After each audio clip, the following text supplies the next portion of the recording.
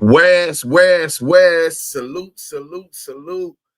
The Damu Keyway Conversations is in the building. Do Sims the dime. Y'all hit that like button on y'all way in. Go tell a friend. We got the content. So look, if you're on YouTube, if you're on Instagram, you could go to YouTube or on Twitch and make sure that you subscribe on Active Chucks, man. Active Chucks. I know y'all Mucho in there, roll. The bro is in the chat. What up with it, nigga? OGs. But y'all don't know about that. That's when we was grinding. Mucho got his deal and bamboozled them people. And it's crazy because we gonna talk about some of that today. Not to be all up, put the homie business all out there, but hey, he didn't get got. He got them peoples. You know what I'm saying? Hey, but look, we gonna start this off. Let me make sure my live is being monetized. My live is being monetized. Bam. So let's go to I Smell Death, right? I really want y'all to get a bar that while the people get in here. Hit that like button, man. Oh shit, I didn't even put the damn thing.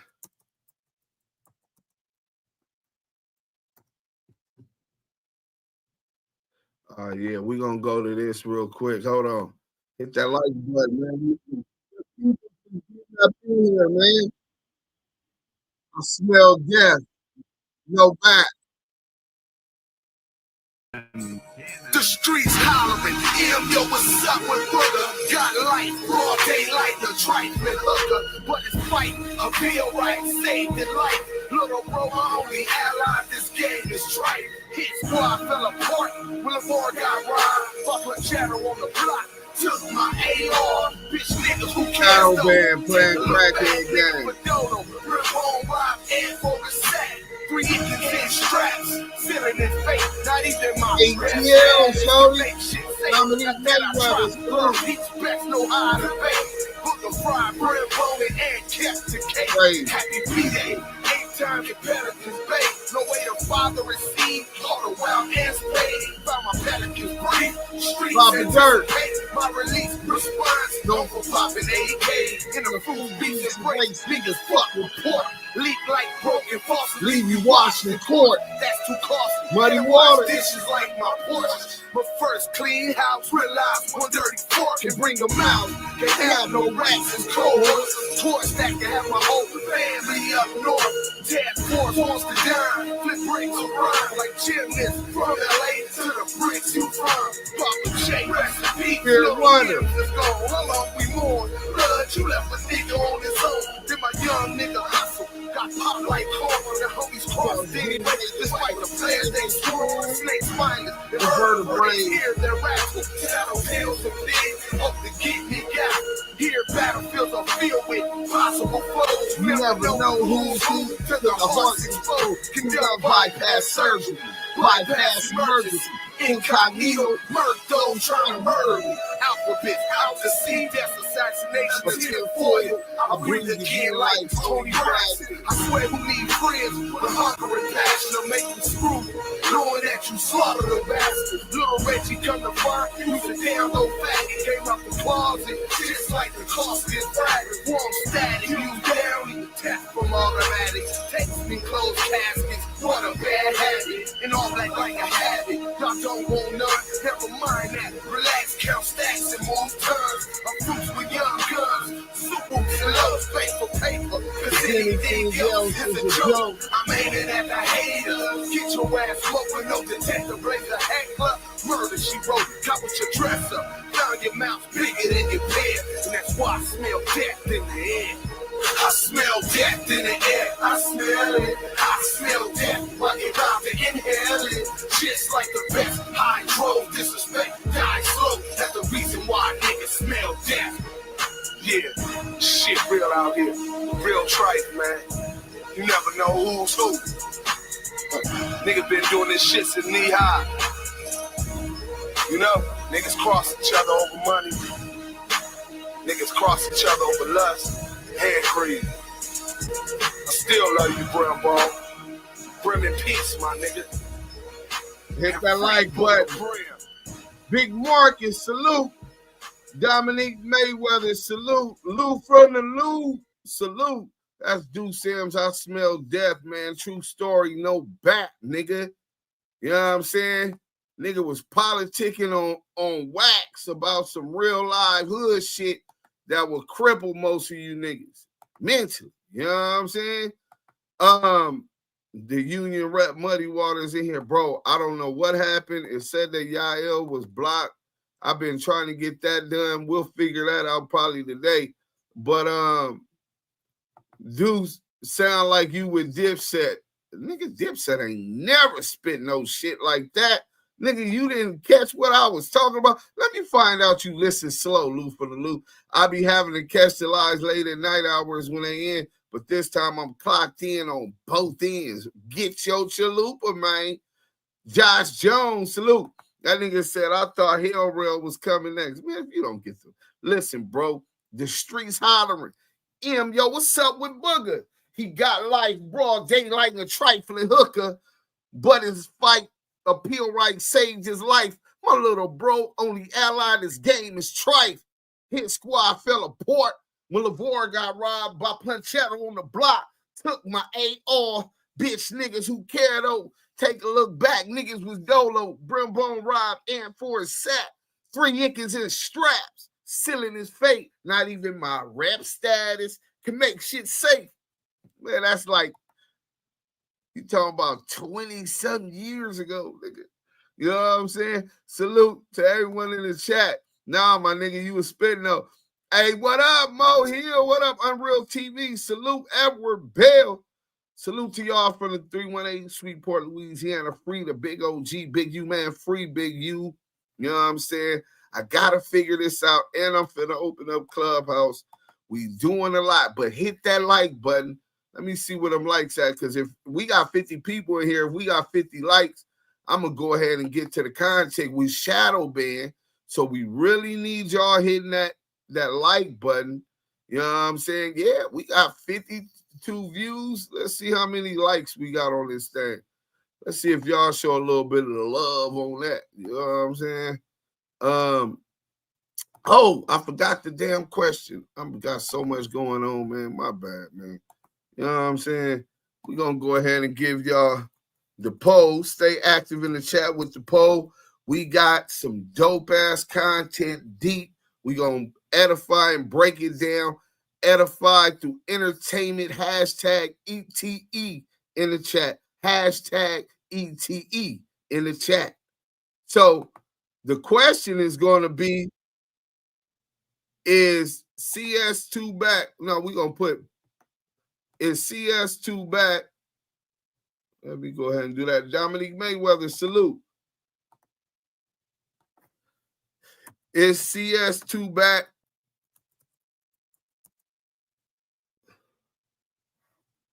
Question mark. A gatekeeper? A house nigga?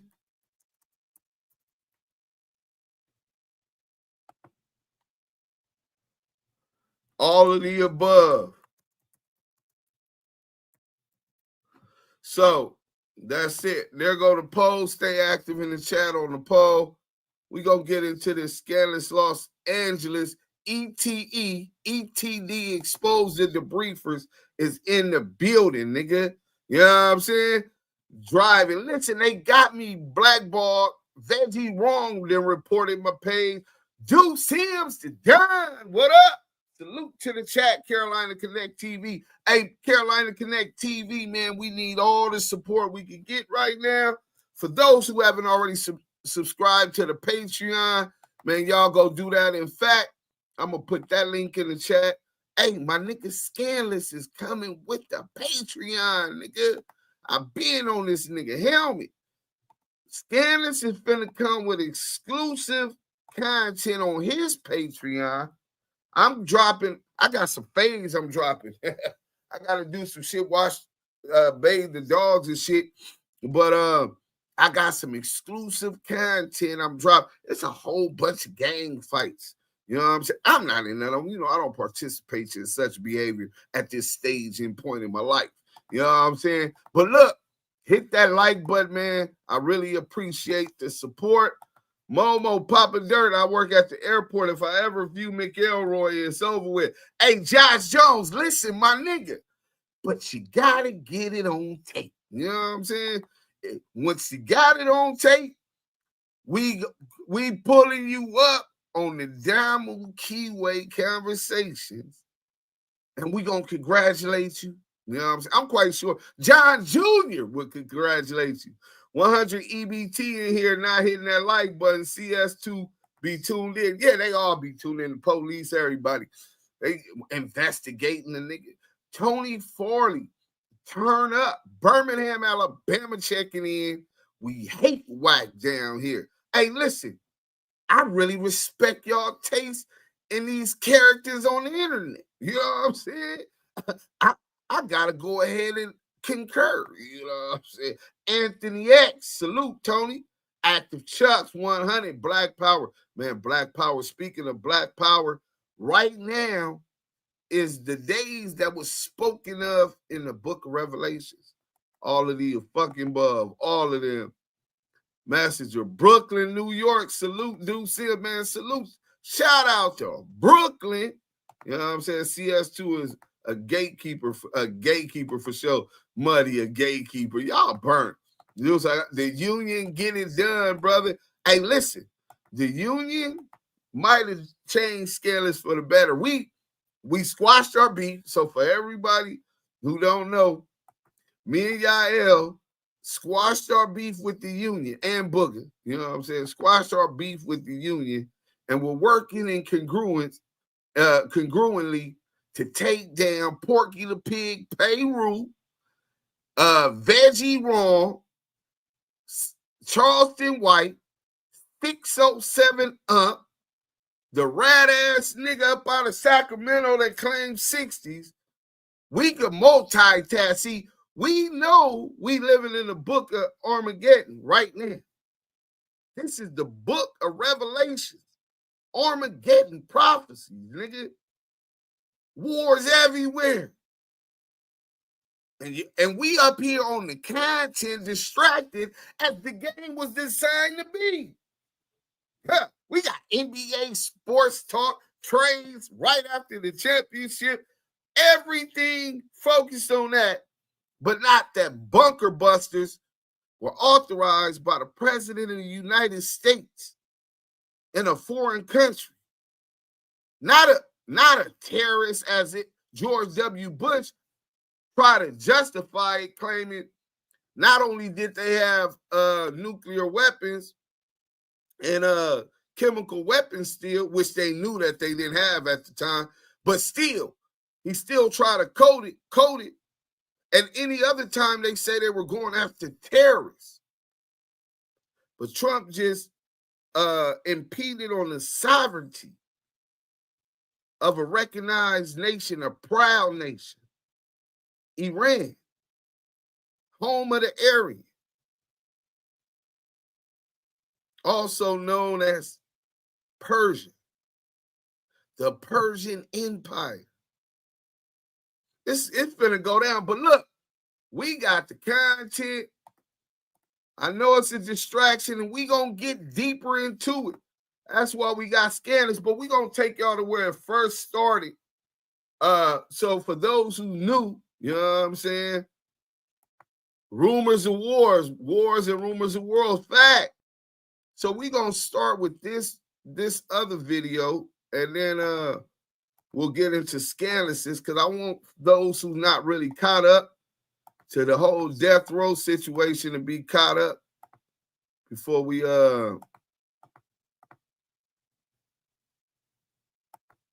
do it. So he was 24 hours from exposing Biggie's killer. We finna teach y'all about Detective Russell Poole. Let's get into this, and then we're gonna get into scandalous video. Let's go. Time and time again has avoided the truth. And when you add everything up, what other reason could there be? The reason being is because they do not want to expose to the public that Los Angeles police officers were involved in the conspiracy to kill Biggie Smalls. Ultimately, at the end. So a cop's cop, not one of these dirty ass pigs like pork butt on my screen. We not talking about dirty cops. We talking about a cop's cop. You know what I'm saying? Come to work early, leave late, going through problems with his wife, the stereotypical cop's cop. Was saying that police were involved with coordinated assassinations of the Notorious B.I.G, Christopher Wallace. He was the first investigator on that. He also was investigating the Rampart scandal. Kevin Gaines, right? How he got knocked down by the white boy. How he was banging Suge's wife, Sharita Knight.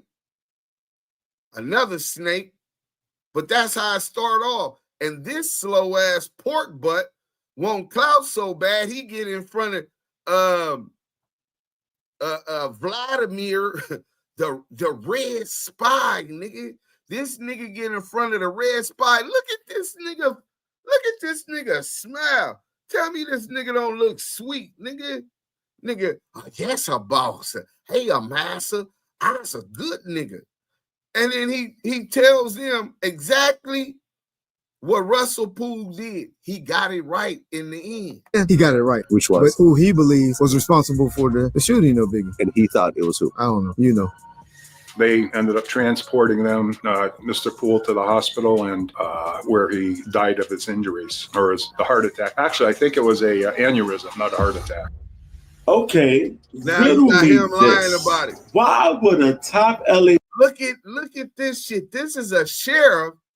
That was Detective Michael Coet. That was the one who told us Cass Jones was the only one arrested. Why is the cover-up in the Joint Task Force Detective Michael Coet claiming he was there when Detective Russell Poole had a heart attack?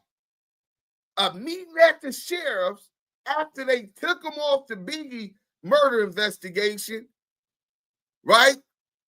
Put him on death duty and then kept him up off the murder. He knew it was a cover-up. What they didn't know, Detective Russell Poole was a 137, nigga.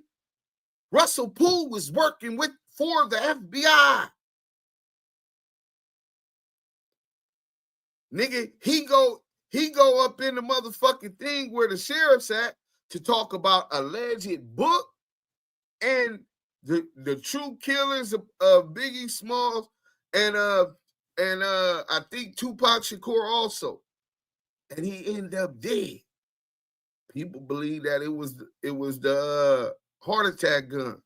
Who knows? But this nigga Coet was there at the sheriff's station when LAPD officer Russell Poole shows up, and he's talking about it wasn't a heart attack, it was an aneurysm. Man, let's get to the content.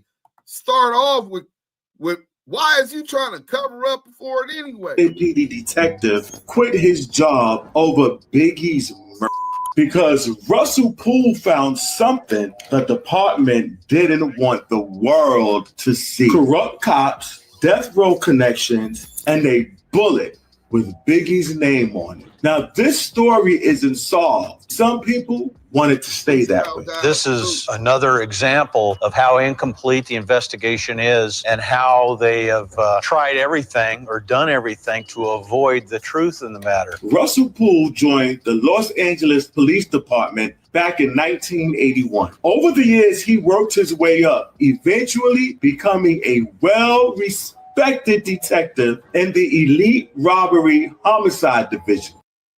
All you wanted was to add a column while planning your next sprint. I hope Maybe y'all it's time to paying move to Monday attention. Dev. Here are 5 Monday Dev.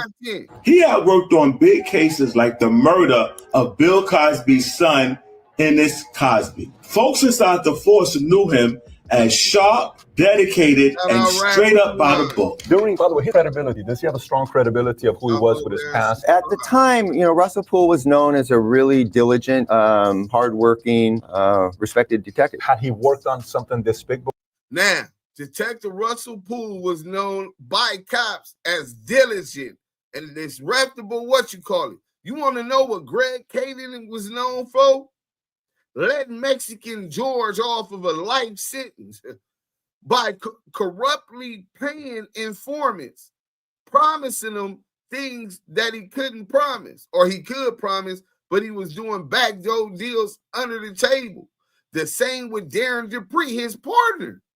This nigga cloned phones, you know what I'm saying? Nigga was tracking his girlfriend activity. He has no respect for constitutional law. So how could he even have been law enforcement? So look at the two. Which one are you going to believe is better well-intentioned? Which one are you going to believe is a deceptive and a doer of evil? Let's go. For a case this level? Just some ancillary involvement. When Cosby's kid was killed in Los Angeles, he'd worked hundreds of gang homicides and gang investigations. He's got experience. This isn't somebody he knows what he's doing. He knew what he was doing. Okay. His path into the Biggie Smalls case didn't start off in the way you would expect it. It actually kicked off when another LAPD officer, Kevin Gaines, got killed in what at first looked like a simple road rage situation. Gaines, who was off duty at the time, got into it with another undercover officer by the name of Frank Liger. It ended with Gaines being shot. When I fired the first round, it went through his door, the passenger door, right in the middle of it, through the door and hit the glass. It was down and the glass shattered and went through. He did the same thing I did. I can't say he was afraid, but he reacted the same as I did. I went forwards, I had no place to go. I shoot that window out. He knows rounds are coming. His arm is like this here. He turns to his left and goes to the corner trying to get away from the thing. Gaines' death happened 9 days after Biggie's. And as for Liger, he got off on the grounds of self-defense. Now, when Poole started digging into what happened, he found out that Gaines wasn't just a random cop. He was tight with Suge Knight and was even dating Suge's estranged wife, Sharitha. And it was at this point that Poole suspected that Gaines might have had a hand in Biggie's. He finds out that Kevin Gaines is driving a vehicle that's registered to Suge Knight's wife. And during the follow-up of that investigation, finds out that Sharitha Knight, his wife, was actually dating this guy and had been for some time, an LAPD officer. So for him, it raises the question, why is an LAPD officer dating the wife of a known criminal? The night of March 9th, 1997, changed hip-hop forever. Biggie had just dipped out of that Vibe after party at the Peterson Automotive Museum, rolling with his crew in a black SUV. As they sat at a red light on Wilshire Boulevard, chilling for a second, a black Chevy Impala pulled up smooth beside them. The driver was identified as a black man in a blue suit and the bow tie. He just raised his weapon and let off 4 shots straight into Biggie's chest. Little C's at the hospital, he said a Muslim shot Big. And I said to Paul, with the blue suit, white shirt, blue bow tie, he said, Gene, how you know? I said, I walked up to Puff car first. Is that a real statement? I mean, I said that because that's the glance of what I saw. I saw a bow tie. They rushed Big to... So, you got confirmation, right? 2 people confirming one fact, right? Corroborating one fact. Little C's is in a different car, and he sees the shooter. He described him as a Muslim-looking dude, the guy that you guys seen the sketching of. He's in a different car.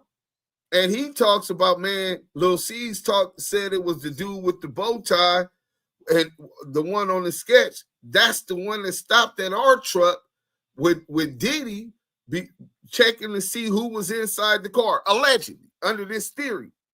But it confirms evidence which Lil C's put out.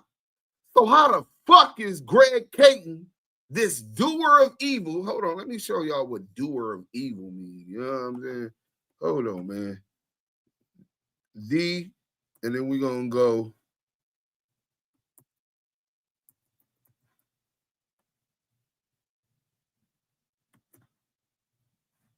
And it's one word.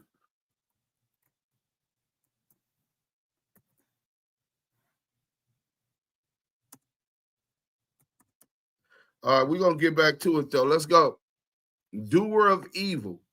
How is he gonna say that it was Poochie that knocked down Biggie if he's saying that the shooter was the Muslim-looking dude? Poochie don't look like them. Cedar Sinai. But by 1:15 a.m., he was gone. The whole thing felt too familiar. Just 6 months earlier, Tupac had been down in Vegas under damn near the same circumstances. Poole's team started connecting dots quickly. They locked in on David Mack, another LAPD cop who had robbed a bank and also had deep death row connections. Dude was a known Bloods affiliate, and get this, he drove a black Chevy Impala SS, same type witnesses said the shooter was in. On top of that, he had a 9mm pistol, which lined up with the kind of gun used in Biggie's.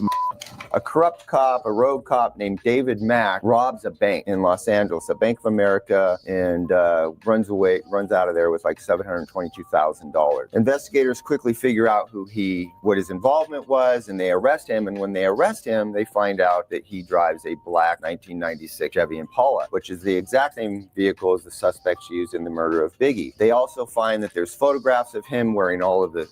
So, Greg Caden, David Mack drive the exact same car as described by the witnesses who killed Biggie. But you believe that Poochie killed Biggie. This is nasty work. Hey, but look, you can see the schedule back there of Amir Muhammad. You know what I'm saying? Or that's a picture of Amir Muhammad. Let's go. A red suit and a red brim hat, what was very indicative of how Suge Knight dressed. And he's from Compton, and he's got a loose affiliation with some Bloods, according to some of the letters he's written while he's in jail. He's claiming these West Side Riders, I believe it was, a Compton street gang. So Russ Poole, a LAPD officer out here robbing banks and hanging out with gang members, that sure made him a person of interest. But what really raised eyebrows was his tight. That should definitely make him a person of interest. But that's not in the interest of the police. D, keep putting out the real. It's plain to see Wack, Porky, his dad, David Mack, all involved in this plot to get Suge out the way. Clear to see. We got a super chat from Tartan Mystic, 10 pound. Thank you. Thumbs up. Peace. Crown.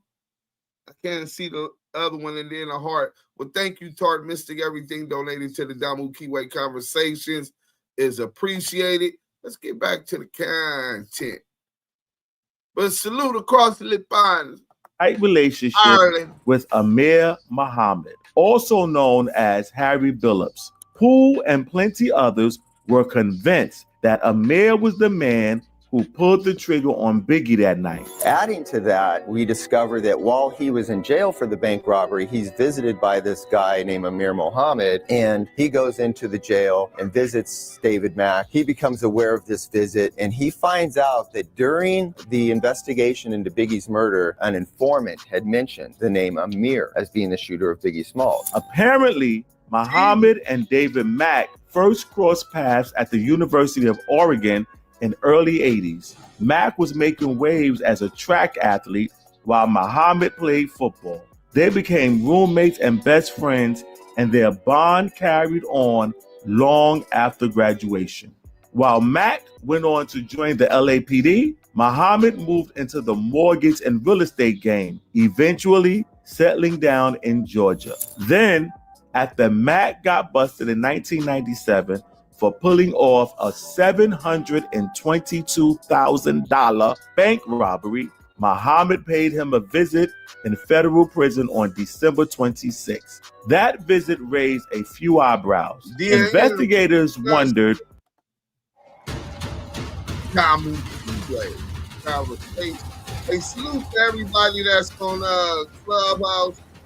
Salute to everybody. what the real reason was. Was it just two old friends catching up, or was there something more going on behind closed doors? However, David Mack wouldn't be the only compromised cop involved in this story. Our next dirty cop is a man whose story was so crazy that it got made into a Hollywood classic. During the Wallace family's 2005 $400 million wrongful death lawsuit against the LAPD that relied heavily on Poole's evidence, documents surfaced revealing the involvement of another LAPD cop by the name Rafael Perez, who was buddies with Gaines and Mack.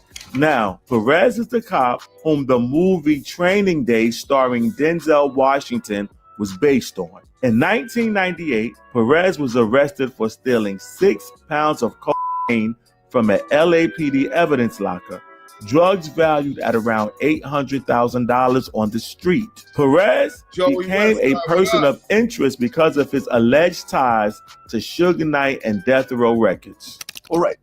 Perez was allegedly a member of the Blood. You heard that? They said that when he was young because he was a member of the Blood, and then he went to the military. Now, mind you, this was another dirty cop. This nigga right here was shooting motherfuckers, planting dope. This nigga went to the pen. Ruben Palomares went to the pen, nigga. Another dirty cop. And he talking about the nigga David Mack was a Blood. Rafael Perez was a Blood. Let's go. He got back out. And there's also rumors he was somehow involved with Death Row and the murder of Biggie and so forth. And that part there is kind of murky. That was never actually proven. Yeah, that was never proven. Yeah, those are rumors. Did you hear anything about that? The same thing. Everybody heard the rumors. All the rumors. I knew he worked for Suge Knight. So David Mack, Gaines, these guys all worked for Suge Knight. I knew that, and we knew that they worked for him. And whatever they were doing with him, they were not. When questioned. So this cop who was caught up in the Rampart scandal admits and validates the same thing Chief Bernard Parks validates, that David Mack of Rafael Perez worked for Suge Knight, bro. Him and David Mack like this. Listen, bro, this shit is deeper than the Atlantic. Wait till we get to this scandalous shit. By the detectives, a jailhouse informant by the name of Michael Robinson would claim that Amir Muhammad was responsible for the murder. The only problem was that Robinson's take on the whole matter was all over the place, just all over, everywhere. The blue man is Abraham. I say his name is it's Arab name. Okay, who's the dude? Who are you talking about? Is not, I'll tell you his name yesterday. I can't, I don't read right, so. Okay, so this is the man you're describing here. Yes. Is the killer. Yes. Okay. You know him as Abraham? Abraham, or I told you his name yesterday, the name of Abraham. Now this jailhouse snitch right here, he was in jail, and he talked about the killer name was Akmir or Amir. And Amir Muhammad, mind you, that's one of the names Studdabox goes by. Amir Muhammad. Ties to the Nation of Islam, Farrakhan's cousin. So he became a suspect. But then when they look deeper into it, it takes the Detective Russell Poole back to the Amir Muhammad who was playing football with David Mack. When David Mack was, I guess, like a track athlete before he went to the military. But let's go. Arab name. Okay, you told me yesterday the name of Amir. I like what? Amir. Ashmir or Amir. It's an Arab name. Ashmir or Amir. And Poole nevertheless chose to use Robinson's testimony as a premise to push his Amir agenda. He believed that Suge Knight, who was still fuming over Tupac's set up Biggie's as payback. Automatically. Child, I went from looking unloved to love because I definitely was overdue for a pedicure. Baby, you got to go to work on my receipt. And instead of street dudes, he used dirty cops like Mack and Perez to make it look clean, professional, and hard to trace. And I still, in my heart, believe that these types of clues and these types of statements made by witnesses need to be thorough. Hey, John G, I had to stop the motherfucking content for that, bro.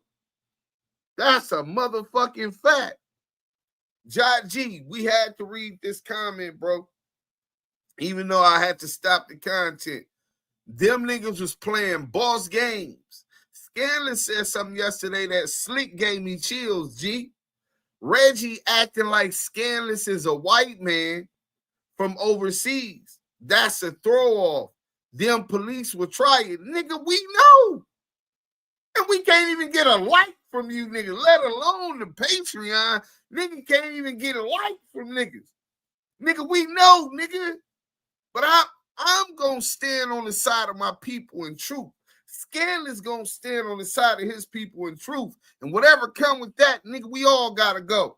At least I'm going to choose how I go. Believe that.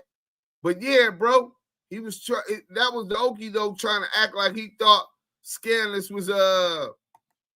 was a mountaineer from the UK. Nigga, let's go. Really followed up on, and I honestly believe that the players that we're talking about, David Mack and Amir Muhammad, are somehow involved in this case. The problem was the higher Poole climbed with the case, the more it seemed like they wanted him to back off. And why was that? Well, as Poole believed, his findings threatened to expose just how deep the LAPD's corruptions ran and how the department itself might have played a major role in Biggie's murder. The department, time and time again, has avoided the truth. And when you add everything up, what other reason could there be? The reason being is because they do not want to expose to the public that Los Angeles police officers were involved in the conspiracy to kill Biggie Small. In 1999, Chief Bernard Parks ordered him to shut down the investigation into David Mack.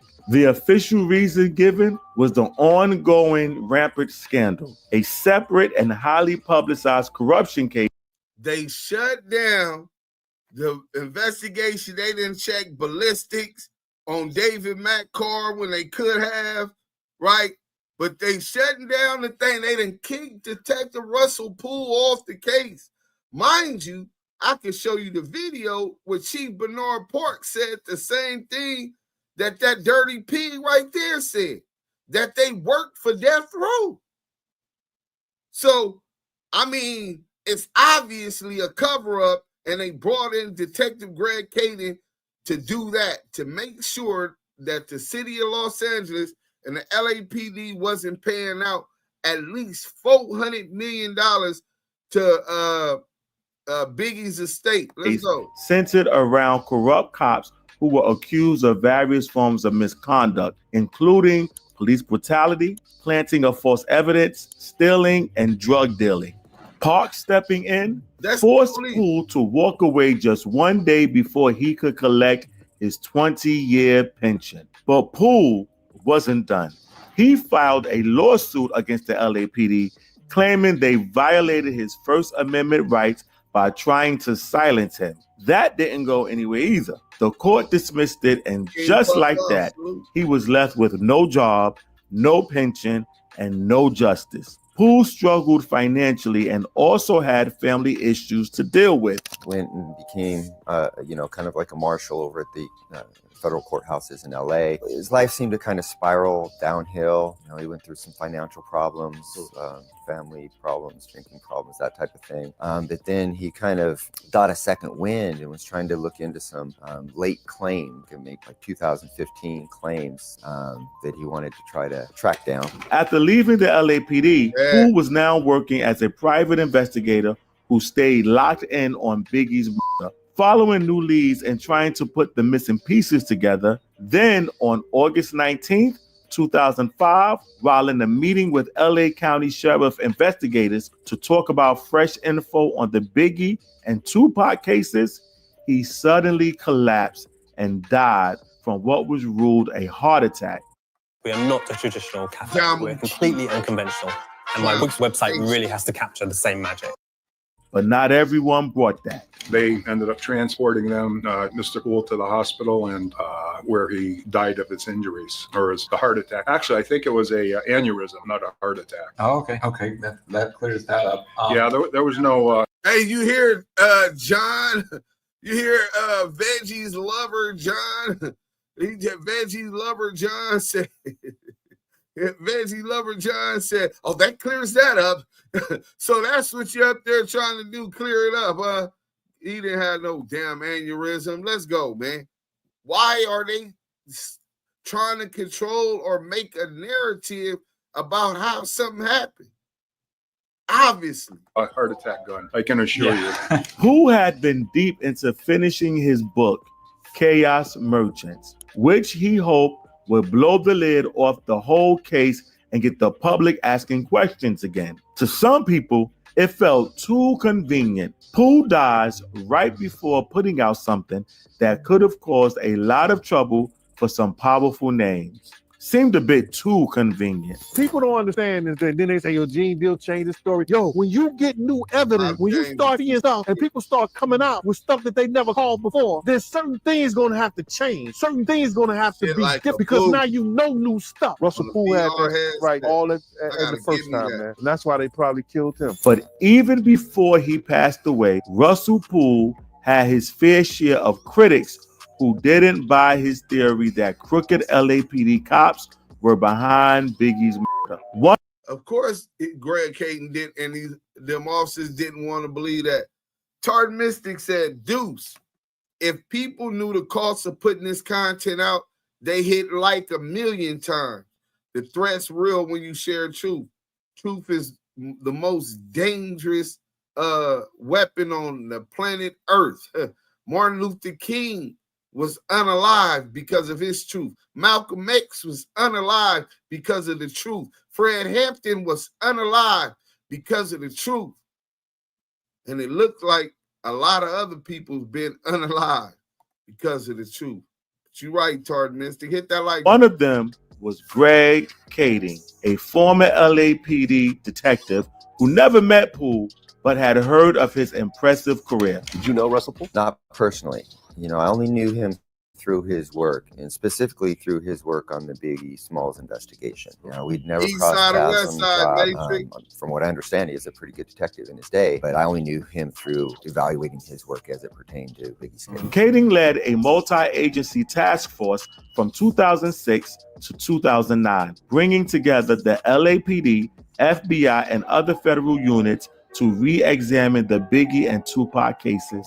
And while he did believe Suge had something to do with the death of Biggie, he didn't the corrupt cops angle. According to his investigation, Tupac was because Sean Diddy Combs allegedly put out a $1 million hit through Dwayne Keefe D. Davis, a known member of the Southside Crips. Then, in retaliation, Suge Knight allegedly paid $13,000 to Blood Gang member Wardell Poochie Faust to kill Biggie. We've given her an alias of Tanisha Swan, and that she's complicit. Wait. I want y'all to pay attention, because every time they talk about Wardell Poochie Faust, Poochie for Fruittown Piru, being the murderer, even though he doesn't fit the description of none of the eyewitnesses to Biggie murder. But this is not the Muslim nigga.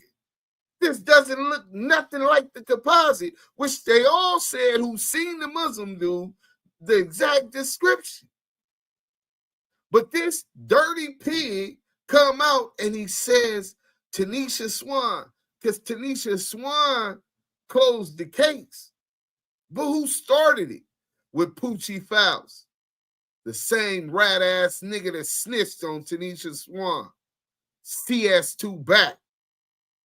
See, today we gonna flame his bitch ass up too, because he caught up all throughout this death row investigation shit, right? And he was a rat. We talked about the Main Street shit, but when Wack was transporting them fraudulent cars, when he was transporting them cars on that truck, That's how they knocked him. They caught him doing fraud and he gave up Tanisha Swan so that Tanisha Swan could give up Suge Knight and Poochie Fowl. It was a rouse. This shit is cat. But we'll get to that on the next video after the next in a whole bunch of kind of white collar crimes, fraud, forgery, and that type of thing. Has she ever done time or gone caught or no? She's been to jail.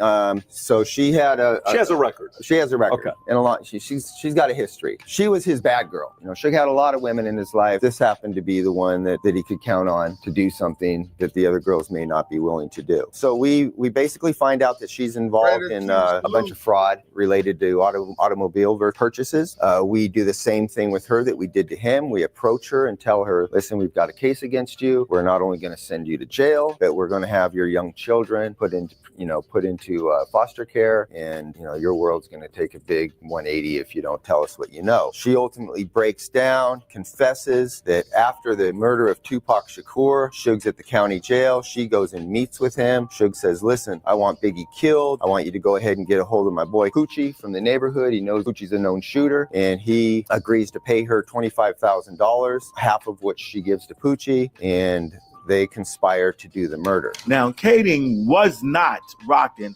with that whole Amir Muhammad theory either. The one Poole and folks like Gene Deal kept pushing. He straight up said Amir got done dirty by a sloppy investigation. In Kading's eyes, he was never the shooter, just a regular guy who got caught in the crossfire of a high-profile mess. Kading shared his conversation with the mayor in one interview and said the man tied to Biggie's death told him how his life...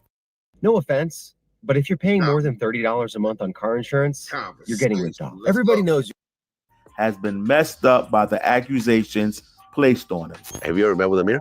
Not in person, but I've spoken to him many times. Over the phone? Mm-hmm. And what's his take? He's like, hey, this is all, you guys, you have no idea what my life has been like and what you've done to me and to my wife. I've had to move out of state. I've lived under this constant cloud of false allegations, and I sympathize with him. Our job is not just to hold people accountable for what they've done, but we're also supposed to protect people from false allegations.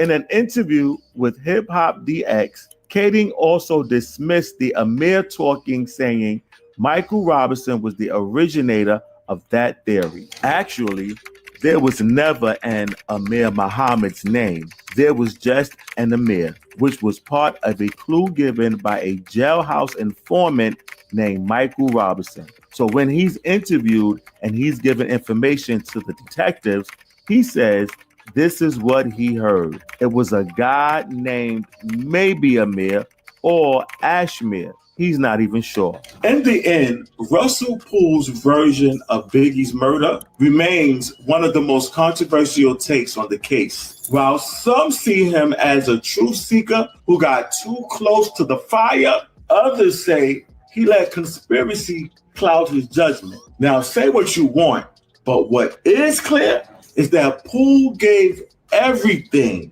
even his life, chasing justice for the Notorious B.I.G. And let me tell you what you can do. You can chase the comments by leaving one and letting us know what you feel about this story. And while you're leaving a comment, go ahead, like it and share it, and check out our merch. Yes, now I'm rocking the Bronx. Now listen, I'm representing the Bronx right now, but I'm raised and bred out in Brooklyn. Thanks for joining us, and we will see you next time. Peace and blessings. Hey, man, go ahead and check out Rap Rewind, man. And the department. You know what I'm saying? Thank Rap Rewind for that dope content, man. You know what I'm saying? Shout out to the BX where he living, and shout out to Brooklyn where he was raised. Y'all heard him representing Mad Judah. Shout out to the tribe of Judah. WACK100 became a reliable source at this time and been working ever since. Hey, bro, I'm 100% with you. I believe that that's when he first started working, but I'm not sure, bro, because some people is saying that he might have told when he was a juvenile on some other shit on his homeboys. So ain't no telling like Jack told Helen, but what we all agree upon is that he was a rat. So look, Kyle wrote a letter that a black person can speak, but he doesn't know sling, talk drunk in the basement, hiding out.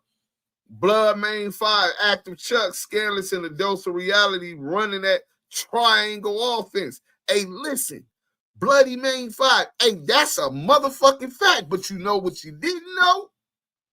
Smoked Out TV. We got Smoked Out TV and Stand on the Media coming off the bench with Fan West TV. Now they running they triangle offense. See, I never wanted to be the nigga in a Bentley, and my niggas is in Datsun B210s. You know what I'm saying? We all supposed to be in Cutlasses together, Benzes together, or whatever your preference is, right? And my team is striving. Man, hold on, man. You just pumped me up.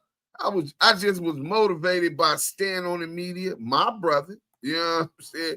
He steady. Listen, for all you YouTubers out there, especially those in our lane, Expose the Exposers, who done lost their channels, started new channels, fighting to get it back. Listen, bro, it don't have to be a million likes.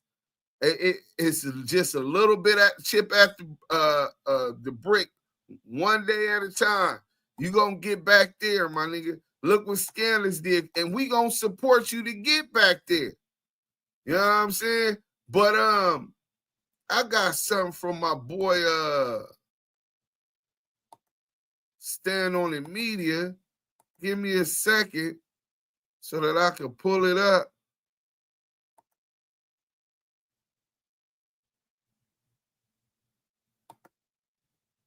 Wait, what the hell was the name of that mug? Oh, yeah.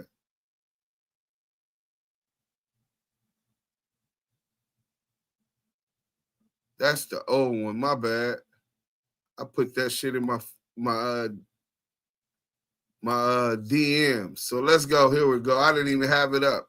Hit that like button, man. We finna pull it up for y'all. My boy, y'all, while you talking about our triangle offense,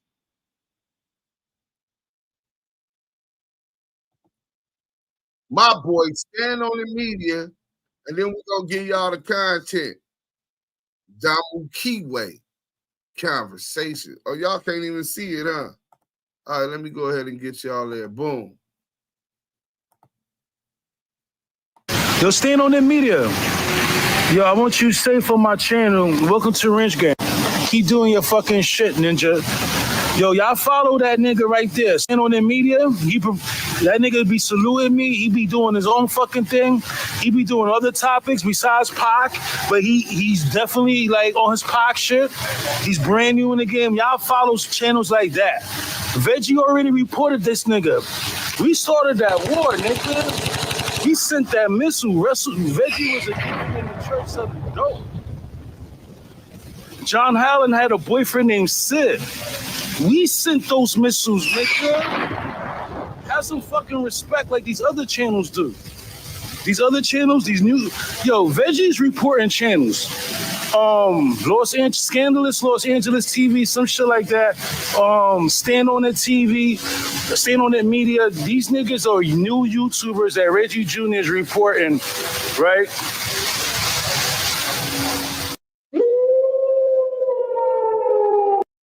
These is the new YouTubers that Veggie and them is reporting.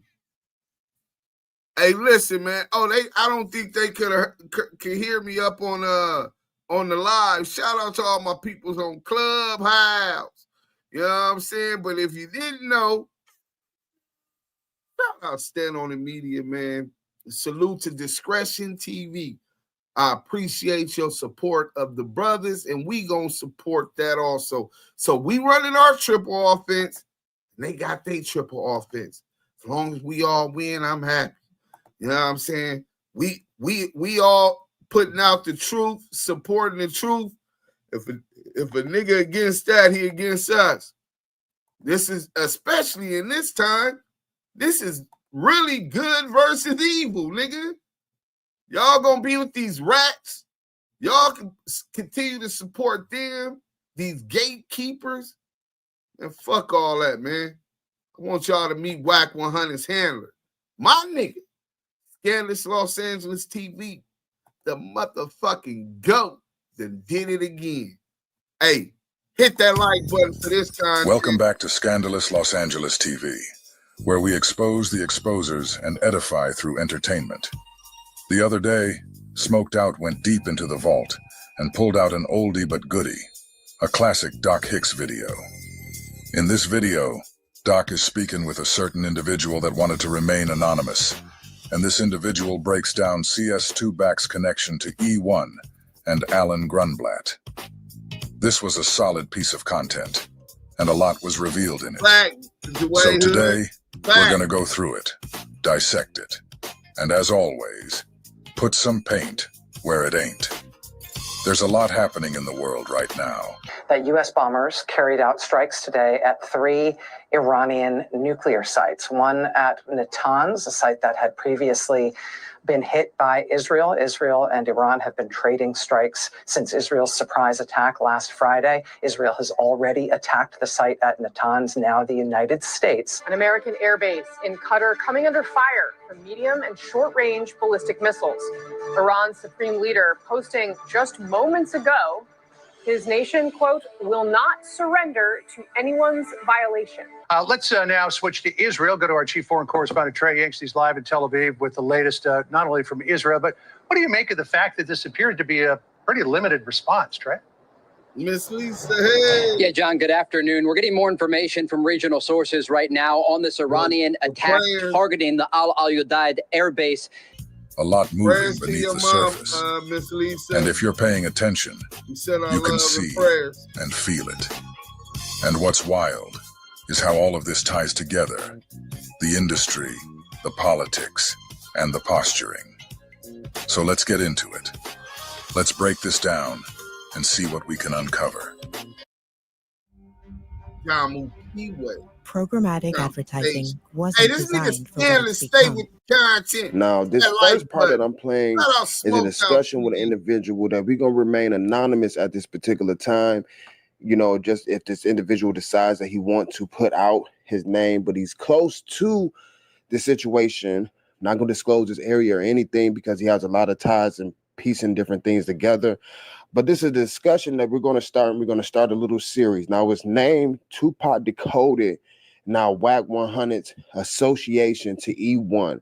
Now, this first part is about an hour, meaning it's about half an hour, where just this first initial discussion of us just talking on the phone. Now, after this, I'm playing this for you guys first because I want y'all to get an understanding of what maybe the 3 or 4 part series is going to be about, where we're going to actually sit down, not sit down, but I'm going to have them on the phone and I'm going to actually interview them.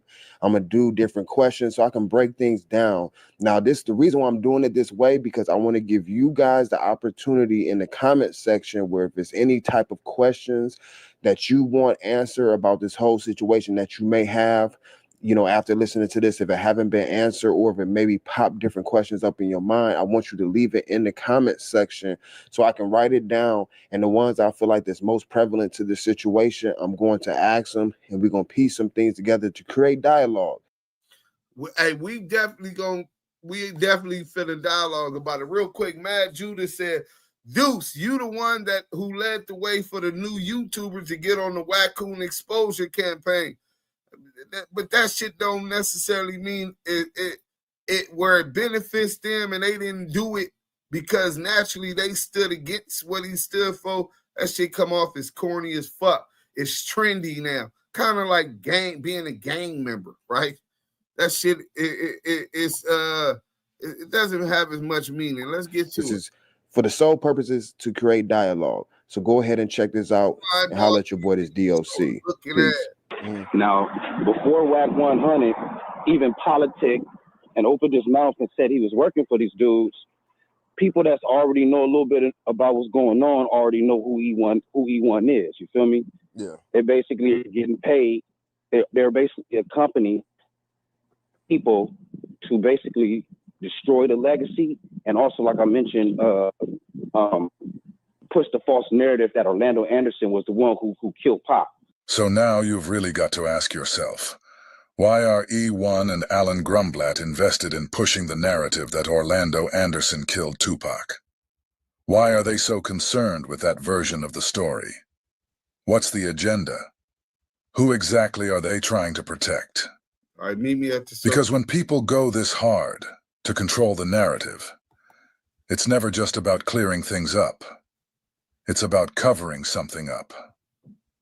So the question isn't just what happened. The real question is, who benefits from the lie? You see what I'm saying? These are the people that are involved with the movie. These are the same people that are involved with Folkmaster Flex, all of a sudden just having this random ass rant that can't nobody understand where the fuck it came from. Would have never did that. Biggie would have never talked about this situation. And I'm gonna tell you what I fucking hate about. I'm gonna tell you what I hate. And people always want to ask me why I said it 20 years later. Laid them both down. People always say why I said it 20 years later. I said it when the fucking shit was going on. And Biggie wouldn't have fucking died if that nigga hadn't lied. He lied. Y'all niggas worship him. Lie. This is Alan Grunblatt's money working in real time. So now we see exactly what the elites are spending their money on, guys like this. This guy Flex is sitting in front of a camera, crying, trying to push the idea that Tupac is the reason Biggie got killed, and it was because of some lie he told. This is what happens when the check clears. This is what their money does. It will have grown men out here grooming and cooning on camera, rewriting history for clout and a couple dollars. Flex didn't just say it, he performed it. Look, do y'all see any tears? That shit was fake as fuck. So the small hats made him do this Alan Grunblatt. Hey, look, for those who don't know, I got my conversation with Alan Grunblatt, right? One of the small hats, E1, on Patreon. The link is in the chat. I'll put it again. But look, Exposing the Script podcast says, I'm so glad CS2 back falsely called Deuce a snitch. If he didn't, we wouldn't have gotten the truth. Salute. Hey, man, we wouldn't have got the truth. You right about that, because I wouldn't have gave a fuck. I'm trying to make it happen. Captain. Got on camera, made up a story about Tupac being responsible for Biggie's death, and then cried about it. This is how far some of these dudes will go for approval, not truth or justice. Just a paycheck and a pat on the head from the people holding the purse. Never, ever said nothing about him. He fucking lied. Right. That's why he got WACK100 all of a sudden calling Tupac mama a dope fiend and all this other shit, and people just don't understand where the fuck it's coming from. You don't know what the fuck Pop was taught. Keeping it real, his mom was a dope fiend. She was a Harriet Tubman. You clowns talk this shit like dude was Malcolm X or some shit. He was a rapper that womanized, did drugs, and preached violence. Listen to this piece of shit ass troll nigga, bro. CS2 back added somebody. You don't know what the fuck Pac was taught. Keeping it real, his mom was a dope fiend. She wasn't Harriet Tubman. What? She wasn't Harriet Tubman, nigga. She was a Sada Shakur's sister, nigga. That's her god sister. Nigga, America's Most Wanted, nigga, top 10, nigga. Nigga, framed for bombing a police station, was pregnant with her son as part of the Panther 21. Nigga, what the fuck you mean you don't know what her fuck what she taught him? Teach by example. The sacrifices she made. Of course she wasn't perfect, nigga. Who the fuck is you to talk about and judge who was perfect? What the fuck have you done for your people? Even as a symbol of something motivational or positive. Everything about your bitch ass is negative. You were supposed to become a millionaire off real estate and trucking. Come to find out, nigga, you was doing illegal shit with the trucks bringing tag cars for Suge's bitch, nigga. Then you ratted on him. So that wasn't a success story. The real estate, you supposed to have been a real estate mogul, but come to find out, Kim was the brains. Kim is still advancing and progressing and whole courses teaching this shit. Seminars teaching this shit to women, empowering women. Nigga, you just lost the Games house, nigga. Your other house out in Lancaster, Palmdale, that shit's in foreclosure, nigga. Nigga, you got multiple homes in foreclosure. How the fuck you gonna teach us how to get $1 million off real estate? Fuck, nigga. As a manager, you consistent. That's the only consistent you ever done. Consistently fail your artists, nigga. Look at him. Nigga took a A-list celebrity like The Game, and nigga can't even get a headline his own tour, nigga. This nigga was a part of the machine for a period. Nasty work. It was common or X-Clan, 9-Trey XXD. So now y'all can see exactly why Porky's been acting up on the internet, doing all this clown behavior, pulling stunts, stirring up mess. It's really not that complicated. It's because of his handler, the one pulling the strings behind him. We all got handlers, Chuck. Chuck, we all have a handler. Stop it, Wack. You do, I got a handler. And here's what you've got to understand. Whenever you see somebody who looks like us get on camera, saying or doing things that most of us would never say or do. Bosco, Boski, every other word, blood. Fuck you, slob, spider load. Hey, so if I catch my third strike, if I see this bitch ass nigga and I knock blood out, then I'm gonna be wrong, right? While he playing with something that niggas can sacrifice and die for, but it's cool. Every dog has his day. Keep putting that energy out there, Charleston.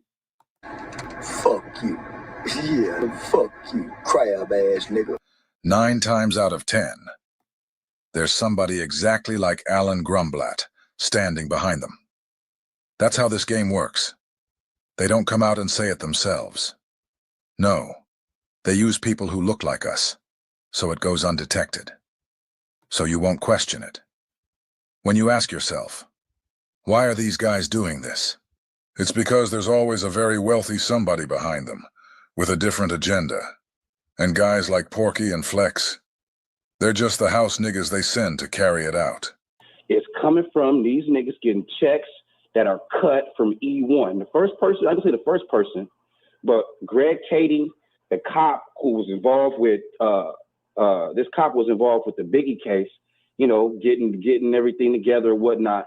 This dude was knocked off the LAPD for changing witness testimonies. So he was already fired by the LAPD. So why is E1 having him as the person who's creating this documentary called The Murder Rap? You see what I'm saying? Yeah. So they're all working for the same entity. E1 not only is in control of Pac, but they're also in control of Dr. Martin Luther King, and they're also in control of Biggie Smalls as well, with their likeness. What if you can create your own website by saying, this is what I want? With Wix, you can. Do you know why Prince, the famous rock star that was a friend of mine, do you know why he called himself the artist when he came back? He calls himself the artist because that's what they call us in our contracts. Oh, these contracts are crazy. You should hear the terminology they say in these contracts. To use your name and likeness in perpetuity throughout the universe. Who the fuck could possibly know? So this is contract language, right? I write contract. So perpetuity means forever, right? Utilize your image forever. Michael Jackson, all of that has equitable value. Our people just don't understand that, right? But somebody said Wack calling Pac's mama Dauphine is literally the Pac calling the kettle black, shaking my motherfucking head. Hey, look, bro, you 100% right. But that's just because he still has resentment towards his mom. He never healed. You know what I'm saying? Pac and Afeni, they had their healing thing. He bought her the house, part of his deal with Death Row when they bought his mom the house in Georgia. Nigga, he was good with his mama, whatever she was. Even as a crack fiend mama, you always was a black queen mama. Finally understand for a woman it ain't easy trying to raise a man. Just working with the scraps she was given. Mama made miracles every Thanksgiving.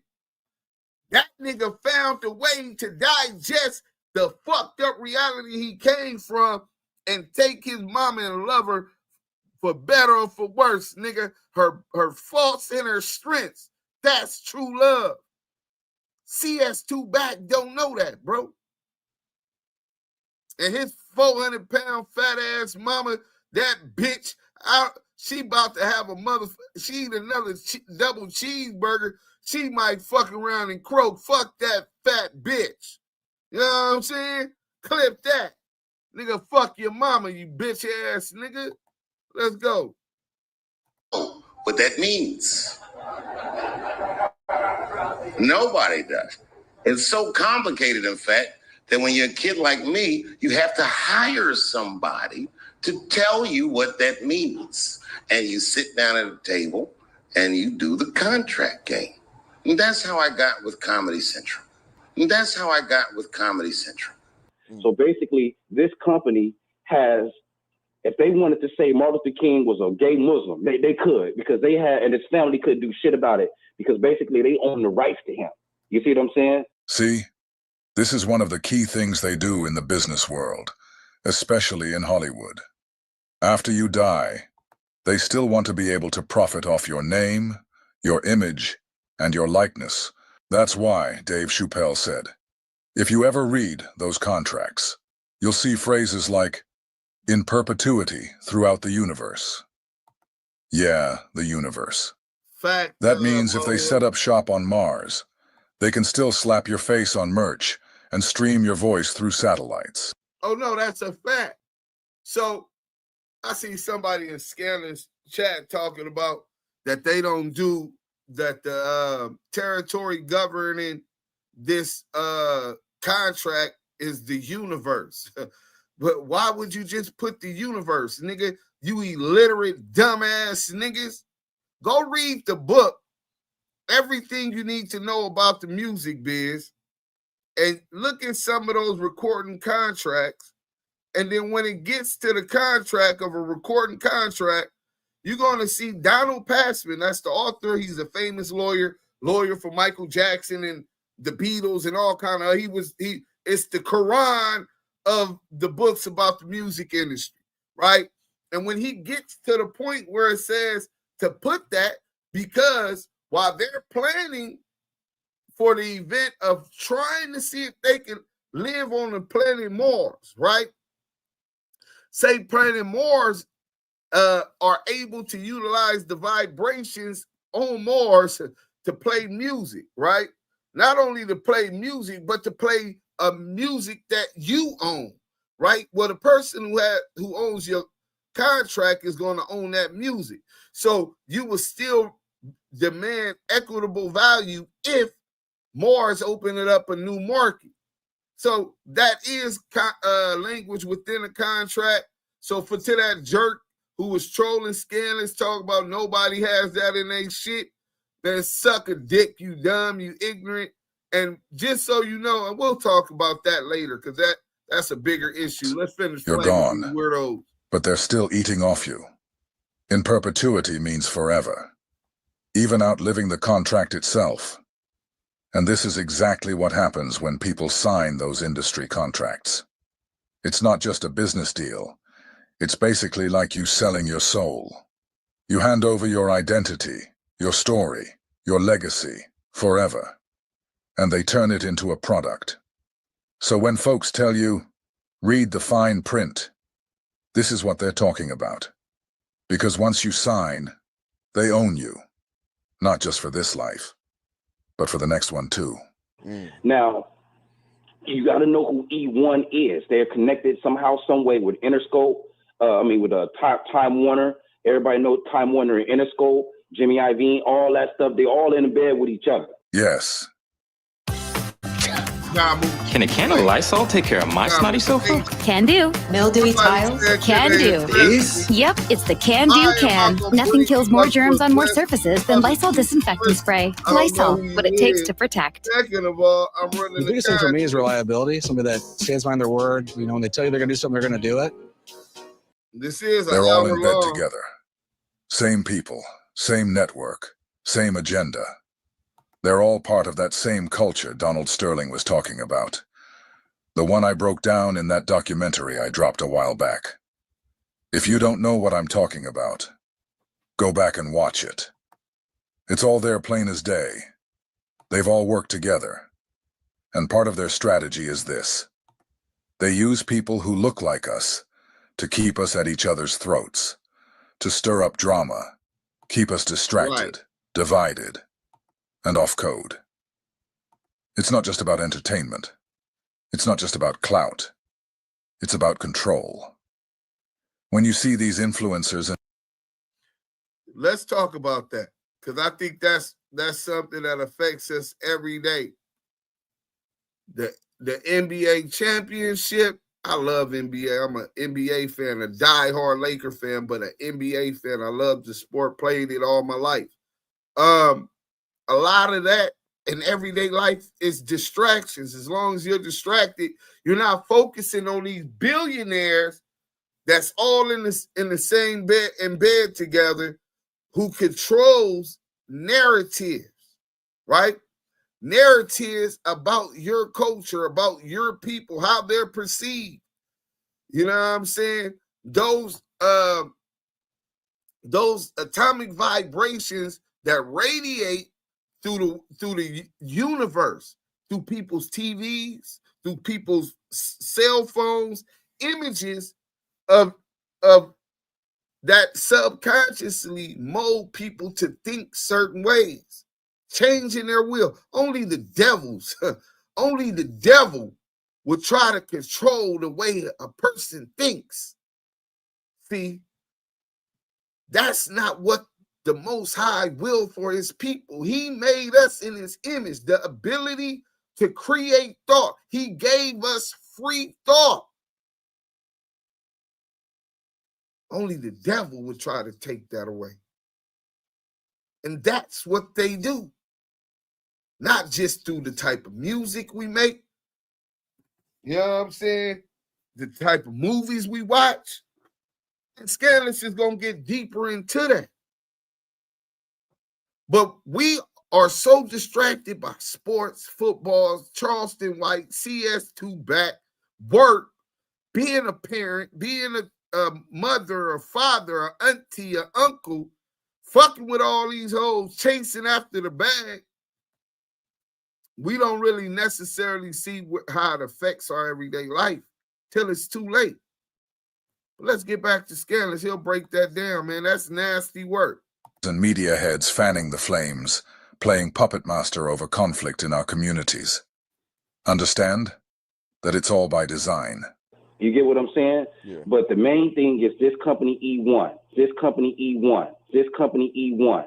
Since we're talking about E1, I want to show you guys something real quick. Here's something you might not know. E1 even owns the rights to kids' shows, like PJ Masks and Peppa Pig. That means their influence doesn't just stop at hip-hop or street culture. It reaches all the way into your children's minds.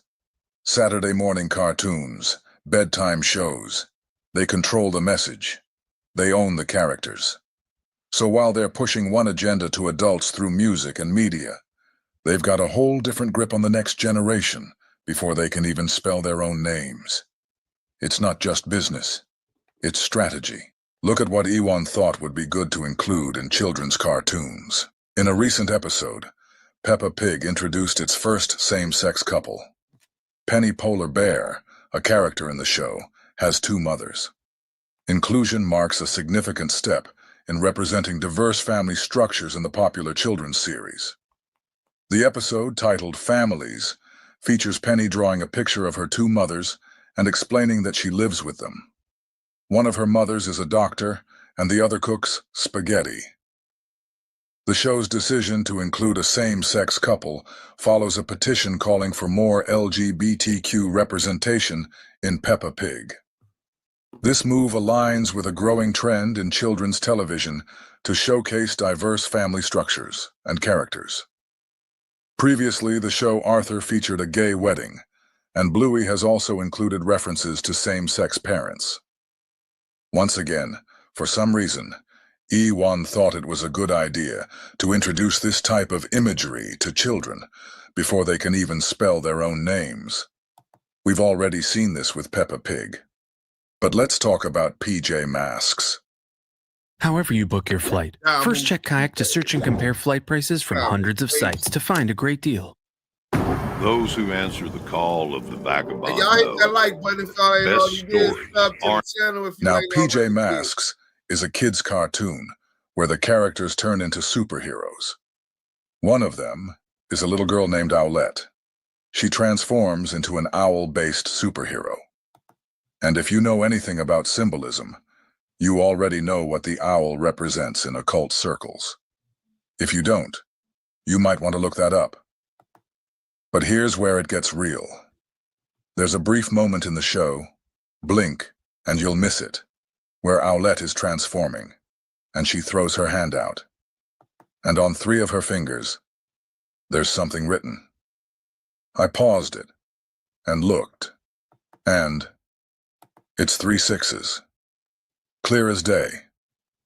So you've got to ask yourself, what is E1 really doing putting that in a kid's show?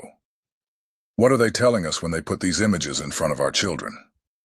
You might brush it off, say it's nothing.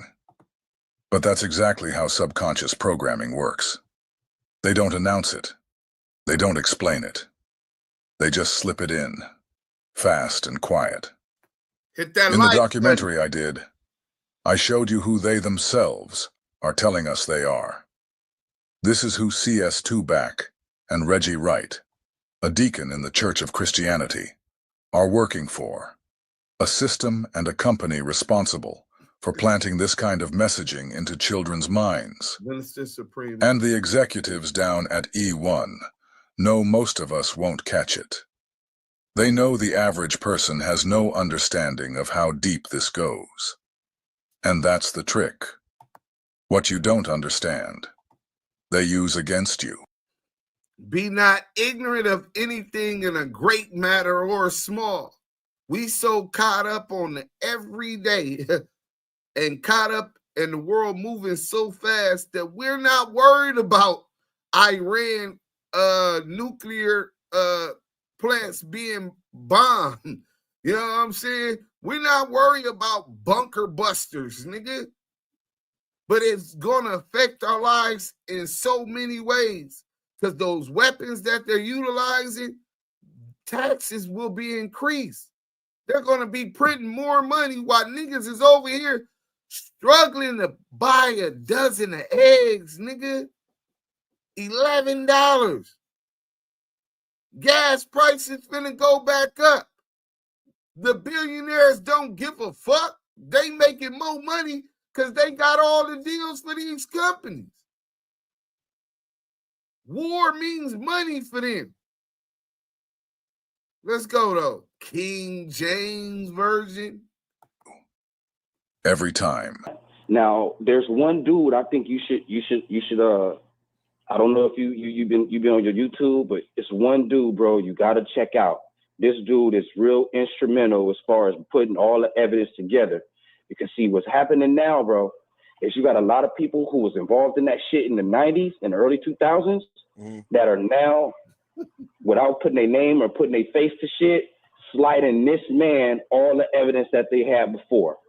All the evidence as far as the gun that was used to shoot Tupac. I ain't gonna say kill him, but we're gonna say shoot him because we still don't know what's up with that.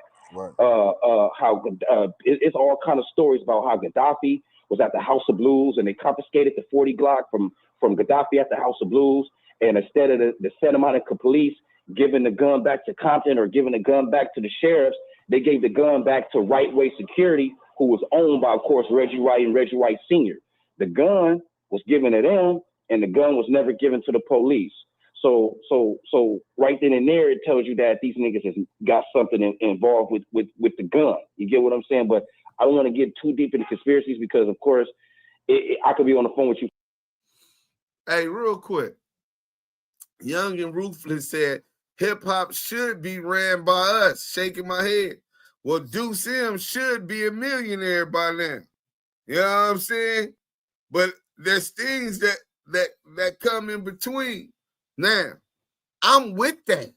But the question is, how are we going to do that? I got a plan.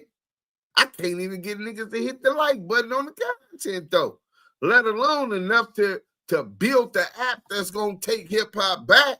Remember, I prophesied that. For hours about this shit, my nigga. Right. But when it comes to the most recent rants from Phone Flex and E1, Phone Flex and WACK100 is specifically because these niggas are getting checks cut by E1. Now, Phone Flex, the reason why he crying and all that shit is because he don't want to say what he's saying, but he know he gotta say it because these niggas is paying him to say it. You feel me? And I sent you. Here at Nicolay Law, we help injured people and their families. Conversations. Let's go. Hey, hit that like button if you haven't. Make sure you subscribe. Hey, look. You know what? I'm going to debut. Hit that like button. Let me see what the likes at. Because we get enough likes, I'm going to debut the exclusive interview with Alan Grumblock. Well, conversation, wasn't a major interview, but with Alan Grumblock, we could get to it. Let me see what these likes at, man. Because I know y'all be on some bullshit, bro. You know what I'm saying? Y'all do not be wanting to hit that like button. You know what I'm saying? So let's see where we at. On the poll, is CS2 back a gatekeeper? 6%. A house nigga? 14%. All of the above. 81% say he's a gatekeeper and a house nigga. Bad for that nigga. But look, we need to see how many likes we got. Oh yeah, if we get to 200 likes after this, I'll debut that exclusive Selena I'm Bad that Alan Grumblock called, man. Hit that like button, share, and you'll get the content. If not, if we ain't got 200 likes, then don't worry about it. I'll end it. I could go lay up with Maria. When I was talking about that Fun Flex shit, I said that I was like, dog, when I really look in his eyes when he crying, it seemed like somebody else is pushing the buttons behind that. Like, he not crying because he emotional, crying like, there you go. He really don't want to do this. That's how he really looked, at sad in his face. My nigga, you are so on point. You on point. He don't want to do it because, come on, my nigga, think about it, bro. Think about it. He said what he said, okay? Let's just say for some reason he just slipped up and said some bullshit one day, right? Why does the nigga then tell you to stay tuned for tomorrow, and then he was going to finish what he was saying today, tomorrow, knowing he already got the backlash that one day? Who in their right mind will go back again? Damn. Y'all want to know how much? Remember, Pac did everything he did and died in 25. Pac was Tupac, the biggest rap superstar of my era, like, period. Jay-Z was not a star. In fact, Jay-Z paled in comparison. I think what he calls his best album, Reasonable Doubt, went gold after Pac had went diamond twice. It was a whole nother league, right? For those who are Jay-Z fans. But listen to what Paul Ramirez said. I went to the Tupac Museum. I got pictures of Tupac's writings as a 9-year-old explaining how he was going to change the Black community, calling himself a future freedom fighter. at 9. Go, nigga. Go. But it ain't even no comparison with that rat ass nigga. He ain't for his people. His own hood waiting to put his ass off. Yeah, the next day, and then subject themselves to a double dosage of the backlash. Right. It didn't make sense. He was doing that shit because he's getting paid. Yeah. They're forcing this nigga to do this shit. You feel me? Now, I sent you a link to WACK100. It's an Instagram live feed. He at the airport or whatever. He talking about a gang of other bullshit. But I want to say at 6:04, I think I gave you the number, the minute. He's talked specifically about owning these death row reels and him being hired by E1 to executive produce these these songs, to push them out, do what he want to do with them, whatever. Right. And you got to think about how YouTube and shit work and people that are trending, how that work. You got this company, E1, who could have picked anybody to give this information to, give this shit to, but they chose WACK100. Why did they choose WACK100? He's a loudmouth nigga. He's trendy, got the moment, and it seems, and it's not true, but it seems like everybody in LA scared of this nigga. We all got handlers, Chuck. We all have a handler. Stop it, Wack. You do. I got a handler. But that ain't what it is. Right. Now, this is from E1's perspective. Like, who could we give this? So they pick WACK100. WACK100 is a nigga. He's managing game, managing Ray J. But who knows if he making real bread like that? You feel me? So I'm pretty sure he took that job knowing what the backlash was going to be, but he still took it. You feel me? Now, 40 Glock, take it for what it's worth. 40 Glock even mentioned the fact that that WACK100 in the mid-90s was trying to be a bodyguard for Suge. Not in the mid-90s, bro, but after, Death Row had, Pac had died and Snoop had left, and they was kind of resurrecting the role, and I think Corrupt had became like a president, some shit or whatnot. WACK100 at that time was trying to become a bodyguard, and Suge wasn't fucking with him. You see what I'm saying? Yeah. So now it's like, I wouldn't say the roles are reversed, but now WACK100 got his little clout up and his little shit up or whatever. Now it's kind of like he kind of some sort of a boss. You know what I mean? So E100 looked at him like, okay, I think we should target him as the nigga that, we get to do all this shit to. You see what I'm saying? That's why they picked nigga from the East Coast, Flex. They got a voice, they got a mouth. They picked the nigga from the West Coast. They couldn't pick Big Boy or nobody like that because they wasn't gonna go for it. They picked a perfect nigga, WACK100. You feel me? Yeah. Now, I don't mean to go on and on, but it was owned by Hasbro. First, it was owned by the Koch brothers, right? Then it was owned by Hasbro. Ended up buying it, and right now Blackstone owns E1. Blackstone. Do y'all know about Blackstone? Oh, okay. I mean, let's go. If you don't know about Blackstone, then I'll be having a conversation this about company, myself. Yeah, and you gotta know who Greg Kading is. This motherfucker is a dirty ass cop. For one, he was, like I told you, he was kicked off the LAPD for changing witness statements about not only the big case, but all kind of other cases and shit.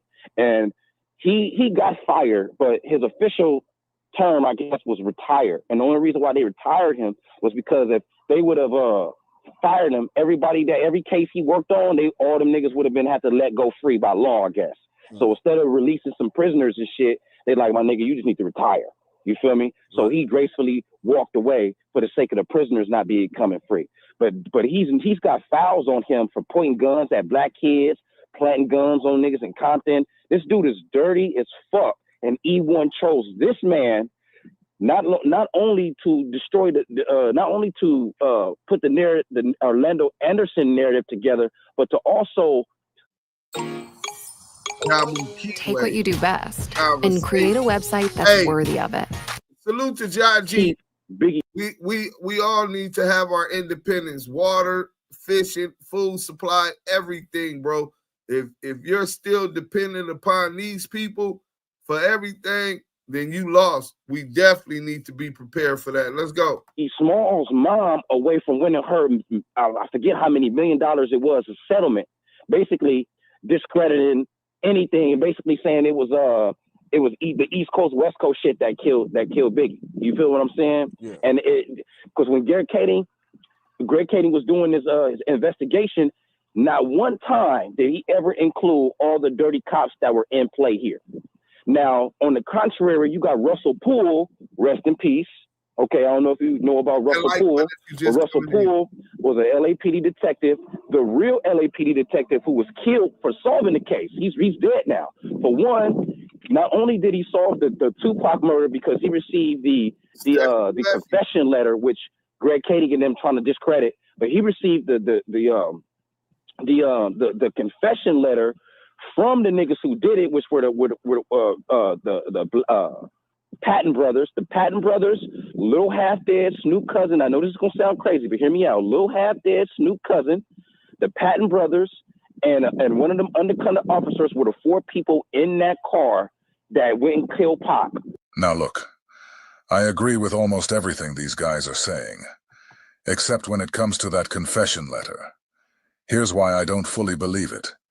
They claim Little Half Dead wanted to kill Tupac because Tupac stole his song Brenda's Got a Baby. First off, Brenda's Got a Baby came out in 1991. Meanwhile, Snoop, who brought Half Dead into the fold, wasn't introduced until 1992 on the Deep Cover soundtrack. The world didn't know Little Half Dead at the time Brenda's Got a Baby dropped, and Tupac was nowhere near Death Row Records at the time. Death Row was barely off the ground. So it's hard for me to believe that Tupac could have stolen that song from him. And Pac explained where the song came from. That video you made when that girl had that baby in the dumpster? Yeah. What inspired you to make that song in that video? I was reading New York Post when I was doing the movie Juice, and it was this story. It started out to be this big story about this family who died because they didn't have heat and they left the gas on. Everybody died except for this girl. She moved in with her cousin, second cousin. She started dating her second cousin. He got her pregnant. Nobody noticed she was pregnant. I was like, dang, and nobody talks about that. No young black males, no black males talk about black females like we should. We need to take more responsibility for our sisters because if we don't, who will? He said he read an article in the newspaper about a 12-year-old girl who dumped her baby in a trash can. That article exists. This is documented. So how does that turn into a motive for murder?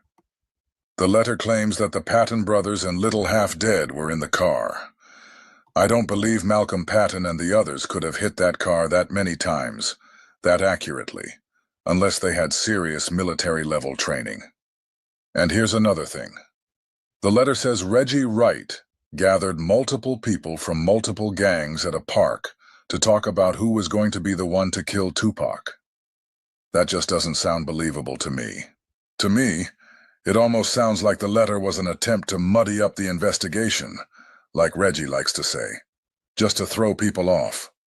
Marion Knight said that if you solve the Tupac murder, you'll solve the Biggie murder, because it was the same circle of people. So if that's true, how come nobody is blaming the Patton brothers or Little Half Dead for the murder of Biggie? And even with that album cover from Half Dead, yeah, it shows what looks to be Gaddafi and Tupac, each with a bullet in his head. But a picture doesn't prove action. Nobody's accusing Half Dead of killing Gaddafi in New Jersey. So why take the image as proof that he pulled the trigger on Pac? Group. But what the murder rap DVD from Greg Kading can tell you is that Keefy D from Southside Compton Crip was in that car, and Orlando Anderson was in that car, and Orlando Anderson got jumped in the casino. So, okay, now let's go get the get back, and let's go also get the get back and get the money from Puff Daddy that he put on the head of Pac. This is all Greg Kading's story. You see what I'm saying? And this is a story that, like I said, was all fabricated to take the true story on who really killed Pac and what the real true reason was. And not only kill Pac, but it was also a coup to kill Suge Knight, because at the time in '96, Death Row was worth $500 million. Right now, that's like almost $2 billion if you talk inflation numbers and shit like that. So think about it. You got a black man from Compton owning a damn near $1 billion record company. These Jewish white people was not feeling that. So the lawyer of Suge Knight, David Kenner, okay, who's now no longer his lawyer anymore, David Kenner was the one who implicated Suge Knight in the kicking of Orlando Anderson on the ground. Orlando Anderson told the police and told everybody that Suge Knight did not kick him. He said, Suge Knight didn't kick me, Suge Knight didn't kick me. The lawyer of Suge Knight provided the MGM footage to the table. So basically he incriminated his own client. On purpose, by the way, because it was a coup to take away Death Row, to take away all that shit from both them niggas and give it, to basically do what they doing now, living off the residual wealth and all the shit that Pac did before so these white people could get paid for it. But back to Russell Poole.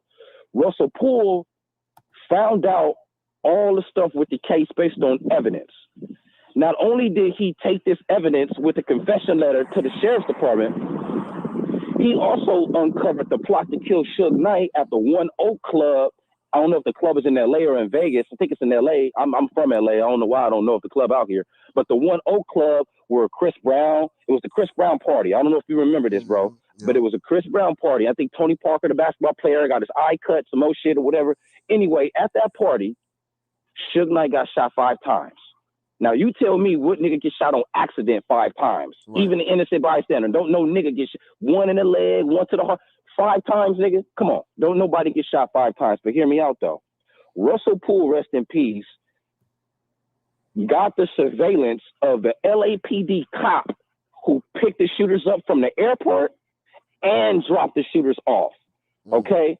And so he took this evidence of the confession letter, okay, all the other evidence that he had, the footage of the LA sheriff cop picking these niggas up and taking them off. He took all that to a meeting at the LA Sheriff's County Department office to tell them about the shit that he had, to tell them basically Greg Kading's lying and is full of shit. And this is the real story.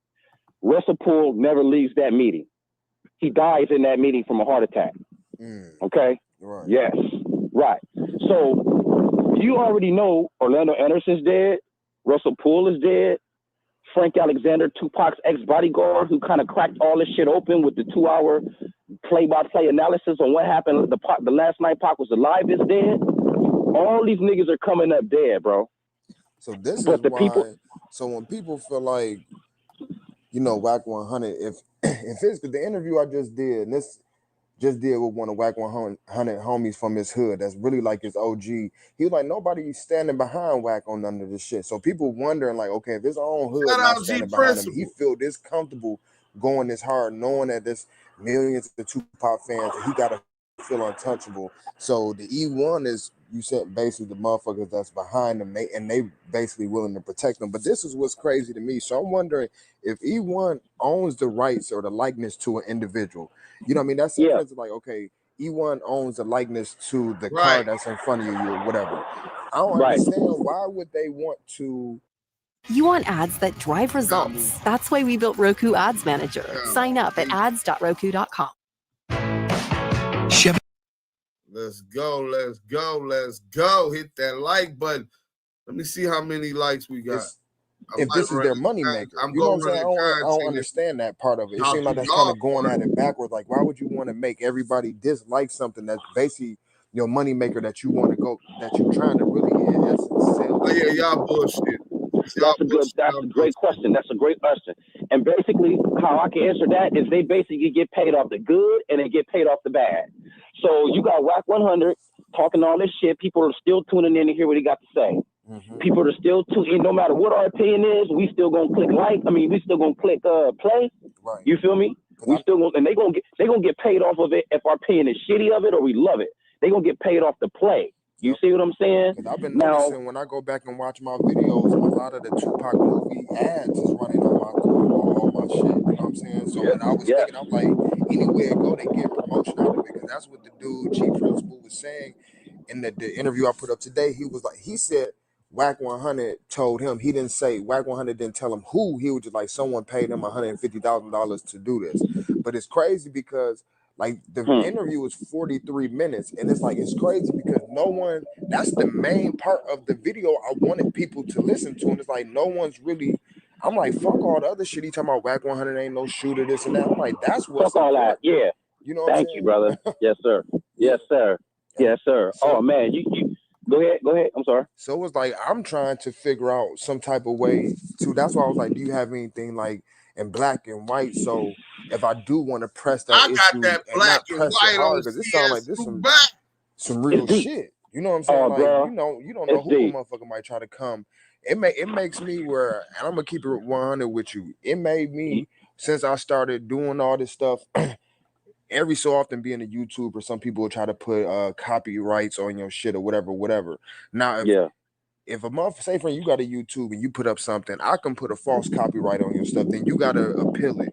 Now, if you appeal it, you know what I'm saying? Say for you appeal it, now I can reject it. Now, if you know you in the right, that makes you want to appeal it again. Now, if you appeal it again, it turns it into a legal process where YouTube lets them know like your full name, you know, your address and everything associated to you. You know what I'm saying? Yeah. Where I didn't have to go back and get a PO box and all that stuff for that reason. So I'm like, you never know how people behind the scenes are thinking. Like, if you really want to know. You talking about T-Money? Yeah, he basically he was denying it. If you remember, he was on No Jumper with CS2 Back when Adam confronted CS2 Back about my World Star Hip Hop documentary, exposing, right? T-Money was on there saying that he should have why Wack didn't told him not to sue when Rolling Stone put it in the magazine, right? That he shot Suge Knight. He was never convicted of that. You know what I'm saying? So yeah, I don't think he admitted or confessed to nothing like that. I mean, it's been speculation, but we have no proof on the record. You know what I'm saying? But yeah, I don't think he did who's that, behind bro. this channel. We can find out this motherfucker home address by just doing that simple thing.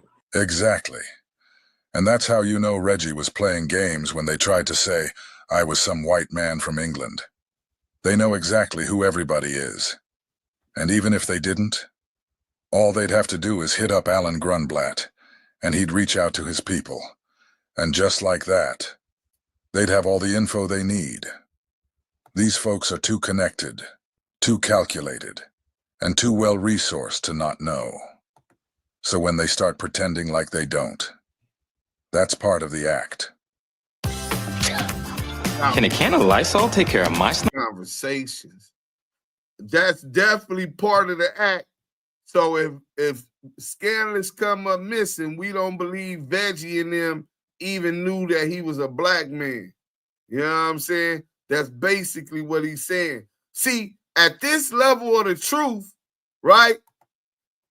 Niggas come knock on your door and knock you in. You know, do the journalistic work to put this shit out there, but it's like, damn, How far do you? Yeah, my brother. Yeah. That man, you so on point, bro. Because I was thinking it's just like, this shit gets so deep. Like you said, you don't know how deep you want to go. Like, how deep do you go before they start coming for you? You get what I'm saying? Like, and I understand, bro. And I feel, and I love your channel, bro. You're doing some real good shit. And that's why when I'm like, bro, this dude is so close. But only if he, because it's just one dude, man. You got to look at this dude, man. Mm-hmm. His name is Tanique Reviews. Tanique Reviews. Reviews. Hey, hold on real quick. Shout out Mr. Media, Midwest Media. He say all these niggas do is talk about Wack, and I don't even fuck with Wack.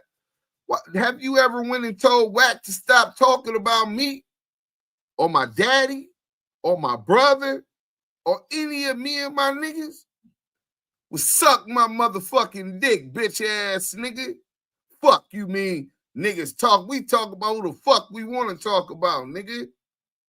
We could talk to you if you got the issue, nigga. Stay up out of nigga business. Keep scrolling, nigga. Go tell that bitch ass nigga don't speak up on me, nigga. How about that? Bet you ain't gonna do that, you scary ass nigga. Niggas be scared of this 5'5" nigga with thick thighs, thinking the nigga got money, you dick sucking ass niggas. That bitch ass nigga fear me in a physical form. Let's go. Okay. Now, in my opinion, I think this dude is gonna wind up dying pretty soon. You scared of him? Come For over the here simple telling me fact, this though. he is the guy that is ordering all the FBI files. Okay, everybody that got some information about it, they're sending it to him, and he's somewhat spearheading this movement to get somebody prosecuted. And long story short, the brother is closer than ever before. I mean, he's close to the point where he got Russia. He's flying out to Russia today to go get some shit that the Russians got on Tupac. Because I guess the Russians were spying on the U.S. or some shit at that time, and they got some shit on Tupac and Biggie that they're threatening the United States with, or the FBI with. But you know, the FBI, they in transition right now. So they just fired their director, and they got a new nigga coming in, and Trump just let him go. So they going through a lot right now. But long story short, literally Russia says they have information about this shit that'll crack it all open. Now listen, the brother that's speaking, he's not lying about what he said regarding Tanique reviews. Tanique was dropping real paperwork, FBI files, testimony, receipts. Right. He was exposing exactly what's been going on behind the scenes. What they knew, what they heard, and what they tried to bury. He had Kevin Hackey's full testimony. And that's where things got deep. Kevin Hackey said he gave the gun back to Reggie Wright. And that same gun is the one that ended up being used to kill Tupac. Hackey even said he brought the gun to the FBI, and instead of keeping it, after they ran it for ballistics, they handed it back to him and told him to return it to Reggie. So they were on top of everything, and Tanique was out here pulling the curtain back, piece by piece. Reggie was shook. He was so worried about what Tanique was exposing, he got on the phone with him. So when you hear that recorded conversation between Reggie and Sharitha, that's Tanique on the other end. It was Tanique who recorded that call. That's why we even have that audio. Your text. In the book Labyrinth, they do got the receipt and all the checks that Kevin Gaines got. It's a fact. A check from Death Row? Death Row Records. No, they got it from Death Row Records. An allotment from Suge Knight, $10,000. Several of them was found in his gym bag and in his locker. That's what you're going to see in the movie when it's released. I promise you. I can't swear to God, but I wish I could. But I promise you, you can see it. In fact, I'm going to post it. Now that you said it, I'm going to let you see it. $10,000 to Kevin Gaines. Sharitha gave it to him. An allotment from Suge Knight. Well, no, it come from Nightlife Management or something. No, it says Death Row Records. Okay, hold on. You can hear me calling, and I'm about to ask you about that. Hold on. Okay. Just listen. Don't say nothing. All right. What's going on? Oh, man. So I'm trying to ask you, somebody's about to do a story, and they're going to say it's going to be in the movie, too, Can you give me like 10 minutes? I'm in the shower. Okay. I just want to ask you one question, though, right quick. One question. Wait a minute. Hold on. Let me come closer to the phone. All right, take a picture of that, too. This old greasy, pork belly, pork butt motherfucking ass nigga, so foul, he recording her without her knowing it, and he playing with her, take a picture of that pussy. Oh, you listen to her. She didn't hear him the first time. Suge's wife, nigga, you was lusting over this man's wife, his life, his business, and everything he had going on from the get-go. This is the definition of a frenemy from the get-go, nigga. Look how he talked to Suge's ex-wife. I can't hear you, so let me blow my hands. Wait a minute.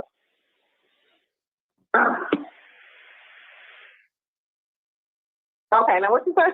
I said take a picture of that scene, too. I was messing with you. You don't want to see that? I know I don't. I tell you every time you get married. You don't want to see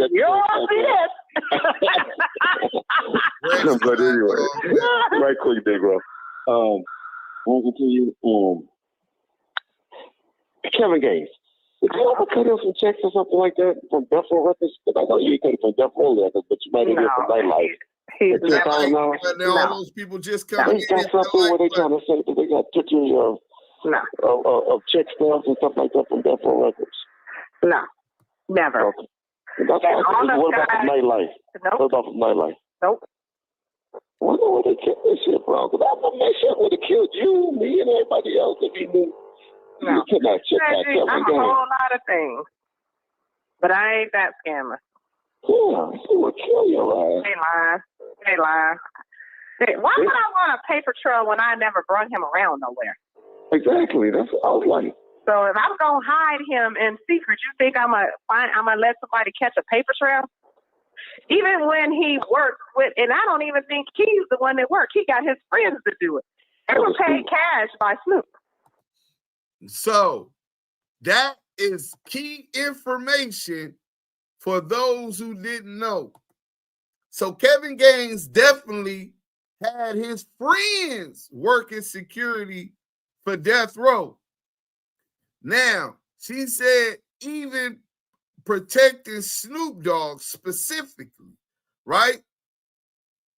And there would be no paper trail because they paid in cash. So Death Row is also hiring Kevin Gaines and them, nigga. So now when they say Rafael Perez was working and David Mack was working for Death Row, it makes a little bit more sense because Kevin Gaines also was real close with David Mack and Rafael Perez, LAPD officers. This shit is nasty work. But for her, then you heard Reggie say, but that would have been for the other thing.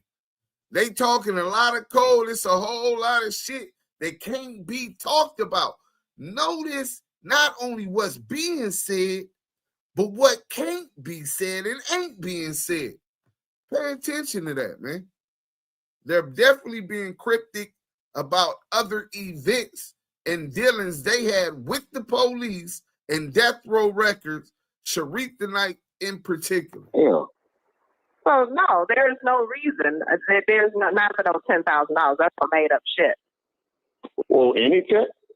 Not that I'm aware of. No, not unless it was that whole other thing. Yeah, and it wouldn't have been from Death Row. But that would have been later. That would have been to you. It wouldn't have been to. They get shout out Scandalous, man. My nigga Scandalous getting paid today, nigga. The GOAT. He getting more commercials than I ever got. Wasn't just putting out fluff. Kevin Hackey said he gave the gun back to Reggie Wright. And that same gun is the one that ended up being used to kill Tupac. Hackey even said he brought the gun to the FBI, and instead of keeping it, we don't know. After they ran it for ballistics, they handed it back to him and told him to return it to Reggie.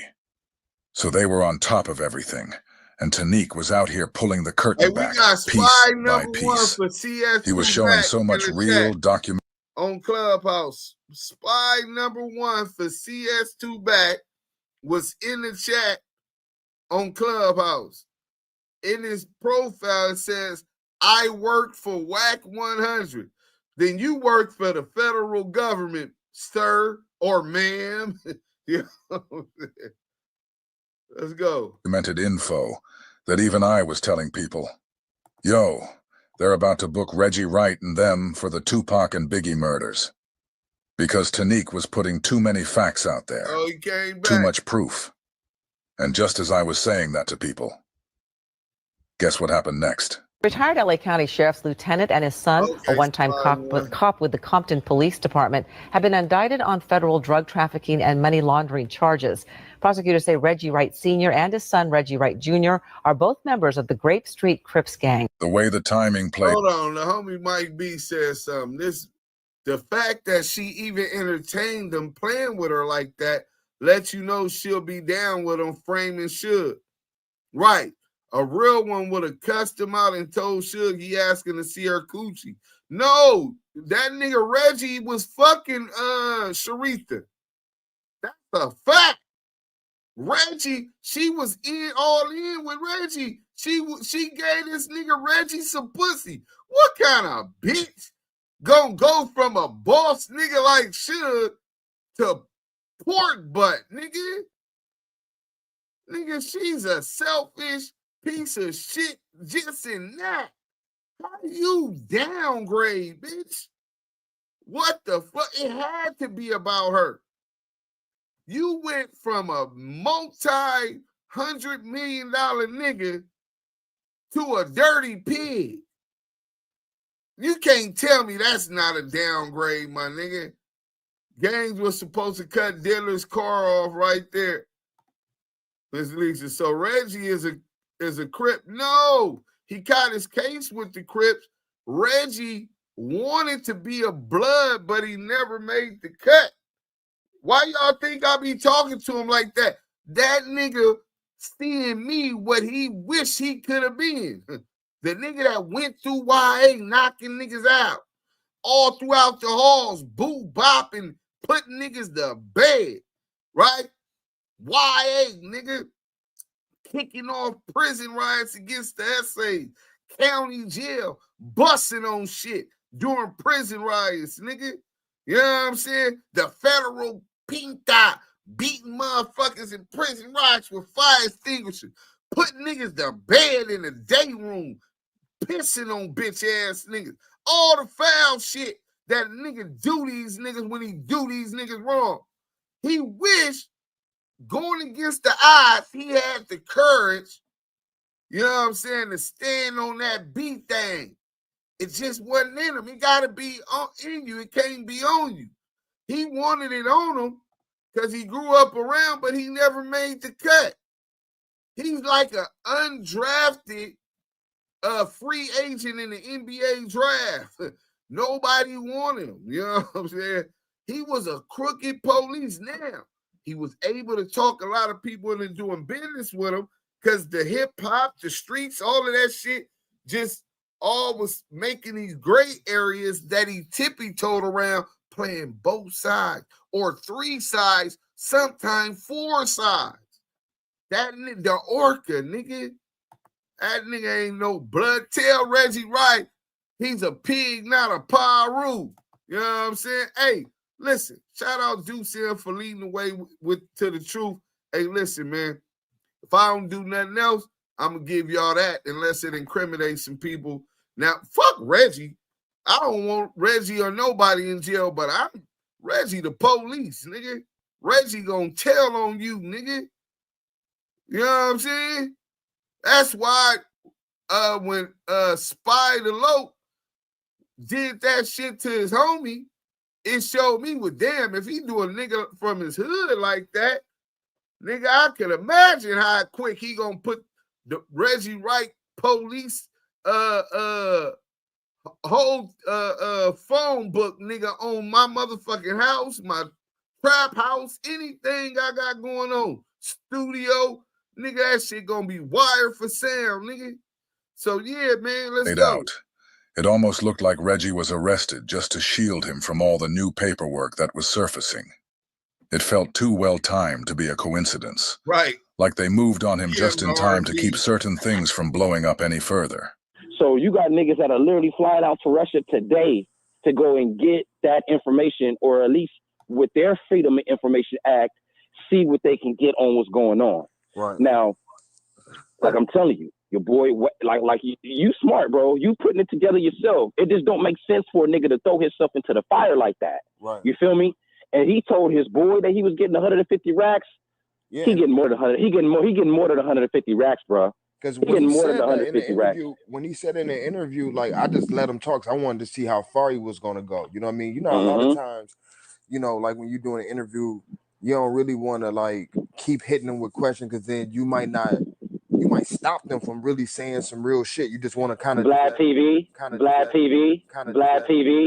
Yeah, right. You know what I'm saying? Just let them go, because then they might really get into some real shit. So I was just letting them talk. And he was like, and so in my mind when he said it, it kind of threw me off my next question. You know what I'm saying? So I'm like, damn. I'm like, he just said some real shit. And I'm like, damn. I wonder, in my mind, I'm like, okay, people gonna catch this, but I'm like, damn, he don't. what type of proof do we got other than him just saying he kind of dogging WACK100 and then implying this? Is people gonna believe it? And then I'm just constantly scrolling through my comments all day. I only seen maybe 3 or 4 people actually pick up on it. I had to actually make a comment myself inside of my comment section and post it at the top of the comment section with the timestamp of him saying it, because I want people to actually see it. You know what I'm saying? Hear what he's saying, because I'm like, that's the most important shit. You know why? Yeah. That's answering the question of why people are like, why after 20 years? But let me ask you this. So the dude you mentioned something about somebody named Keefy D. Is Keefy D still alive? Roku Ads Manager puts Roku's reach within your reach. Sign up at ads. He was alive. Damn, I think this was older, but Keefy D was still out. That's a whole nother element, but let's go. Good question. Keefy D, and man, God don't like ugly, bro. Look, Keefy D still alive, right? So basically, what Keefy D told Greg Kading basically coerced him or whatever, but in order for Keefy D to get out of the penitentiary, he basically told the story. He fabricated the story about him and Orlando Brown in the car. You see what I'm saying? Yeah. Now, he told this story, and he got out of jail. So here comes Russell Poole following up on Keefy D, like, I'm finna re-interview Keefy D and see what's up with this shit, right? No, R.J. Bond, which is Russell Poole's partner. R.J. Bond wasn't a cop like Russell Poole, but he was his partner with this documentary. So R.J. Bond re-interviews Keefy D, and Keefy D tell you straight up, he lied just to get out of the pen. Right. He said he told Greg Kading everything he wanted to hear just to get out. And I can find that and send that to you, nigga. Matter of fact, I'm gonna do a live. I'm gonna send some shit to you by the way, like, you know, throughout the day and some days coming. I'm gonna send some shit to you that may help you. Okay. But Keefy D said that. So his shit is discredited. Now, where's Keefy D now? He got cancer.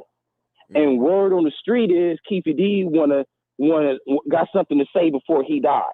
You feel me? That he got, you know, something that he want to get off his chest, so to speak. So if Keefy D come up dead before he died of cancer, then we know why. You know what I'm saying? Because I'm guarantee you that he want to come out. First of all, he already said he was lying, but I think he want to come out even more like, because Keefy D is Orlando Anderson's uncle. You see what I'm saying? I don't know if people knew that. Hold on. Did you just hear what this nigga Bloody Main 5 said?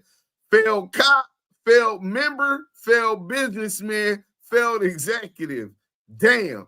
That was the downfall of Death Row Records. Veggie wrong. Let's go. That's his uncle. You know what I'm saying? They from the same hood, same everything. And like I said, he got cancer, and he's basically coming out saying that shit ain't true. Chad is but people, shout out to Blue people, they got billions of dollars to push their narrative. That's the thing. People, they got billions of dollars to push their narrative. That's the thing. Just like the brother said, these people aren't playing with millions. They're working with billions to push their narrative. And the real shame is, a lot of that money was stolen straight from the artists who built the culture. They stole Marion's company, which was worth $500 million. Comedy Central took $250 million from Dave Chappelle. That's $750 million between just 2 people.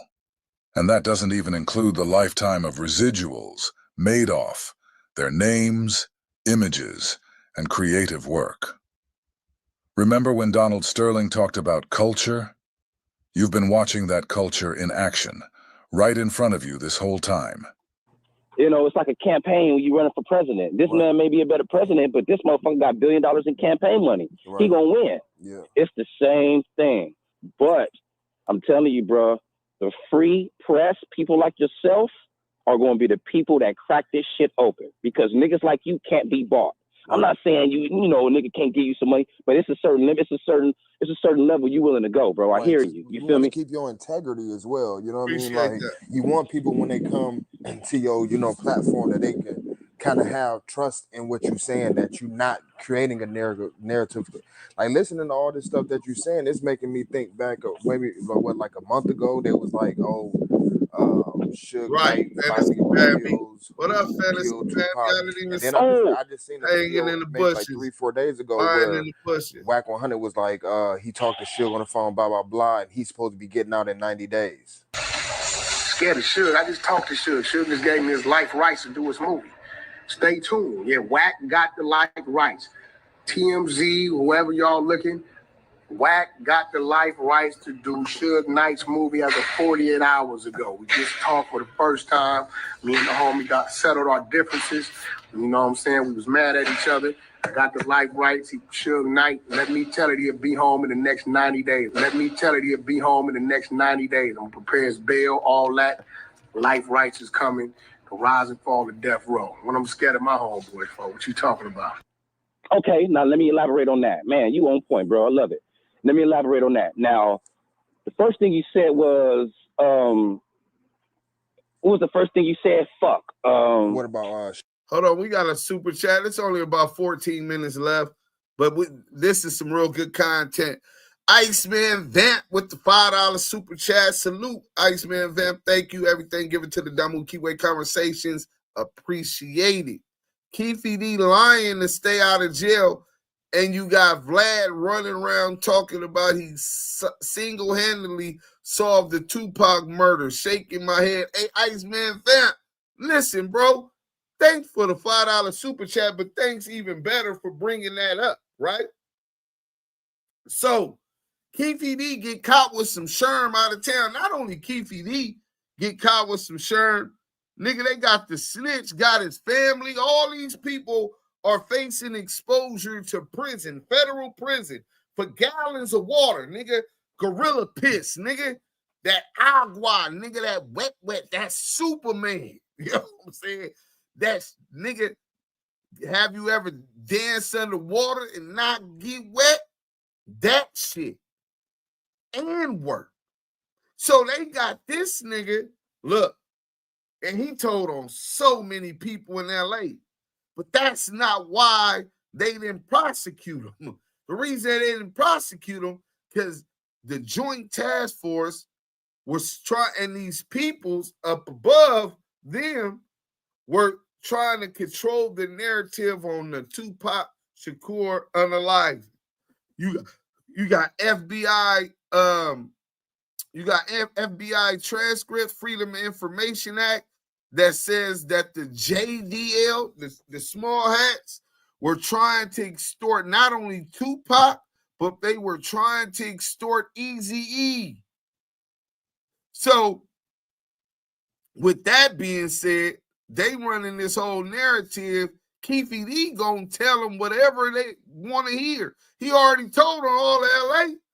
Why wouldn't he tell them that? And they coerced him. If you read the documents, when Darren Dupree is talking to him, yeah, if you stick to the script, you already told us the story. If you tell us the story, you're gonna sleep good. It's gonna be good tonight.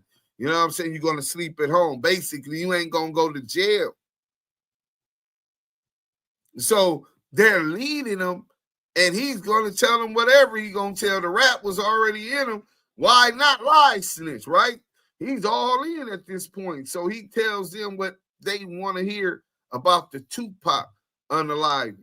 Now they've utilized that confession and that confession only. No murder weapon, no ID by Suge Knight, who was in the car, no eyewitness to the assassination to prove who the shooter was or the shooters with an S and apostrophe, because I believe that there were multiple shooters, right?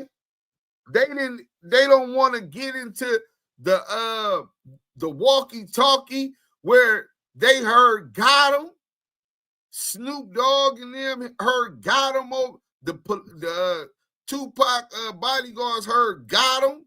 At the same time, Pac was knocked down, and they said it didn't sound like a black voice. It's very, very indicative of what's called a reasonable doubt in a murder case. So unless they made sure they got 12 jurors that was gonna railroad and kill Keefy D off with the railroad, it's too much reasonable doubt for them to convict Keefy D of the Howland. But Vlad is trying to run with that narrative. He should be ashamed of himself. Oh, I saw it. Nigga, that's not who did it. And how you gonna take the credit for it when you wasn't the one that debriefed them, the queen for a day? Let's get back to the content. We got 15 minutes, and I'm gonna see what these likes at, because I told you if we got over 200 likes already, I'm gonna play this exclusive conversation with me, Veggie Rum, and Alan Grumblock. You can see how the nigga was trying to stop me from getting information, but he didn't really need no help. Suge admitting that after all this time that yes. Okay, so with that was, like I said, Suge had a lawyer. His name was David Kenner. He was the lawyer that was doing everything. He's the corrupt lawyer that basically got all this shit cracking. You feel me? He's the Jewish lawyer. He's the Jewish lawyer. You feel me? That wanted to take Death Row from Suge. And he took it from Suge with the help of Suge's ex-wife, Sharita Knight, and of course with the head of Right Way Security, Reggie Wright, and ex-police captain Reggie Wright. Okay, so these just so you know who they are. Okay, now his new lawyer, his name is Thaddeus. I forget his last name or first name, but his name is Thaddeus something. He signed the affidavit. At 1-800-PACK-RAT, we make moving and storage simple. We provide this Damu Kiwe conversations saying that the story that Russell Poole and R.J. Bond came up with was indeed the true story. Word is Suge shedded a tear when Russell Poole and R.J. Bond told her, because they hadn't talked to Suge at all. They didn't get no interview from Suge, none of that whatsoever. They got the story together and reached out to Suge Knight's lawyer, who indeed Suge Knight's lawyer got the story from them and told to Suge, and Suge basically signed off on it. Like, he was surprised that these men were so on point with the story. And the lawyer signed the affidavit. That's why they keeping his ass in there on $25 million bail, because they want him to agree to the murder rap theory instead of the Russell Poole R.J. Bond theory, which is the true story. You see what I'm saying? So that's why they got him in. That's why and also another thing about that shit with Suge real quick was when he went over there to Tams and he ran over the nigga at Tams, they was trying to kill him. It's more as bad as it hurts to do this right now, but I'm gonna go ahead and put this out there right now so the world will get a grasp of what's to come. As you know, the day before Suge was shot in the Tampa parking lot, I had a conversation with TC, who we all know as Terry Carter, who was a beloved friend of mine, and the truth is just the truth. A day before Suge was lured to the Tams, I myself was asked, they didn't know if he was going to come. And Terry and several other guys whose names I won't mention during this recording because they're street cats, tried to offer me money. One of the guys was an officer from Compton at one time, as everyone knows, who was Reggie Wright Jr., as well as Dr. Dre, offered me money to lure Suge with Terry Carter to the Tams parking lot because they wanted to kill him. So there was money placed on the table for Suge to be killed. Dr. Dre said that Suge was a thorn in his side and he wanted him out of there. I asked Terry, I said, Terry, I can't do that. You know me and Suge is like brothers. He said, look, man, I'm behind on my house note as well as my children's life insurance policy that I need to pay this life insurance. He said, please do this for me, that they're willing to get you a lawyer.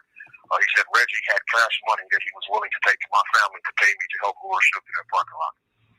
So as much as it hurts to do, I don't want to go into all the names, but I want Reggie and all those to know, as well as Snoop is involved with this and other rappers who wanted Suge taken out. So as I say, stay tuned. The truth is coming, and just fasten your seatbelts and strap up because it's coming.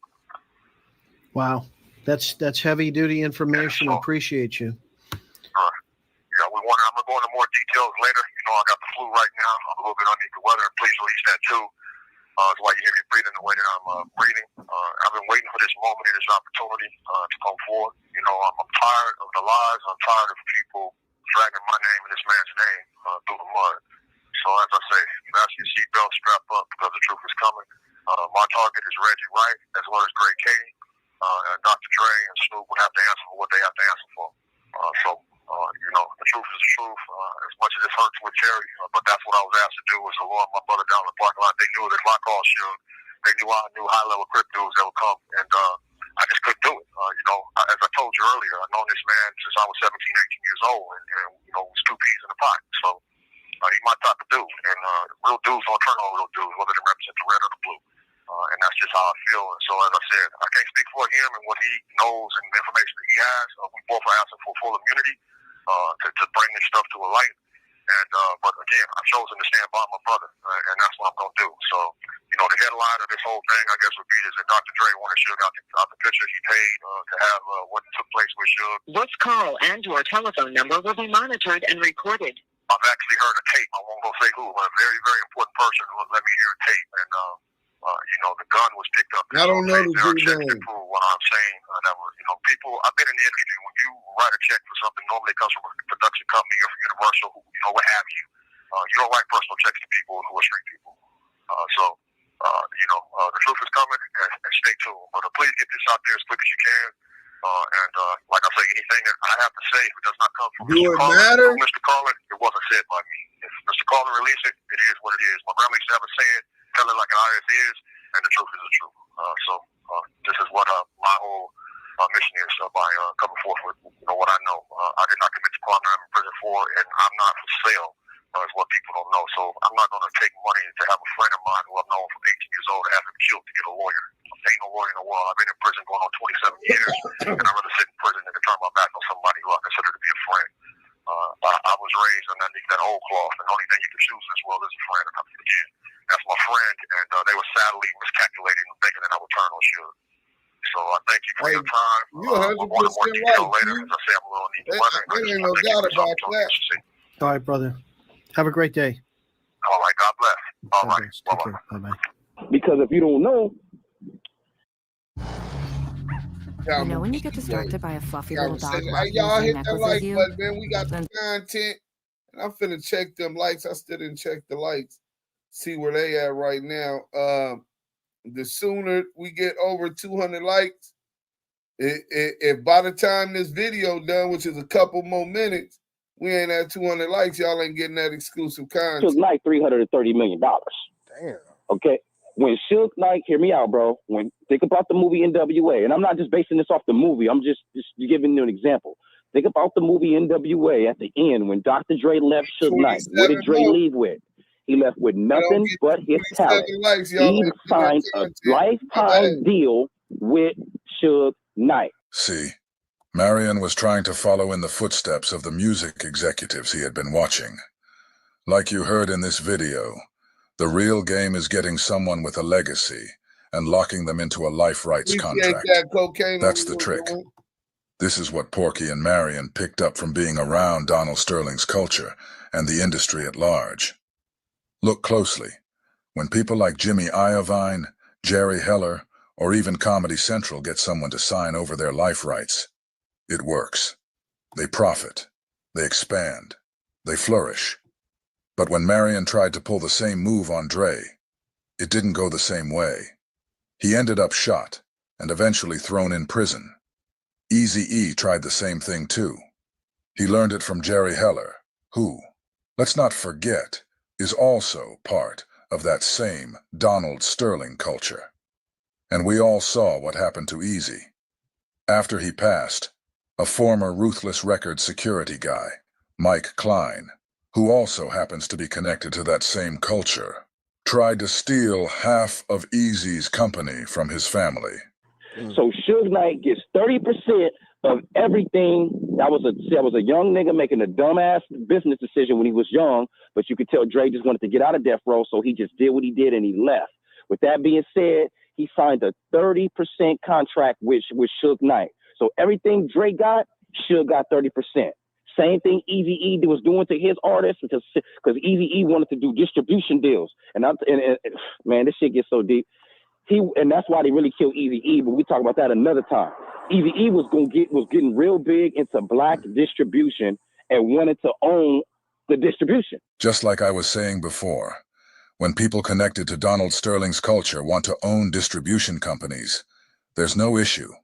They get green lights, funding, and protection. But when we try to do the same thing, it's a whole different story. Marion Knight, Irv Gotti, Jay Prince, and Dame Dash were reportedly coming together to form an independent, black-owned distribution company. This move would have been a game changer. It threatened the power structure of major labels and distributors that had always controlled the industry. The idea was to take back ownership, cut out the middlemen, and give artists more control over their music and profits. But before the Lucky Seven could even launch, all of them were suddenly hit with federal investigations or legal trouble. Marion got locked up. Irv Gotti was hit with money laundering charges tied to Murder, Inc. Jay Prince dealt with constant law enforcement pressure. Dame Dash had his own battles in business and court. The timing wasn't random. It was a coordinated effort to shut down what could have been a major shift in power. That's how the system works. When we start building true independence, they hit the switch. So long story short, Suge Knight wasn't tripping on Dre leaving because of the distribution deal, not the distribution deal, but the 30% lifetime management deal that he had with Dre. So when Dre sold Life Beats to Apple, okay, Dre Beats to Apple for $1 billion, you do the math. Right. I mean, it's $330 million that's due to Suge Knight. Okay, and you can go look that up on Google right now. Right. But we already knew about that before Google even before it was even in the search engines, because we know what the contract was, not the contract, but what the agreement was when he left, and we know he's supposed to be getting his money. So Suge Knight wanted his money, right? Not only do we want his $330 million from Dre, he wanted his $200-something million for his likeness in the movie that he didn't receive, and even Ice Cube said he needed to receive. Right. So they called this a meeting to talk about the money, maybe set a deal, maybe do this.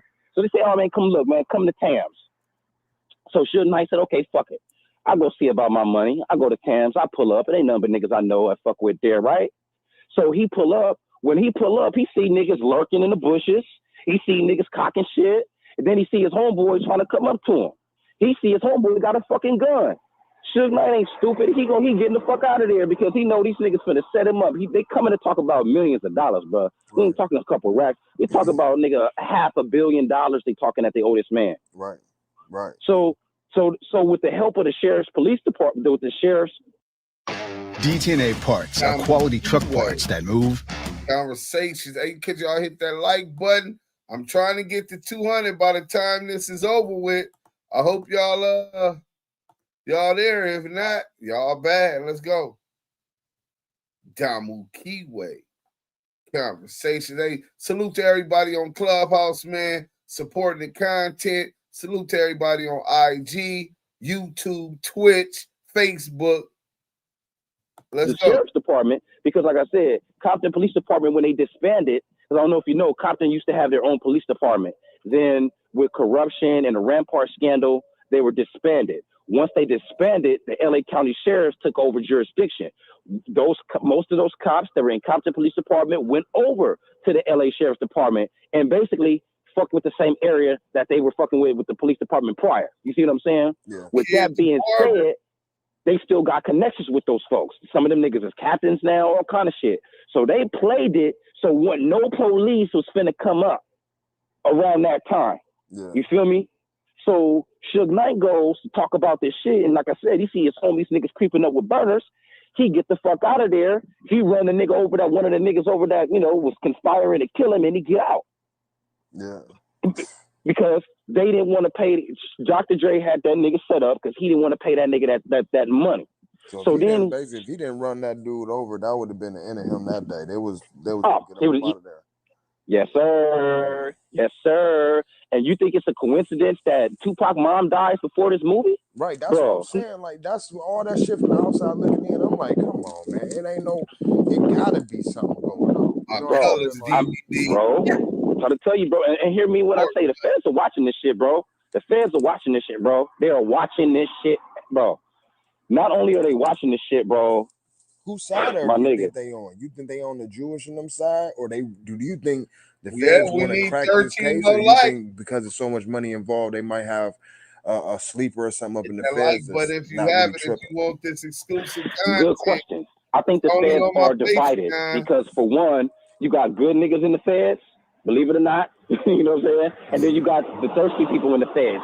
But the key thing is that's going to help the Fed. Because see, the key thing is that's going to help the Fed say, okay, let's try to do something. Is the fact, and it's going to sound real crazy. All right, but it's fam, that was part one. Yeah, he had already played ball. He gave it up. Shout out again to Scandalous Los Angeles TV. The motherfucking GOAT did it again, man. You know what I'm saying? The motherfucking GOAT did it again. So, PR Black, yeah, because niggas would have flourished. They could have invested into their own label. It would have became an IPO. Rappers would have been real millionaires. Bro, do you understand that if we were able to leverage our master recordings, right? And y'all know this is like my lane on the music shit. So if we were able to leverage the equity within all of our catalogs and got it up under one business and record label, we would be able to utilize the equity within that to get loans to advance other institutions. How dare niggas think about being independent? How dare niggas think that they deserve to be paid for their creativity, their skills, their talent, their hard work, their special connection to the universe? How dare you utilize such advantages against the powers that be? Small hats, right? So if you look at this, right, let's go here real quick, because I just told somebody that Shaniqua Town Biz, what's up, sis? Only if Wack would have left you alone on Clubhouse laughing. But no, he want that smoke. And here you have it. Yeah, see, them house niggas get real upset when you get the poking and massa.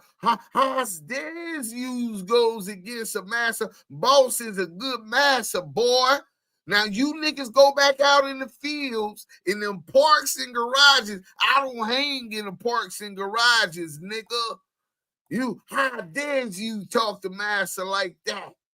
You know what I'm saying? That's where these niggas is at. You know, these niggas been psychologically whooped, nigga. That's why they're submissive to white supremacy. They're submissive to the discrimination and institutionalized racism across the board. They don't want to change this system, nigga. How you gonna be a freedom fighter? How you gonna be a revolutionary when you're subscribing to the status quo? You're supporting and upholding the status quo, which is and has always been white supremacy, nigga. Hold on, man. Let me go here real quick, man. Let's show y'all something real quick. So I know none of y'all really ever got to see this, but this is the perfect time for me to show y'all these things is available, right? So let me show y'all real quick. Maybe y'all be able to see this. Hit the like button. I'm told y'all show the 200 we'll play that Allen Grum block. So bam. Let me make sure y'all can see this. So if y'all see it, say Do Serum's copyright wins and losses. If you subscribe exclusively to the YouTube page, you'll be able to access the curriculum, right? Now, this curriculum teaches about intellectual property, registering, a step-by-step booklet on properly registering your intellectual property. One of the first death metal bands out of San Francisco possessed the singer Jeff Baraka, released 7 churches in 1986, had to hire lawyers. Now he finally getting paid. The feds thought the Shakurs were a threat. Facts to America, because the Shakurs' socialist politics is a danger to their supremacist plans. that we are seeing destroy the U.S. in lifetime. Facts. Homie, none of them dudes paid people. They would have done the same thing white man did. Nobody got rich with none of them. Nobody got rich.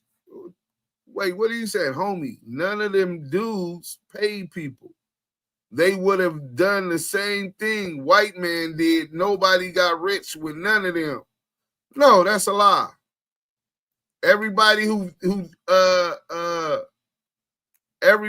was fucking with Nip was getting rich.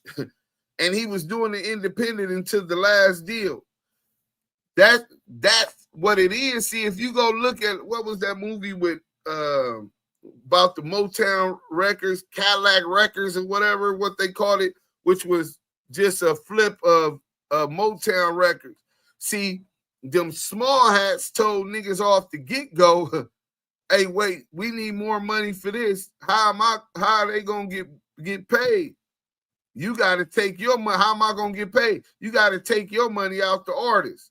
See, what it was them people running the industry taught house niggas who taught the gatekeepers off the top how to fuck these niggas out they publish.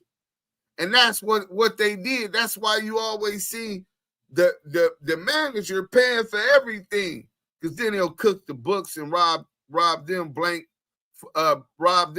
for everything else.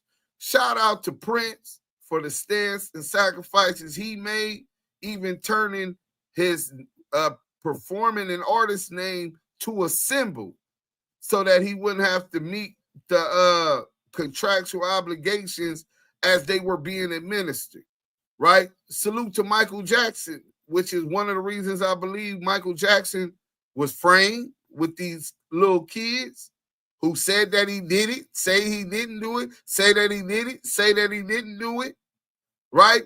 And also unalive served some bad dope and overdose because he was dealing with pain. Sony stole the catalog. Facts.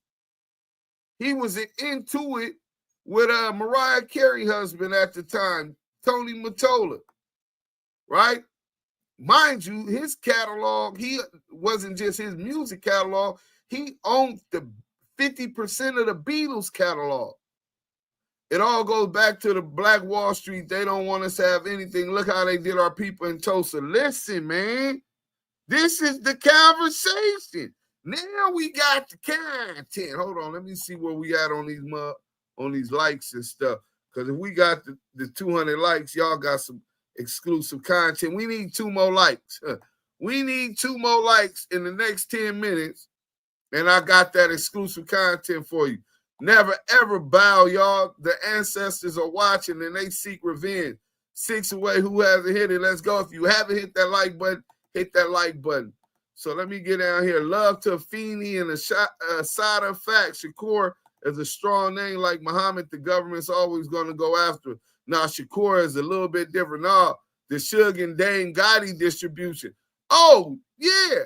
Listen, you think that every one of those dudes that were trying to put together that distribution company, Suge, Jay Prince, and Irv Gotti were all targeted by the feds.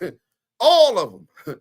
Jay Prince wiggled out. He's still the last one breathing. So now I know why CS2 Back been targeting Jay Prince. You just brought something to my mind because he's the only one living that dare go up against Massa and the powers that be, the Five Heartbeats. Yeah, but like Tupac said, they can't see us. That's the danger to them. Y'all better take advantage of his course before I talk to Deuce and the charge and the value of that inside info. Listen, I already understand the value, but I understand even though I got to be accommodated for that knowledge as a manager, as a promoter, as a businessman, I understand how much more value it has on changing the next generation. So before I get to this, let me cut this off. I'm gonna go on my IG real quick and show y'all this. because this is going to sum it up. So look, this is what my course teaches, right? Bam. We'll get to that right now, but let me let y'all see the little promotion because it sums it up, right?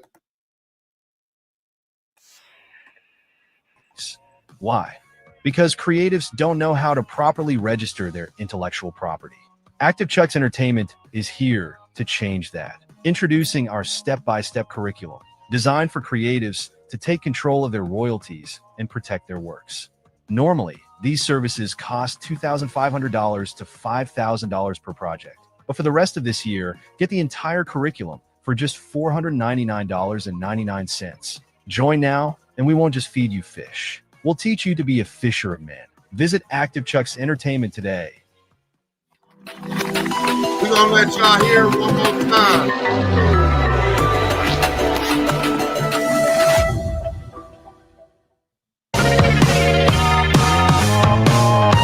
Last year alone, $427 million in artist royalties went unclaimed and into black box monies.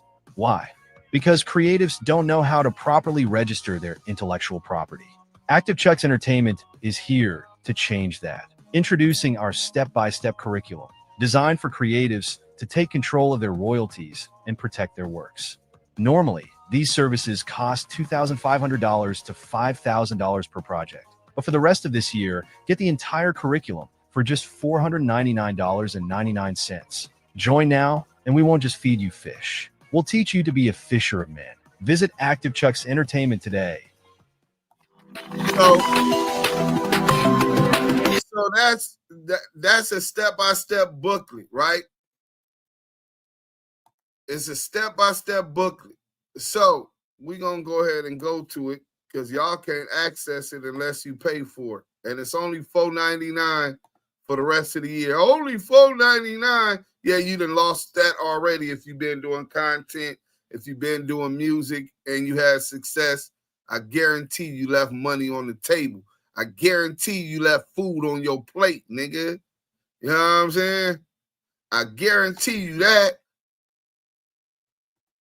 And if you signed to a label like Empire or whatever, they made sure they bamboozled you. They made sure they bamboozled you real good. Oh, no. Suge, listen, first, I can't say that Suge, Dame, I never heard nobody say that Dame jerked him. Never.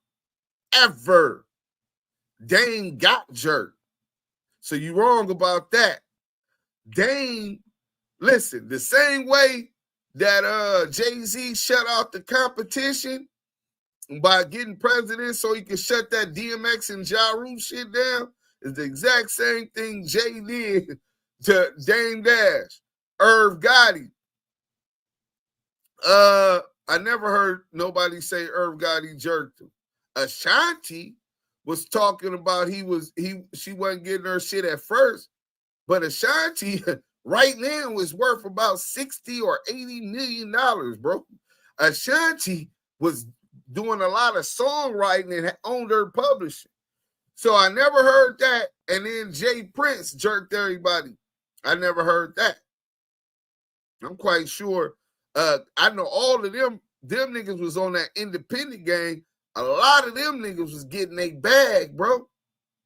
And then he taught the game. Swisher House, Suave House. So yeah, Chaz trying to equate that whataboutism.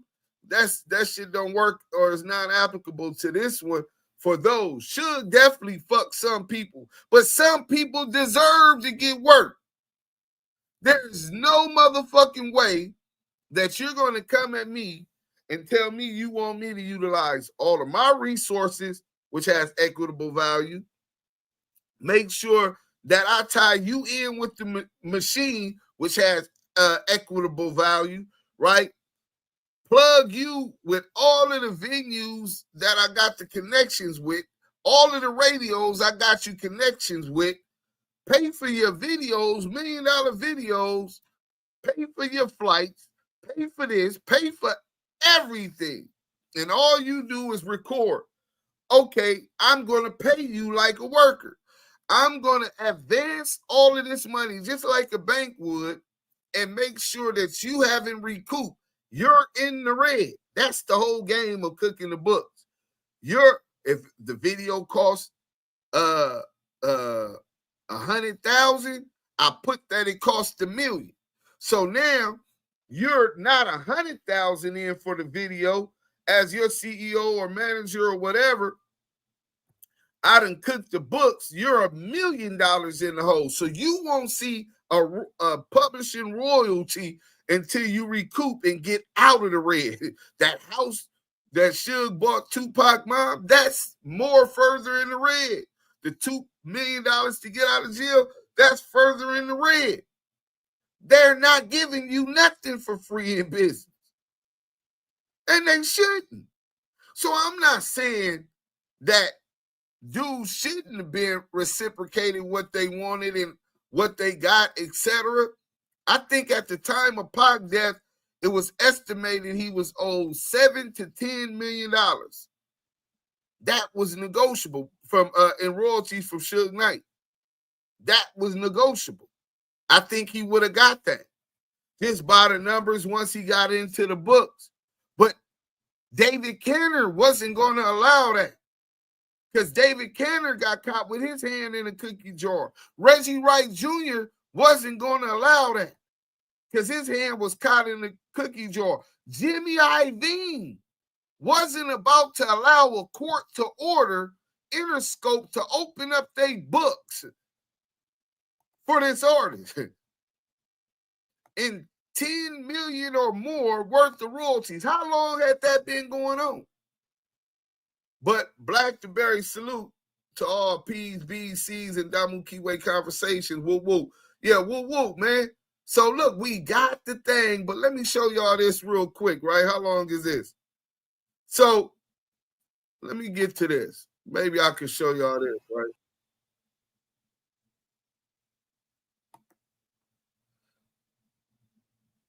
Oh, yeah, so y'all can see it. All right, just making sure. So, bam.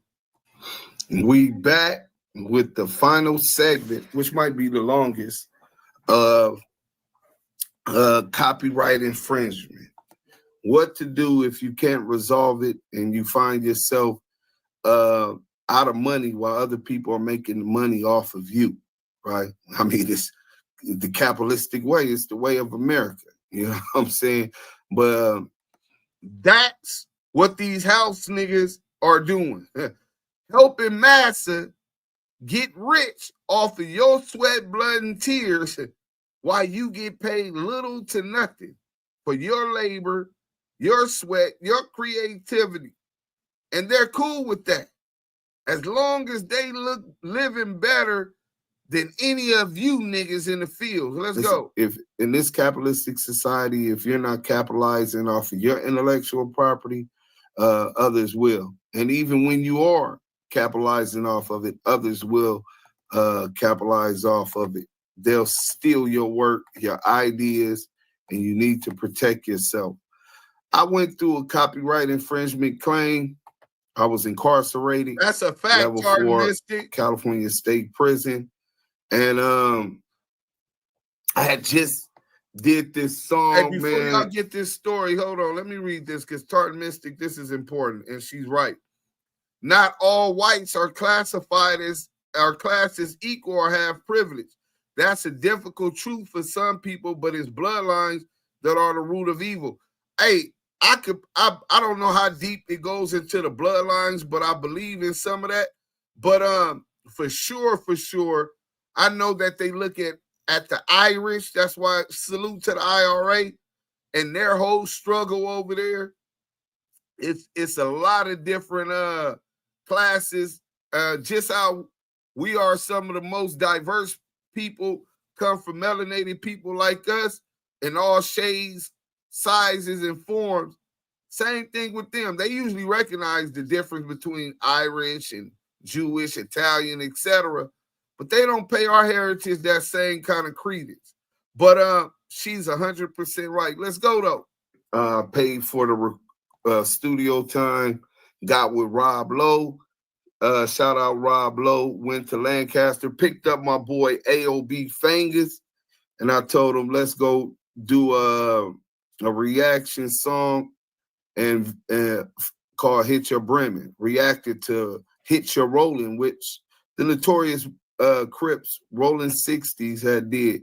PNC, that's Pac-Man, Newport, and Comrade, which was kind of like our rivals at that time. You know, South Central LA stuff, you know what I'm saying, on some hip-hop time. But we went and we did this song, me and Frank Jones, who I managed. Let's go. Let y'all know about me and this copyright extension. This is what the big old deal was all about. What section from? Look like one of them rolling 60s, huh?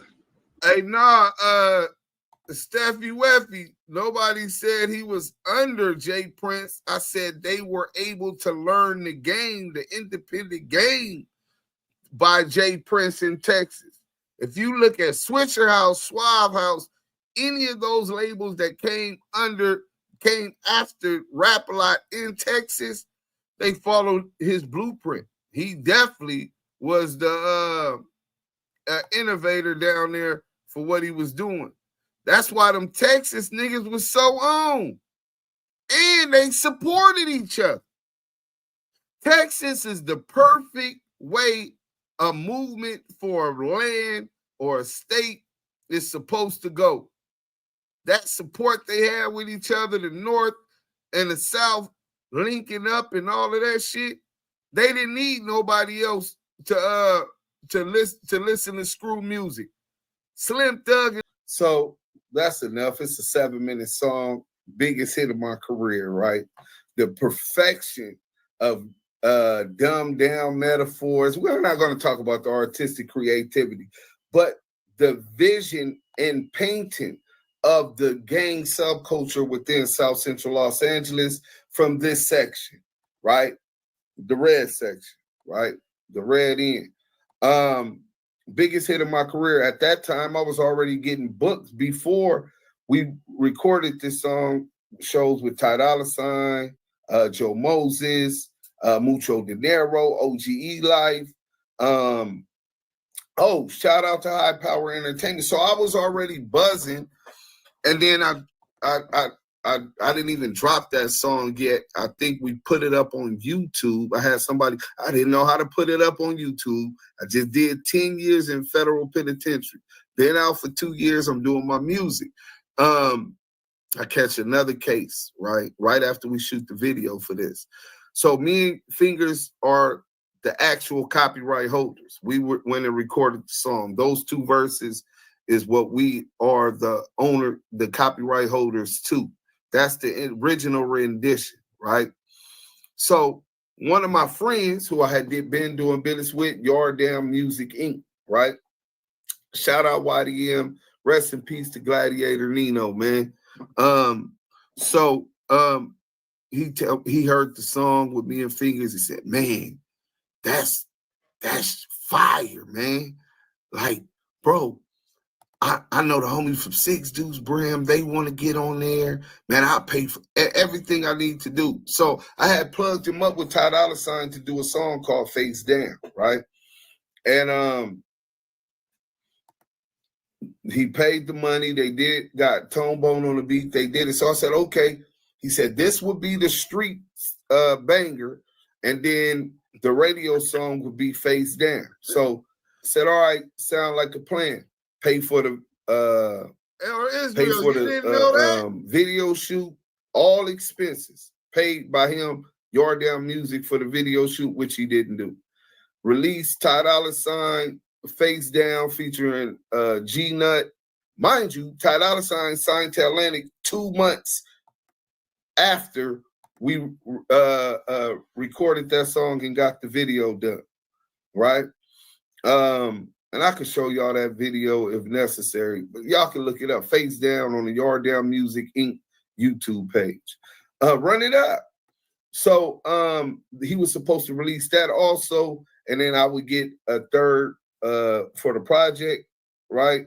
33 and a third on both singles, And we're going to put that out as the first YDM Yard Down Music Volume 1. Hashtag RNS. Real nigga shit. You know what I'm saying? Shout out to DJ J Bling. Shout out to, was it TA or BA? DA, his partner. Shout out the Money Team, man. They hosted it. Shout out to Trap.LA. Back then they were known as the Hitman West blog. Today they are Trap.LA. You can go on their site, run that up, right? He got a lot of game for you. And when it comes to promotion and radio, he can link you with everywhere you need to go as long as you got a budget. So we do the video. I bring the Hummer. You've seen it. I got the Hummer. That cost me money. The gas cost me money. My clothing have the Hit Your Brim and free Booger Brim on the back, free G Telly on the back, right? I paid all of this money, was never compensated. Oh, and the third contingency of our agreement was that he didn't have a publishing company. I've been registered with ASCAP since 2003. So I'm telling him what he needs to do moving forward with this record. Those are the three contingencies. He did 0 of them, right?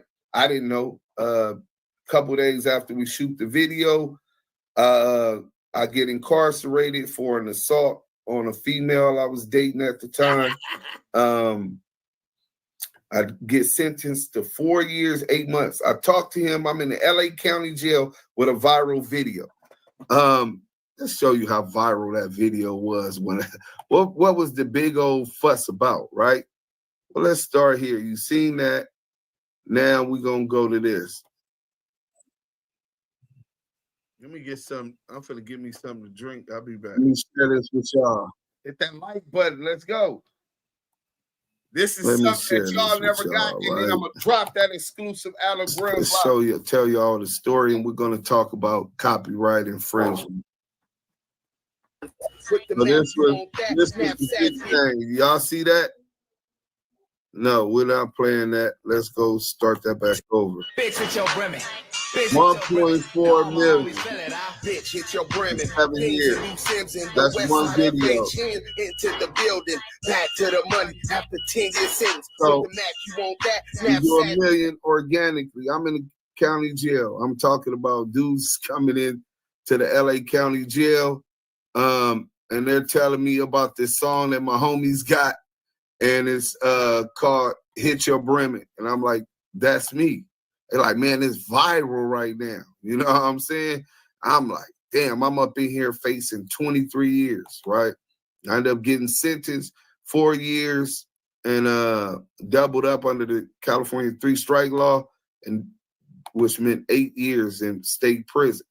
So at some point, I realized that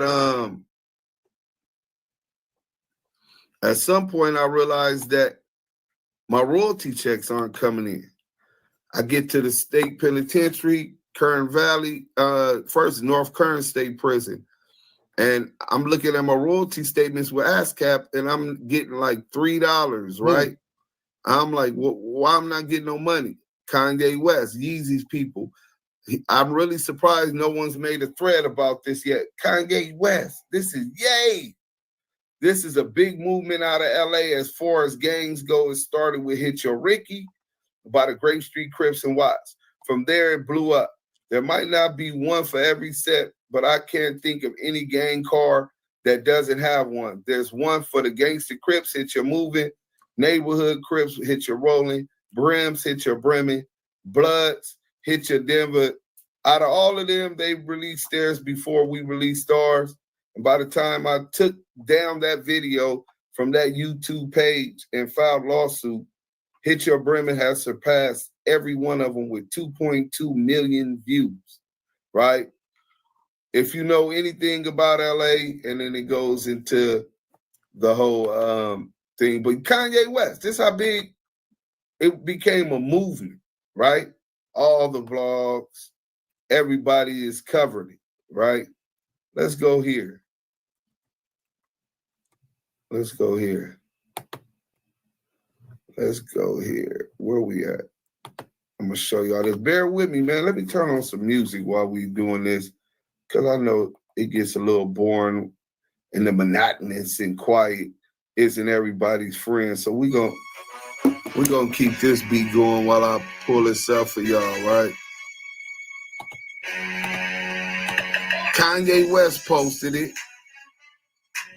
Then they're selling it for $9.95 on Amazon under a compilation called Bang That Volume 3, right?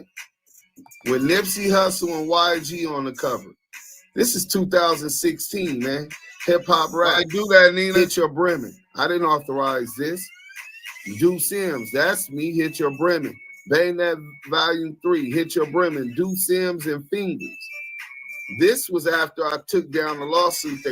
When I filed the lawsuit, they changed it to Do Sims and Fingers because I identified myself. I make them take that down. And if we go on that site right now, it won't be up there.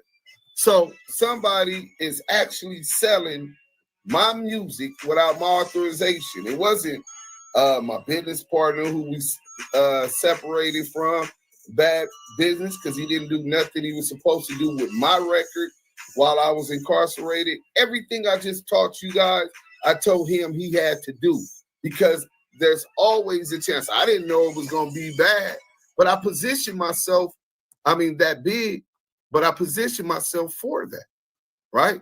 He didn't do none of it. So basically malpractice with my intellectual property. So I severed business ties with him after letting him remix my original rendition. Like Dolly Parton made Will Always Love You, and she owns the master to that. She's made a fortune. Whitney Houston remade Will Always Love You. She got a license to do it, and the way she blew it, they let her do it and generated another fortune on it because you own the original exclusive copyright, right? So none of this was done, and they put it out, seeking fame. Everybody wants the clout. Everybody wants the notoriety, want to be recognized for whatever they doing in that validation. Me, I want the bag. So that's another one, right? So let me go back over here to StreamYard and show y'all some more stuff. Because this how big this record was, right? Instagram. Hold on. Instagram. West Poppin' blog. Shout out West Poppin' for the love. Put it back up now that the lawsuit's over. So Hit Your Bremen. They got the video. They're promoting it on all of the sites. You got to understand how big the gang subculture is nationally and internationally. Absolutely. You right, Mo Hill. When I say internationally, let me show you this real quick. It shouldn't take that long. Just me. It's so you gotta subscribe. Get it. It's more than one video. It's a series because it walks you through the steps of how to register. 9,124,799 times, and they were selling this 4,785,000 and 17 likes. This is how big this record ended up being. Huge. They're getting paid. All of these people who aren't authorized by me are getting paid, and I'm not. I'm sitting in prison. By now, I left the county jail and went to North Kern prison and realized he didn't do nothing he was supposed to do, and that's devaluing the monetization process of my film. But hold on, it wasn't just YouTube not giving me my check. Here we go. It was a documentary put out called Gang Activists. I screen recorded this. I said, no, I'm not gonna do that. The documentary say they love you, but be with that dude that killed you. If they could make a profit off of it, they'll be with you. And that's the saddest thing about it, man. But that's life. I told a guy that once in the county jail. And so they all went to shower with their blue rags on. So an old guy named Doc Holliday. When they showed the CMI about the artist of my video, the intellectual property I own, they put Brim Gang artists. They didn't say Do Sims and give me credit as the copyright holder, as the artist in none of the factions. So there was no way I would get paid for my works. And these people never got a license from me to utilize this. They just pirated my music and forged a release with some name or some people and address we don't know. Gave me a red rag. So next shower, I went to put the red rag on my head and went to shower. And the dude told me, man, I said, look, man. I said, I wear what the fuck I want to wear. No, it ain't like that. Yeah, I'm blood. You know, like, so what? I'm like, man, ain't no little punk gonna tell me nothing. Bitch, it's your mouth, bitch, it's your brimming. Things that be sensing, the west side of HN into the building. Back to the money after 10 years sentence. With the Mac, you won't back. Knapsacks get pushed back. You ain't heard the boots back. Ill flyers ever. Louis Bell and loafers. Grill with the red feather. One up, one down. 7 drive of the town. Notorious 30. Beware these 30 rounds will make you dance like hip hop and its association with West Coast gangs and the gangster lifestyle is part of how the West made its name. In 2004, USC hosted the Hip Hop Summit. The organizers went to invite the hip hop community to aid in their effort to stop the killing. So then you got, that voice sounded real familiar, right? Well, let me show y'all who that voice is, man. Maybe y'all a little bit familiar with who brought this film out and who worked me. I didn't get $1 out of these people. Let's see. Boom. Here it go. Free Big U. The gang activists, right? You look at the gang activists and you got Ice-T. Matter of fact, let's stop sharing that.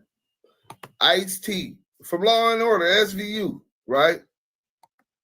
Ice-T is actually the one narrating that whole video, that whole documentary, right? Big bags, right? But him and his team, whoever he dealt with, didn't even worry about it. But we send takedown notices to them. I had an old attorney that once I filed the copyrighted, let me tell y'all right this. Let's back up just a little bit. You know what I'm saying? I'm on a level 4 180 prison yard. I'm trying to have my family help me find an attorney on a contingency basis, as I realized G-Nut never registered with the Copyright Office. He never registered with my publishing company. He just released this video. So I copyrighted it. Once I copyrighted it, I filed the takedown notice on sending 3 links to YouTube. They took down 2 and left 1 up. That's how I was able to reach settlement with YouTube for an undisclosed anonymous amount, right? Just know it was more than I would have got if just for streams of a video with 2.2 million. But I had to learn how to file a motion to the courts, how to file a complaint for copyright infringement, direct copyright infringement. I included YouTube. I included Amazon, because that's who was distributing and Bang That Volume 3 for $9.98. And not just Amazon US, Amazon India, Amazon Mexico, Amazon UK, Amazon France. This record, let me get back to that real quick, man, because I don't think that y'all gonna fully understand it. Let's go to Bang That Volume 3, right? Because today people are still promoting that album on the site, and I'm gonna get them to take it down, but I wanted to make sure I was able to do this first. So check this out, right? The Bang That Volume 3. With Nipsey Hussle and YG on the top, you have Whoopin', that's my young nigga, AOB Fingers, Young Nick, Young Nick is he's a YouTuber now. OMG RJ. This is hot 2016. Nina Boy, Ride for Mine. Fuck Donald Trump by YG and Nipsey Hussle. Rest in peace to Nipsey Hussle. My Flag by The Game. And then you come down and you got Hit Your Bremen.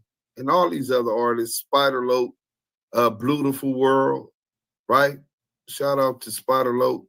Feeling Myself, Joe Moses, White Dog. You know what I'm saying? This is still up today. I just went to the site just to show you guys, right? So $9.98, they selling it. All of these artists are at their peak. Joe Moses, they had just released Paranoid, him and Ty Dolla $ign, platinum hit, Wavy, now link with me, Jaji. You got RJ, you got Nipsey Hussle, platinum artist, Nipsey Hussle. You got YG, platinum artists. All of these big artists. All right, so look, and overseas, they're going to generate a lot of. Going to do the thing, so we ain't going to go through all of that. But that was just me talking about the actual filing of a copyright infringement. Instead of making y'all listen to 20 more minutes of that, when y'all can get the content that y'all came for, I just show y'all. So, bam. If you Google my name, if you don't know my name, Lamonte Sims. And right here, you see if you Google my name, you're gonna see Lamonte Sims, plaintiff, Do Sims, Lamonte Sims, Do Sims, defendant, Amazon, SoundCloud, John Doe's 1 through 50. So that's 52 people, inclusive, and YouTube LLC. So I sue YouTube, SoundCloud, Amazon, and John Doe's 1 through 50. I filed that lawsuit from a level 4 prison yard. I sued a $1 billion company, right? In Amazon, a multi-million-dollar company in SoundCloud, and I'm on a level 4 180 New Delano, Kern Valley State Prison, B yard. B is in blood. Bro doing like 25 a body, but y'all collab would have been wicked. Oh shit. Check them out if you can, bro. You see what I mean? All right, I'm gonna check them out. Lamonte. Yes, but Lamonte was faking like he was in the industry and some executive, but I had my publishing company since 2003. I studied the entertainment game. I was performed in the Budweiser Best in the West, 92.3 to be sponsored. Only 50 people performed out of 2,000 tryouts. 2,000 R&B and hip hop, right? So I made my little niche. Jail really kind of slowed down the collateral effect. And me building up more momentum because I was always in and out of jail. I'm a real street nigga. You know what I'm saying? So that kind of fucked it up. But, you know, them narratives that they push is foul. But these are things that I learned, right? I teach you how to register with ASCAP or BMI, right? I take you through that process. I teach you how to file for copyright with the Library of Congress and the Copyright Office at the Library of Congress in Washington, D.C. Both manually, where you fill out the actual application, and online, right? I could teach you how to register your shit with the ISRC code, right? So say you go to the store right now, the grocery store, and you get a bottle of water. When they scan the water, it's gonna have a code, right? When they scan the barcode, that barcode is gonna tell them, describe the product, and that number is gonna always take you back to the manufacturer. Well, I could teach you how to do that also for your music. So no matter where So no matter where you go, I'll show y'all that right now, right? So no matter where you go and your music is sold on the internet or anywhere else, you digitally encode it with that ISRC code so the money always come back to you, right? This is that site. Once you do that, you have to also next, after you got your ISRC code and your UPC code and you digitally embed it with the digital fingerprint, you got to then register the shit on your ASCAP or BMI page so that you're getting your performing royalties. And you also have to register it, the song, video, whatever kind of work it is, on a Sound Exchange, right? So I don't think I want to show y'all my Sound Exchange S by X direct. I think I don't gotta type in my shit. Y'all don't. Boom. My shit goes straight in. It's on my computer, so it's good. Let me stop this. Take y'all through step by step so y'all can pretty much catch on to what you learn, right? So Sound Exchange Direct, we done left the ISRC thing. We done went to your page, ASCAP page, BMI page, register your music there. Then you go here, Sound Exchange Direct, and you register it just like a what you call it. Let's see the about my catalog. Let's see what comes up about my catalog, right? Search and claim, all of that shit, my catalog. Submission history, my bad. Boom. So you get over here and it says submissions, it say 3. But if you see the submission history, it's more than that. So let's go. It's showing those 3. Let me see. My registrants, DocuSign. I don't know why it's only showing 3. Let me see. Associated recordings, my bad. All right, there we go. Bam. 14 recordings. Let me make sure y'all can see this because we live. Okay, y'all can see it. Oh, it's a must. Right. La la la la. Mine take CS2 voice. She give me freedom, so I don't mind paying for that. So bam. Active Chuck presents Roddy Ricch Get Exposed. There goes the ISRC number that's connected to that. That's the content when Roddy Ricch came to Clubhouse with Yael. Mimo 600 violates WACK100. We own that intellectual property. Soldier Boy and Flo Malcolm scam. What was his name? He scammed one of the homies out of some bitcoins. UOD WACK100 exposed. Never rolled for his brother. Soldier Boy, whatever. I'm official. Jockey, light up. Meet me in the set. The importance of registering your intellectual property. That's what I did. The WACK100 CS2 Back Hip Hop Police. That's the World Star Hip Hop documentary. And then the Hit Your Bremen. So these is just catalog of stuff that I already have registered and own, right? Oh, also, I'm glad y'all said that the documentary Do Sims March Madness. And then the one of the final things is making sure you also get your mechanical. So ASCAP BMI for your performance royalties. But what a lot of people don't understand, when you are independent or you own your own music, then you have to collect your mechanicals, right?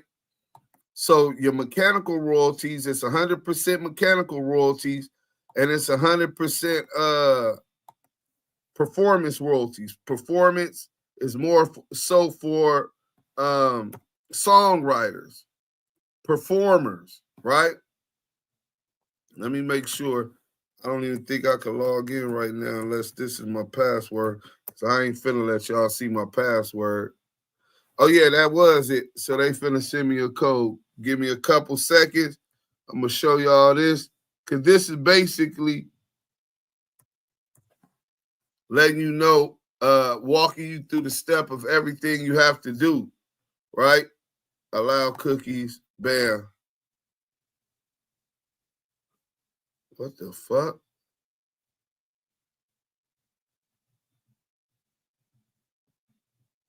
The portal? What? I don't know what's going on. They tripping. Hold on.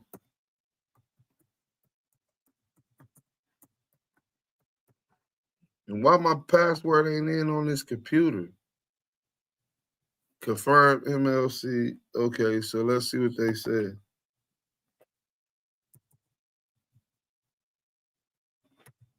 And it's very time consuming for to have somebody do this for you. All right, let me go ahead and show y'all this now that I'm in. Hit that like button, man. We got 150 people still in here, and this is the boring shit, but it's the business. Everybody want to have fun. Everybody want to have a bag, though.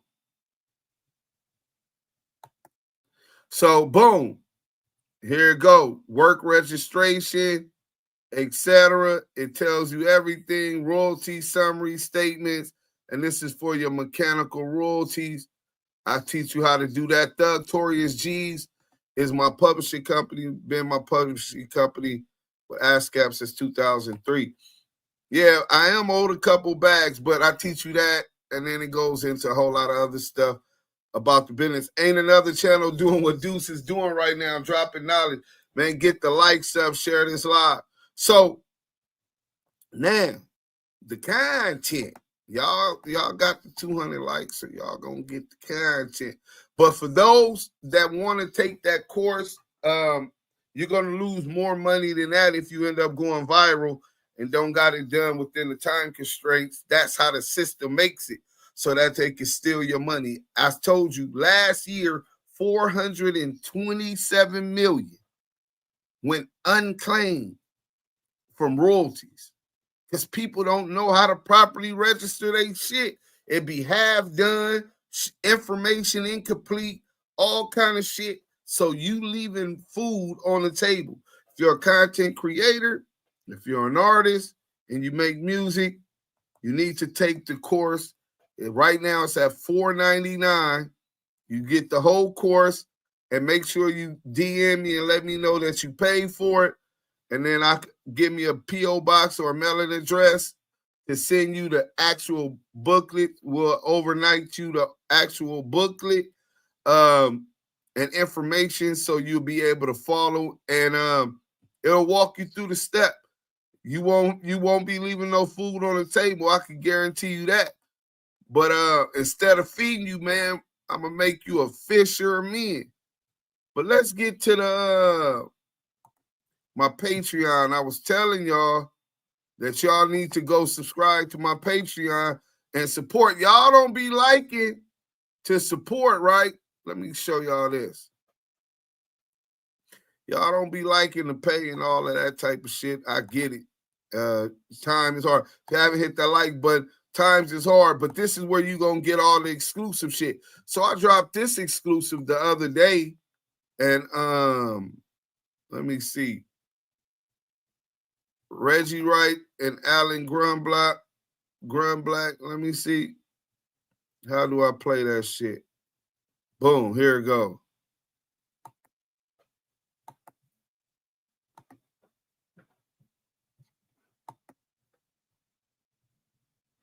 Damn, why is it not playing? Oh, I need to restart it. Hold on.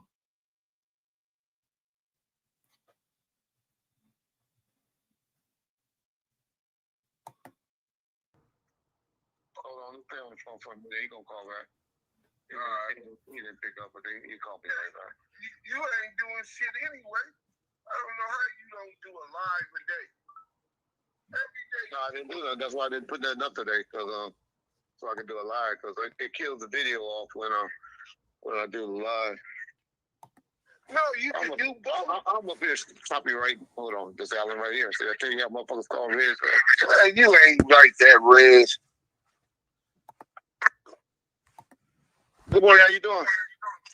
Hey, how you doing, buddy? Good. Hey, I'm calling you right quick. I got this guy on the phone with me. I've just been arguing with him, And I said, let me call Alan to prove to you. So these guys don't think I had anything to do with Death Row. I was just a janitor. And I was like, man, I'm the one that set up the deal with Alan and Koch and all of that. And they don't believe that. Can they hear me? Yeah, he's on Yes, the phone. I'm here, Alan. My name is Deuce Sims. Nice to meet you. Nice meeting you. So what happened was, this was 2000, right? Yeah. So we heard, you know, I mean, listen, everybody wanted to distribute Death Row, right? So we heard that Suge Knight was getting out of prison. K Crippler. So I had a bunch of guys, you know, you got like teams of street guys out there, right?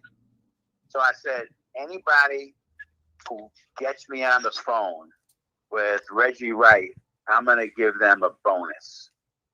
I knew Reggie was the general manager of Death Row. So that night, I get Reggie on the phone, and then the next thing I know, I'm in LA, and we're doing the deal for Death Row with Suge and Reggie. And who was dealing with all the paperwork and all that stuff and talking and stuff? You know, Reggie was. Exactly. Now, that 5% part, you know, the 5% that we always talk about that we never got or anything. You know, Suge was trying to make it. I don't know what he done said. Like he didn't know about it or something like that. But I'm the one that. Go ahead. No, shit. Now, I'm finna explain this to y'all. Hit that like button because this is exclusive content. It's never been heard and confirmed on the internet. That's why I tell you go subscribe to the Patreon because you get this type of shit off the top. So when Scandalous is talking about Donald Sterling in his documentary, Donald Sterling is talking about he's from a culture of small hats, right? That control and look down on niggas. Because what they're going to do is they're going to exploit our culture. They're going to exploit their position as far as economically and the institutions that they own to monopolize the game. It's a monopoly, right? And then they have their gatekeepers that keep them abreast of anybody who shows signs of being different, right? Signs of might being a rabble rouser in the fields on the plantation, right? So I was telling people this before. Suge Knight, Koch Records was built on the back of Suge Knight in the Death Row Records catalog. One, the Death Row record catalog held almost $500 million in equity. So for an independent distribution company like Koch Records, right now they're considered a mini major, right? But back then they were considered a true independent. It was a progression. They do the deal with Death Row. Now they know how to utilize that equity to give out more deals, sign Jim Jones in the Dipset, Cameron, sign Fat Joe, Busta Rhymes, and a plethora of other artists to Koch Records through distribution channels, right? Which would generate and make more money off of Death Row's music. So that basically they taking your re-up money, re-upping and flipping your money, right? So in return for Suge helping to build that company by cutting that deal, which Reggie is trying to take credit for because Suge was in jail, of course, but you didn't own it. Suge owned that catalog, right? Suge is the CEO of Death Row, but he can't do business because he in jail. So they say, well, Suge, we gonna give you, if you give us the catalog, we're gonna give you 5% of all urban sales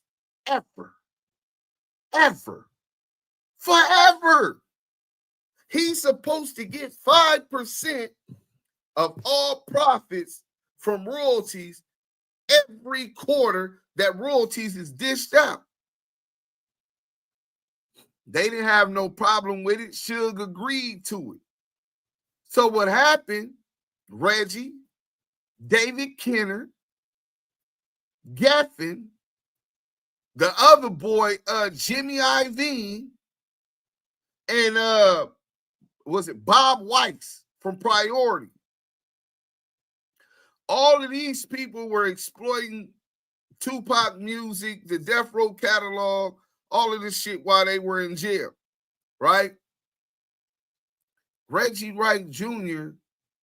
gets Ray J, who had his deal with Koch after the Deja 34, the knockout deal, the Game catalog from Wack, once Wack became manager of the Game, and they started paying Reggie and stopped paying Suge, saying, look, we pay you so we don't got to deal with Suge no more. Reggie becomes the gatekeeper. The 5% that was supposed to go to Suge, Reggie is getting that today. Him and WACK100. So now they wanted the rights to the Death Row movie, the Suge Knight story, the life rights. Remember you in the Scandalous video, you heard Wack bragging on that? They want to exploit every single aspect of that catalog. Bro, when Suge tell that story, straight out of Compton, gonna look like Romper Room, nigga. That shit doing $1 billion at the box office. Nigga, $1 billion. First week, nigga. They can't tell that story the way Suge can tell that story. So, Suge's in jail. They keeping Suge in jail. David Kenner, his lawyer, he lining him up, making sure he in jail.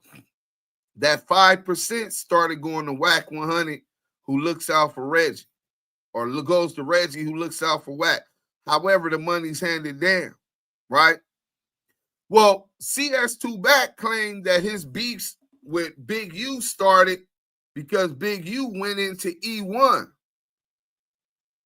And when he went into E1, he told him he wanted the contract. Suge is telling Alan Grunblock, I want the contract that you giving the WACK100. I need them contracts to go to Big U.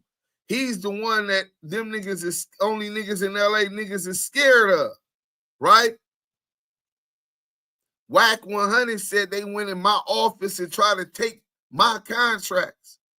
But what he's talking about is they went to E1, which he is not an employee of, but Massa live there. So Massa gonna take, he's a good Massa. That's my friend. That's his homosexual small hat friend, right? Oh, Massa, is we sick today, a boss? And they done cut and took the 5% that's supposed to go to Suge regularly when the royalties come, and they middleman and cut him out of it and been stealing that ever since he started going to jail, even till today. So when you hear not only Reggie confirmed about the 5%, you're going to hear how quick he started off. Hey, yeah, man. So Reggie was the boss. He started off, he don't know that he got a rabble-rouser in the house. This ain't a house nigga that he on the phone with. Reggie's going to tell him, right? Reggie's going to tell him, oh, y'all can't hear it? Damn, that's crazy. Hold on. Let me see if y'all can hear this. Give me ones in the chat if y'all can hear this. He said he knew about it. He said that y'all stole it from him. You, Cash Jones, and Alan Grunblock agreed to do that, and he didn't say it was a distribution deal. He said an admin deal, right? So his rendition is he agreed to allow E1, which was Koch Records, to do the admin. In return, he would receive 5% off of all profits of urban stuff. That is true, right? Yeah, but I never, Reggie, I swear to God, I never knew that. this nigga Alan Grunblock. Reggie just said that is true, nigga. So when Big U went to E1 into the offices, he wasn't trying to get the deal that Wack got. They wasn't stealing nothing from Wack. They was trying to restore what was stolen from Suge. Reggie admitted it in the face of Alan Grunblock. And you know what's crazy? Alan Grunblock, this supposed to be a straight up executive, immediately denies. Reggie, I never knew that. How the fuck you didn't know that, nigga? And you helped put together the Death Row deal. The Tupac, to administer the Tupac catalog, nigga. See, these the games that them higher powers in the industry play. So now he realized that I dropped an atomic bomb of facts. You didn't know because you don't want to be complicit in them stealing that money. You don't want to be complicit in the fact that y'all owe Suge Knight money. Let's get back to it. But yeah, man, pay attention. This is supposed to be a businessman. Listen to how secretive and cryptic he gets to behaving once he realized that it's a wolf in the hen's house. You got Nat Turner in the house with the house niggas and the slave master. Yeah, we had put that. That's what me and Alan, me and Mike. I got you. That's what me and Mike had got into it about where. Yeah, but I split. I mean, listen, I'm a real straight up person. Yeah, I know you are. Yeah. So and you didn't deal with the paperwork. It was me and it was you and Michael, but I was never aware of that at all. Yeah, but that was put in the deal. And so she'll give me right about that. Yeah. Okay, but that's all. I just hate that the guys out here on the internet be trying to make it like I was nothing but the janitor. No, Reggie, you were general manager of Death Row. I know. No, I was general manager of Koch, and Reggie was general manager of Death Row. Yeah.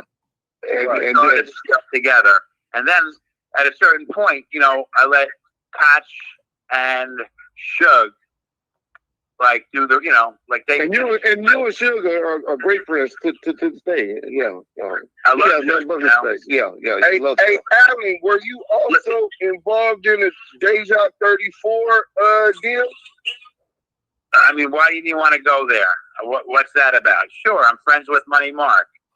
Well, I interviewed Money Mark, right? And he was. You don't have to ask this up if you don't want to, Alan. Yeah, I don't know you like that, right? Yeah. So, hey, listen to that. Yeah. Listen to that. Talk about cryptic. Talk about gatekeepers. So Reggie on the phone, I asked this man about a business deal with Deja 34. That's Money Mark Stevens. That's Shaquille O'Neal. And he's like, wait, what you want to go there for? So now he's already catching on now. And Reggie like, look, I got you. Reggie cutting in, trying to warn him. You got me. Hold on. What's going on? There's a wolf in the hen's house. Right? Let's get to this. Exclusive Damu Kiwe. Yeah. I mean, you don't have to get into that. Listen, you got me on the phone. I tell them me and Alan and Wack are great. Yeah, we are all great friends. Alan loves WACK100. They pay a lot of money to go. Yeah. I didn't say nothing about WACK100. I was just talking about. I'm just telling you. Ask about Money Mark. I love Money Mark. Money Mark's my friend. What Money Mark? I was in a privilege calling my friend. I just interviewed him.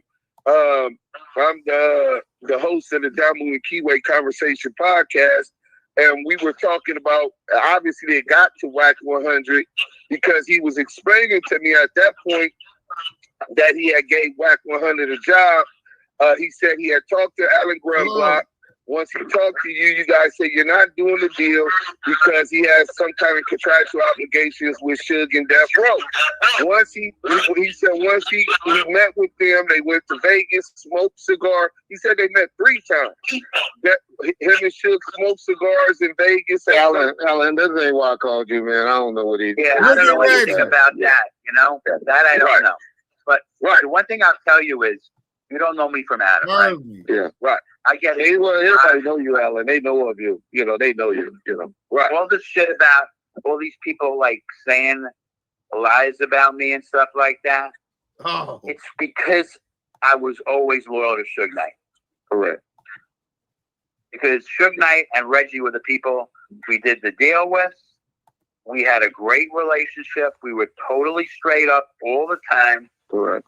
And listen, I got into some serious trouble because I was loyal to Suge Knight. Hold on, and I'm not gonna say what that is.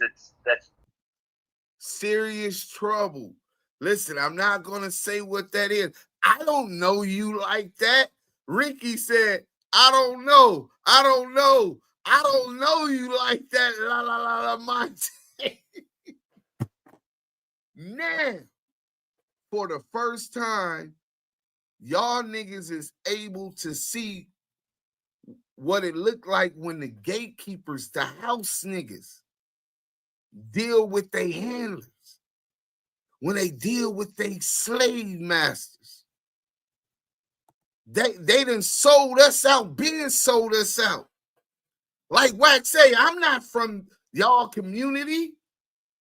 Being sold us out, and that's what they into. I believe he's already said that Alan Grumblock is an open gay man, a small hat, an open gay man. You know what I'm saying? Veggie was cock blocking. Listen, dudes froze they square asses up.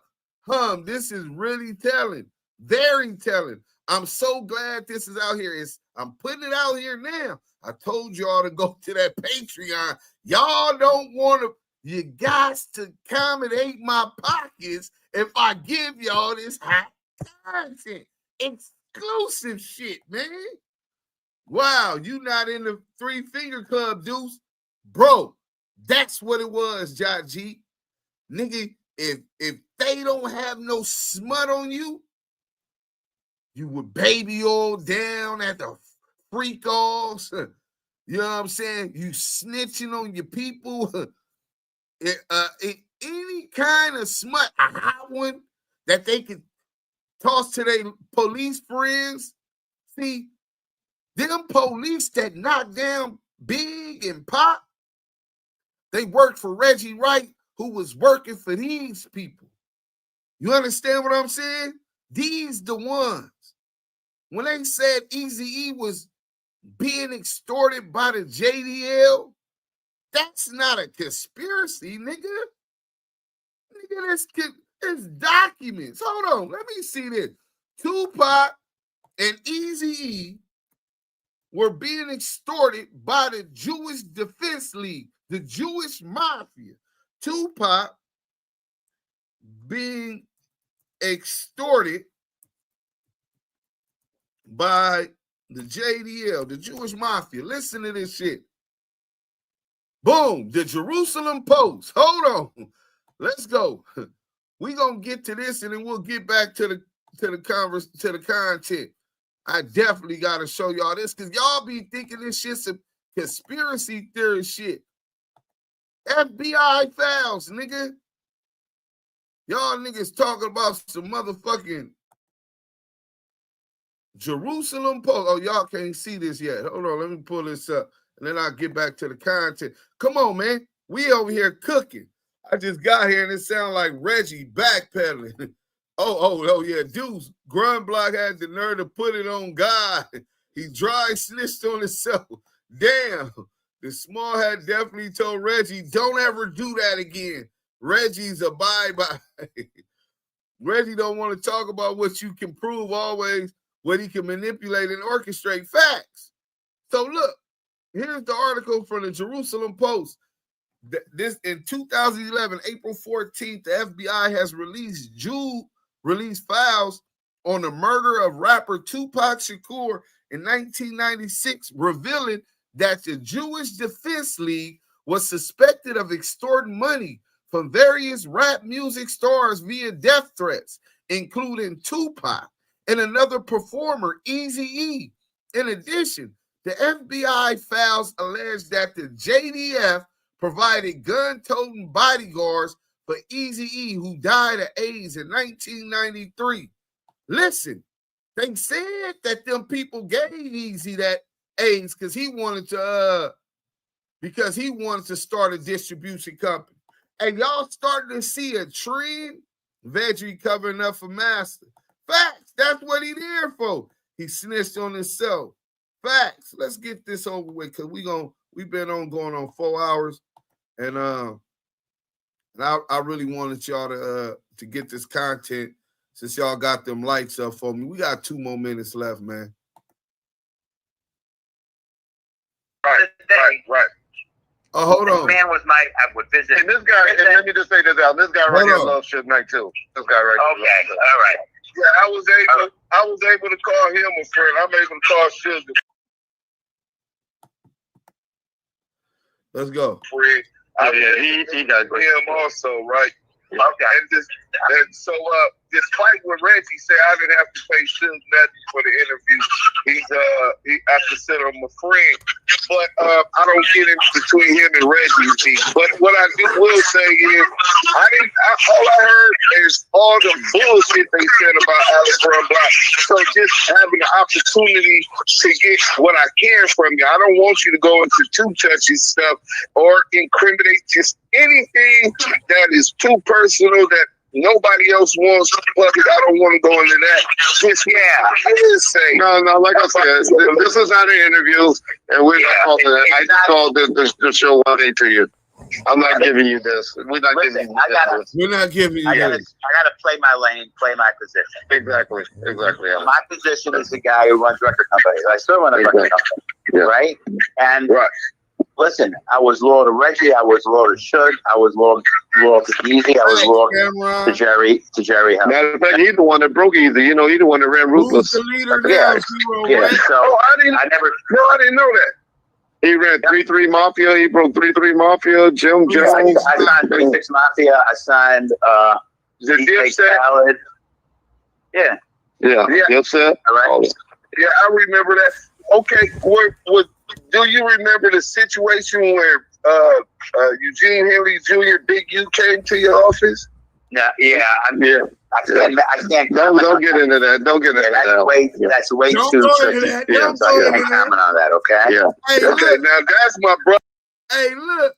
That nigga said. I said. So do you remember when Eugene Henley Jr. came to your office and the nigga cock block again? Oh, don't go into that. Don't go into that. Right there. That's why he love Big U, dude. Oh, he do, but we don't want to get into it. Let's not get into that. All right. Okay. I like big stuff. All right, guys. Yeah. Thanks. All right, Alan. Thanks, buddy. Thank you. All right. Bye-bye. Okay. So that was it, man. The exclusive content only available on the Patreon. That's the type of shit that niggas is paying for, man. And then I got some fades going up there when I get the time. So either tonight or tomorrow, I'll be doing the thing. Eazy found out them small hats was getting all the money and ownership to his life rights. Facts. And look how they're treating Gaza. Deuce ain't lying. I interviewed Jerry Heller twice. He was dissing the NWA movie and Suge in the interview around the movie release. That shit was crazy. Deuce, how did Eazy-E die so young and quickly and Magic still alive? Maybe because Magic making money for them peoples, man. They gonna keep you around as long as you making money for them.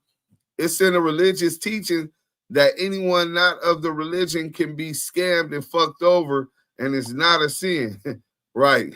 Zero Rex, Selena, what up? Dudes laughing. Hey, look, that shit wicked. That Mike. Hey, pork butt, we know you listening. That part's hard. He took the feds to tap in. You hear the static. He probably told the feds to tap in. I don't give a fuck. Y'all see what I do, nigga. I absolutely live a square life now. I'm just tied and married to the game, nigga, because it's in me. Hey, Move, nigga. So, let's see what they talking about in the chat. The setups are real, y'all. Alan Grunblatt leaves the JDL now, I believe. Oh, shit. Yeah, I better watch my front door and window. On God, Deuce, I lost my last job from that same damn saying you just said. A woman said out loud when I walked in to meet everybody, oh, shit, they let a fox in the hen's house. 30 days, nigga lied and lied. They've been working for their slave master from Jumpstart. Fact. It's all making sense now. Okay. Yeah, Kid the Barber, that's what happened. These the niggas that YG made that song for. Blaze On, Deuce. They gave Magic the Cure as test subject. Back then, this shit deep. I believe that also got me going on Jesus Christ. I never in my life experienced no shit like that till then. Reggie Wright Jr. Don't go into that. Yeah. The Ghost Regime Network. Hey, salute. Mike Ascariel. Shout out to the Bay Area, though. Oakland, though. You know what I'm saying? You know what I mean? Yo. Yeah, man, play your position. Look at Reggie trying to police the conversation because he's letting him know that he's walking on thin ice. This ain't a house, nigga, master. This nigga's trying to start uprisings in the fields, boss. That nigga, he's a bad man. Pork butt, he don't mean no good to the plantation, boss. Pork butt didn't want him to speak about Big U because he won't be able to read his cue cards. Facts. Hello, Monique Hill. Damn, Veggie messing up the conversation. Mike B. All of a sudden, he loves Big U.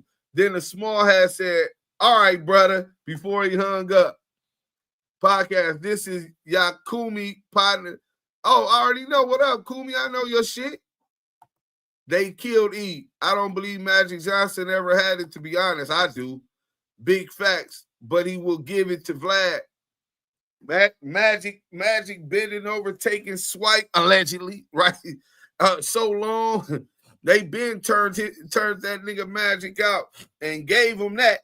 They not finna invest and blow you up to be the face of an organization like the NBA. Magic was the face of the NBA. Him and Bird won the championship his first year. After that, they knew with that $1 million smile, they was going to be able to market this dude. 6'9", tall, black dude. He has no kind of hang-ups on white people or being violent, unnecessarily violent. And I don't believe that LA shot caller. I beg to differ. I think that they planted it on him. Likewise, Twin, he with them people too. He definitely Googled you after that call. Not Google, nigga. He called his people and they ran a make on me and they probably been watching. Who knows? LA shot caller, you right on that, gang. Any ninja that wants to become independent always gets taken out. Yeah. How dare you niggas believe that y'all can have a Black Wall Street? How dare you, nigga? We'll burn and bomb that motherfucker down, nigga. How dare y'all believe that y'all get real independence? That y'all don't need us. We're your God. That's what the fuck these mountaineers that's running this shit is doing. Excellent content, do Sim. Thank you for the content. Hey, Raider Q, cool. Zionism is a threat to all of us, man. Listen, they're injected easy with full-blown AIDS. They don't only hit Magic with HIV. Magic still making money for them. So they give him a pill every month to keep him healthy and alive, right? That's what I believe. I don't know. I'm not his doctor, but that's what I believe. He didn't have to peach. Veggie gave him Deuce's foul, right? What's in the dark always come to the light, man. Facts, man. Deuce a fool. Nah, I'm telling you, this is hidden. Keep it up, Deuce. Man, I told y'all, imagine always being protected by the police.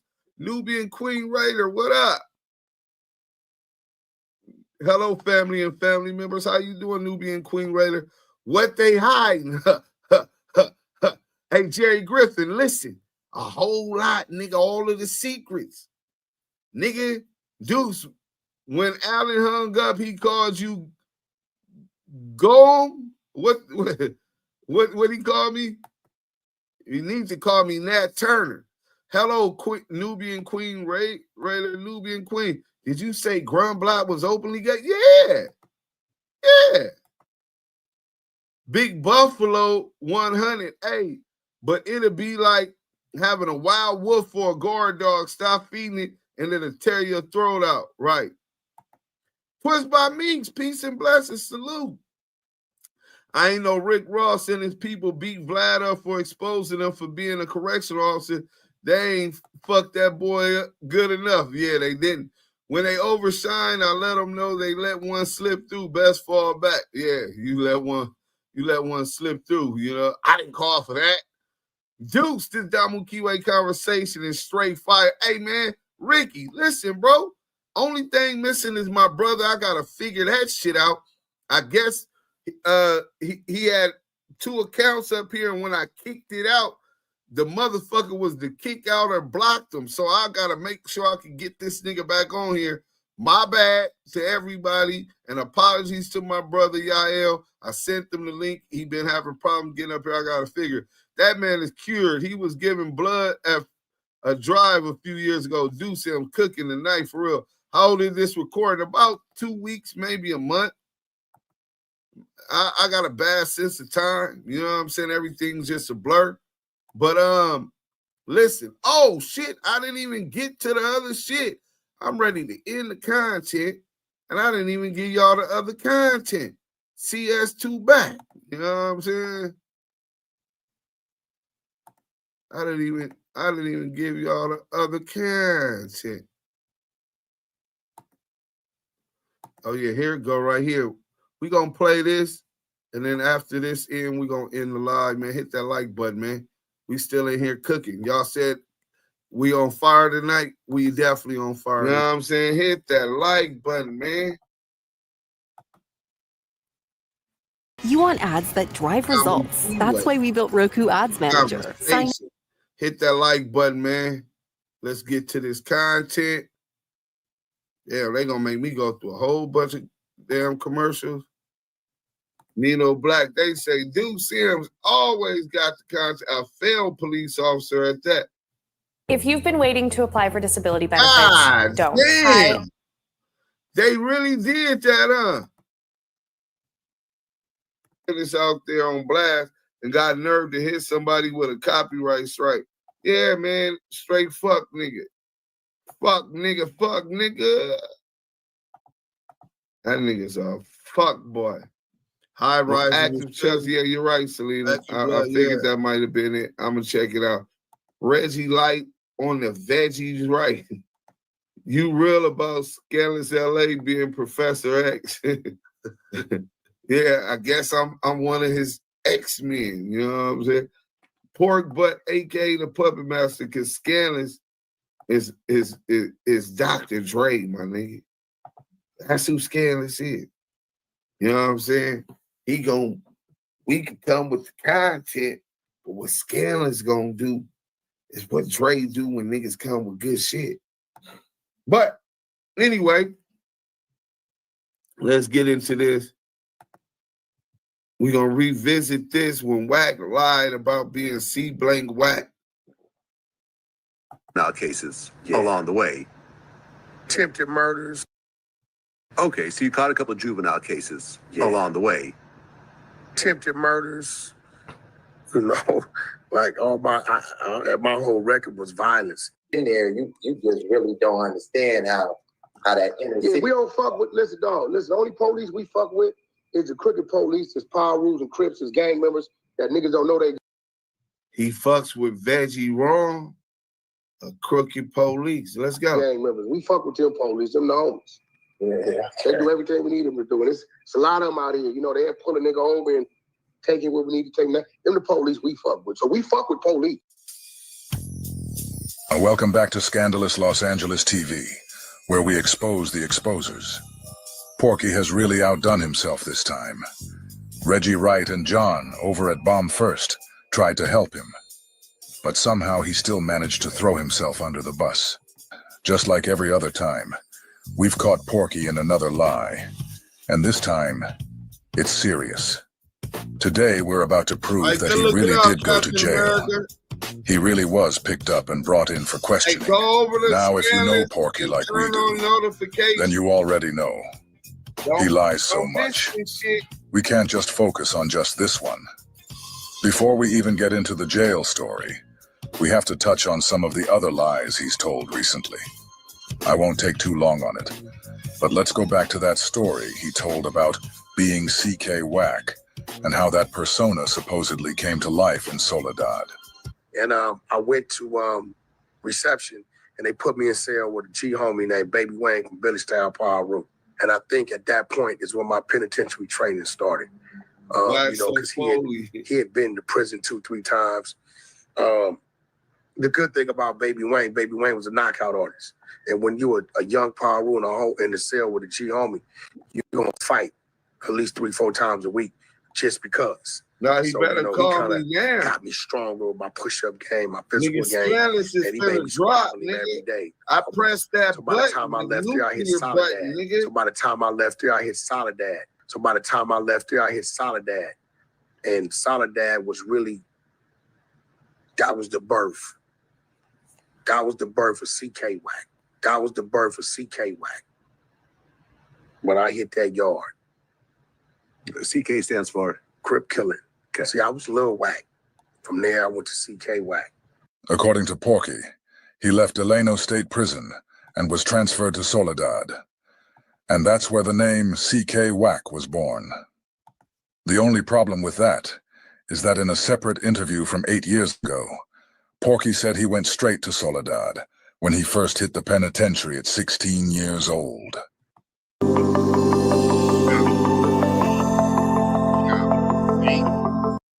We ain't trying to hear all that, but we gonna go through that, what you call it. The brother just gave me some game. I'm gonna check that out, but let's go, man. Came from, I went to the pen, Simon, as you know, I was the first juvenile to actually go to California State Penitentiary at 16. Now youth authority, I already ran through that. So at 16, I'm in Soledad. So at 16, I'm in Soledad State Penitentiary. So from 16 to 22, I run through like 7 different prisons. You're 19 years old when you get out? Yeah, like 19. I do probably like 2.5, 3 years of solitary confinement time. I do probably like 2.5, 3 years of solitary confinement time, Porky just claimed he was the first minor in the California prison system, being sent to Soledad at just 16 years old. But now, listen to this old interview with Vlad. In this one, Porky clearly says he went to Delano at 16, and that Delano was his first prison. So, which one is it? Soledad or Delano? The prison bus came to Central Juvenile Hall, pulled into Central Juvenile Hall when they left LA County Jail and picked me up from Central Juvenile Hall and took me straight to Delano State Penitentiary. Now you see right here, look, let me show you. The first one, it was admitted offender with new AOJ. That's adult offender juvenile. Okay. So this is your first entrance into the system. That's your first entrance into the system. He went to North Kern State Prison, NKSP. Now you got to see, he likes to play games. So you got to understand, this nigga Mike B is nuts. He said, I think Wack Selly had him working out, then wrestled with him, got him tied and took his cheeks, and he couldn't do nothing about it. And that was the birth of 3-Finger Wack.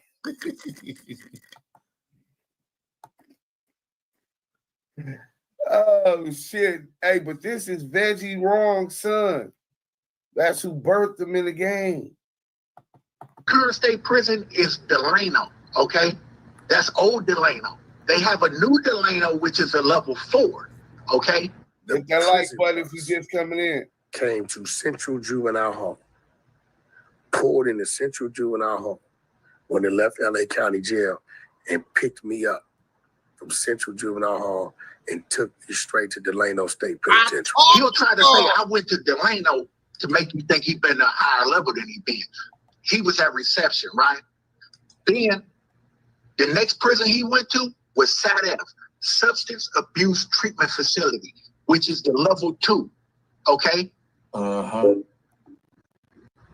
That's where he paroled from. I thought Porky said he was 16 years old at Soledad. I thought he said he went to Soledad after he left Delano. See all the lies you have to sift through when dealing with this guy? He didn't go to 9 prisons like he alleges, okay? He got paroled. If you see, he got to prison on 131.95. He paroled 4/1/98. He got paroled. If you see, he got to prison on 131.95. He paroled 4/1/98. Okay? 95 to 98 is 3 years. I don't give a fuck what kind of arithmetic you try to use with it. Porky got to Delano in 1995 when he was 18 years old. He paroled in 1998 at 21. That timeline makes one thing crystal clear. It was impossible for him to be at Soledad at 16. If Porky never went to Soledad, then there was never a birth of CK Wack. The whole story was built on a lie. Just another chapter in Porky's book of fiction. Okay? But this is the kind of fraudulent dude that is out here on this internet trying to, you know what I'm saying, pretend to be somebody and something that he's not. You see what I'm saying? Go to the next one. It say return from parole, re-entry 3, which means the county jail. He never went back to the prison. You see what I'm saying? He was in the county jail from 6/2 to 7/25 of 98. Okay? He returned to parole. Then 3 days after Christmas in 1998, same year, he got another violation, returned from parole, re-entry 3. He went to the county jail. You see what I'm saying? He was returned to parole. Then he discharged on 2/25/2002 from Region 3. Discharged from sentence. Okay? All that talk about he was in there for all this shooting and attempted murders and all of this shit. This motherfucker got one charge of 245 PC A2, okay, which is assault with a firearm, okay? So as you just saw, Porky never set foot in Soledad. So all that talk about Soledad was just another lie. There was never a birth of CK Wack. That entire story was completely fabricated. Then there's the claim about spending 2 to 3 years in solitary confinement. Lie. Being the first minor in the California prison system. Lie. Being 16 years old at Soledad. Lie. That's 5 lies in one story. Back to back. But this is what Porky does. Now let me show you guys how Porky fell on his own sword. You won't find this next clip on YouTube anymore, because Porky had Cheeseburger Chuck take it down. Hey, Big Chuck, we just want to talk about when he gonna bring the audio from being talking to them people. We want to know what he said. We could clear all this up. Who's that, Chuck? That's Deuce. Yo, I just PCK always talking to me. We in the streets. We ain't got nothing to talk about. Every time he does this, it's a PC move. Always notice how Porky reacts when Deuce questions him. He can't stand it. He cuts him off, yells over him, or accuses him of PCing for talking to him on a social platform. But when it comes to DZ from SBGB-TV, it's a whole different story. Porky gives him content and plays along. Oh, what's up, homie? Okay, yeah, as long as it's Wack on here, because if it's somebody else, we're not doing that. As long as it's Wack on here, because if it's somebody else, they not doing that. This nigga's a dick-sucking bitch, nigga. I got 2 watches. The niggas talk about he ain't working with CS2 back. Nigga.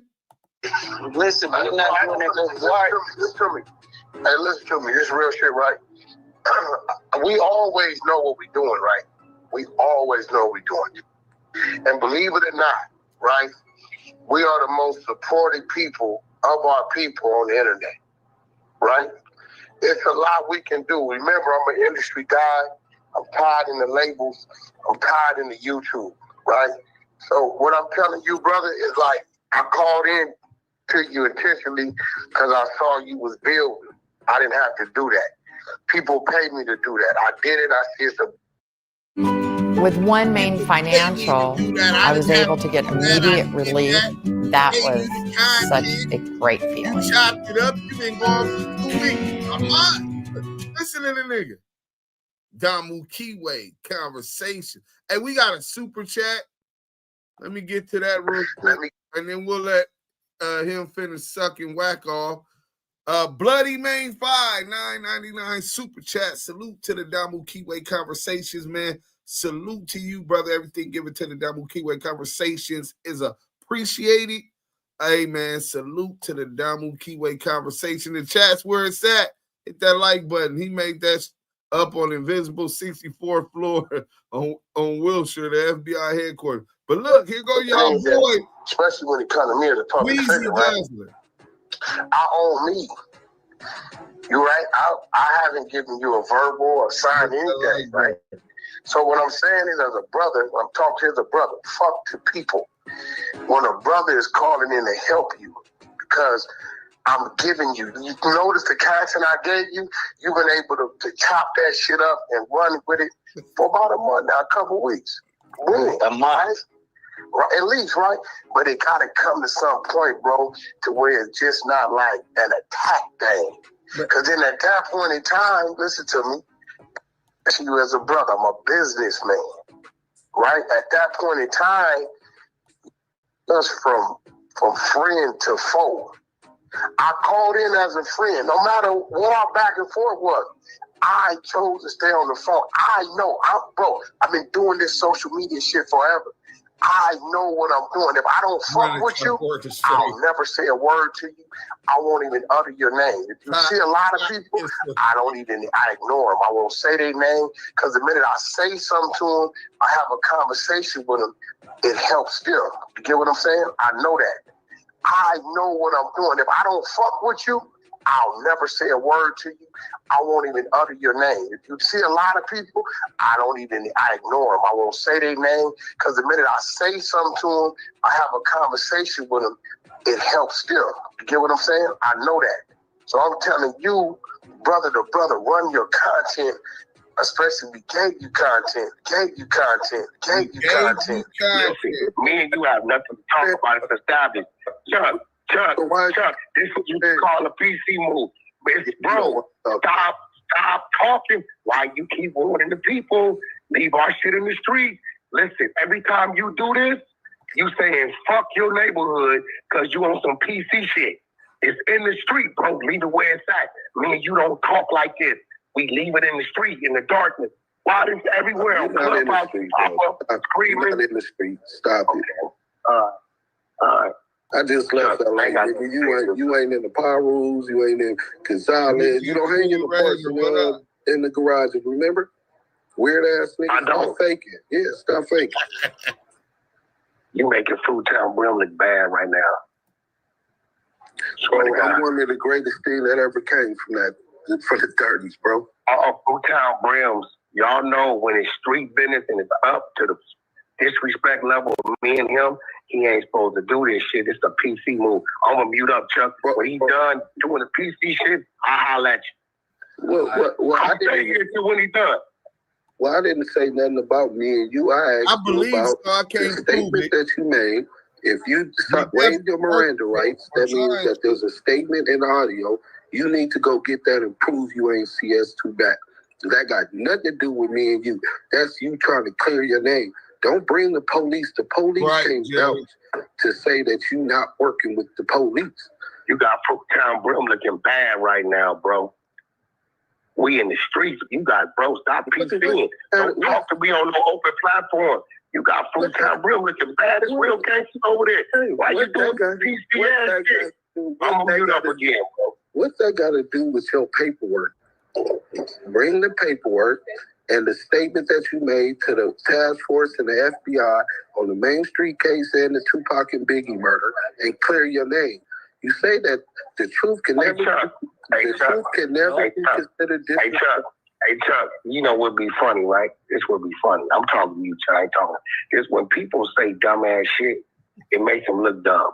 Chuck, I was in the penitentiary from 1993 to 1999. When was Tupac and Biggie killed, Chuck? 96, right? 96. 96, 97, right? Yeah. I'll mute up. But I gave a statement on him. I'll mute up. Let's make sure Wack knows that he ain't fooling nobody. Hey, Wack, the Tupac and Biggie murder are still unsolved. That means it's still being investigated right now. We can show plenty of people who were in jail during the time of the murders, who gave statements about the murder. You ever heard of a jailhouse informant? You ever heard about Kenneth Bo Agnew? What about Waymond Anderson? Marion Knight and Studdabox were both suspects in the murder, and you were around both of them during the time investigations were taking place. So you could have very easily been giving the police information you obtained while being around them. I said you gave a statement to the task force that was investigating that, Greg Cadence, and then the other officer that said you was arrested. Well, first of all, there were no arrests made other than Cash Jones. Chuck, if I'm in the penitentiary from 1993 to 1999, what the fuck could I give a statement on, Chuck? From stank to sneezes, your air remembers. Hey, listen, I ain't gonna lie, I've been gone for 2 days, so I came back like CS2, nigga, and flanked not only Porky the Pig Peru up, but his slave masters, Grand Master Mason, nigga. Listen, bro, you admitted that Greg Cadence, that you went to got the fruit down brim looking bad. But, you are saying though, some of the dumbest shit. With Death Row, though, like in 2001. 2001. Okay. 2001. Okay. This guy, he don't know what's going around. Stop making the brims look bad, bro. Leave our shit in the street. Yeah. It's already up. Salute. Chill out. Pasadena. Leave it in Madison, Wisconsin. You in Madison, Wisconsin. Stop talking to me, bro. Why are you talking to me when it's on? You're doing a PC move. The truth hurts. All we're talking about is your paperwork. Stop spinning. Stop deflecting. When is you going to bring on you to provide the paperwork? From the 60. I don't have no paperwork. I don't have paperwork. I was never arrested. It's on you to provide the paperwork. I don't have the paperwork. This is what he say. Then listen to what he say. I don't have paperwork. I was never arrested. Question nothing. I was never arrested. Question and nothing. Didn't he say he was questioned on the 64th floor? I'll play that after. We flaming his bitch ass. I don't have paperwork. I was never arrested. Question nothing. Wack just claimed he has no paperwork because he was never arrested or even questioned. But you guys heard it straight from former Los Angeles Sheriff Michael Cowett. The only person who got arrested was Porky. Reggie and John deleted the clip, so don't bother looking for it on YouTube. Porky swore up and down that he was never brought in for questioning. Remember that. It's on you to provide the paperwork. PK Wack, Lil Wack, WACK100, or the Wack boy, or the Wack Put that on fruit down brim. Look, it's or the Wack boy. Put that on fruit down brim. Put that on fruit down brim. Yes, I told. On fruit down brim. Put that on fruit down brim. Two back. On your dead homie. You CS2 back, aka the I'm gonna go get to work. All right, guys. Now that we've heard all that, and we've heard Porky himself say he was never arrested or questioned. Yeah, 93 to 90. Let me show you how he actually threw himself under the bus. But before we get to that, I need to show you how Bomb first cut out another one of Detective Michael Cowett's key statements in his interview. Do you know how she even came to play in the information? Not fully. To the best of my ability, from what I understand, a lot of people were under surveillance, including Reggie Wright, and that they, somehow got some. They're talking about Tanisha Swan. They're asking Detective Michael Cowett, the sheriff who was on the federal joint task force with Greg Cadence, about how did they get on Tanisha Swan. And he's finna tell you how they got on Tanisha Swan. The nigga that sent them to Tanisha Swan. The nigga that told on them about them fraudulent tag cars he got caught trafficking. Check it out, though.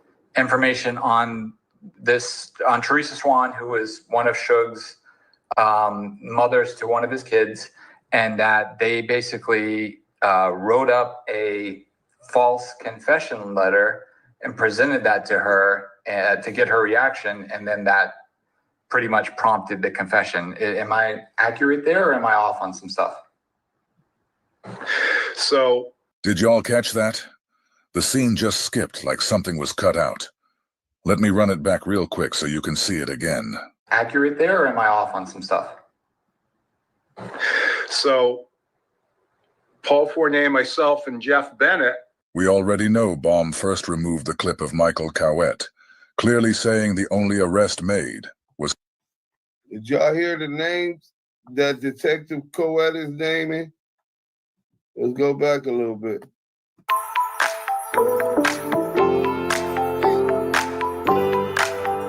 My bad.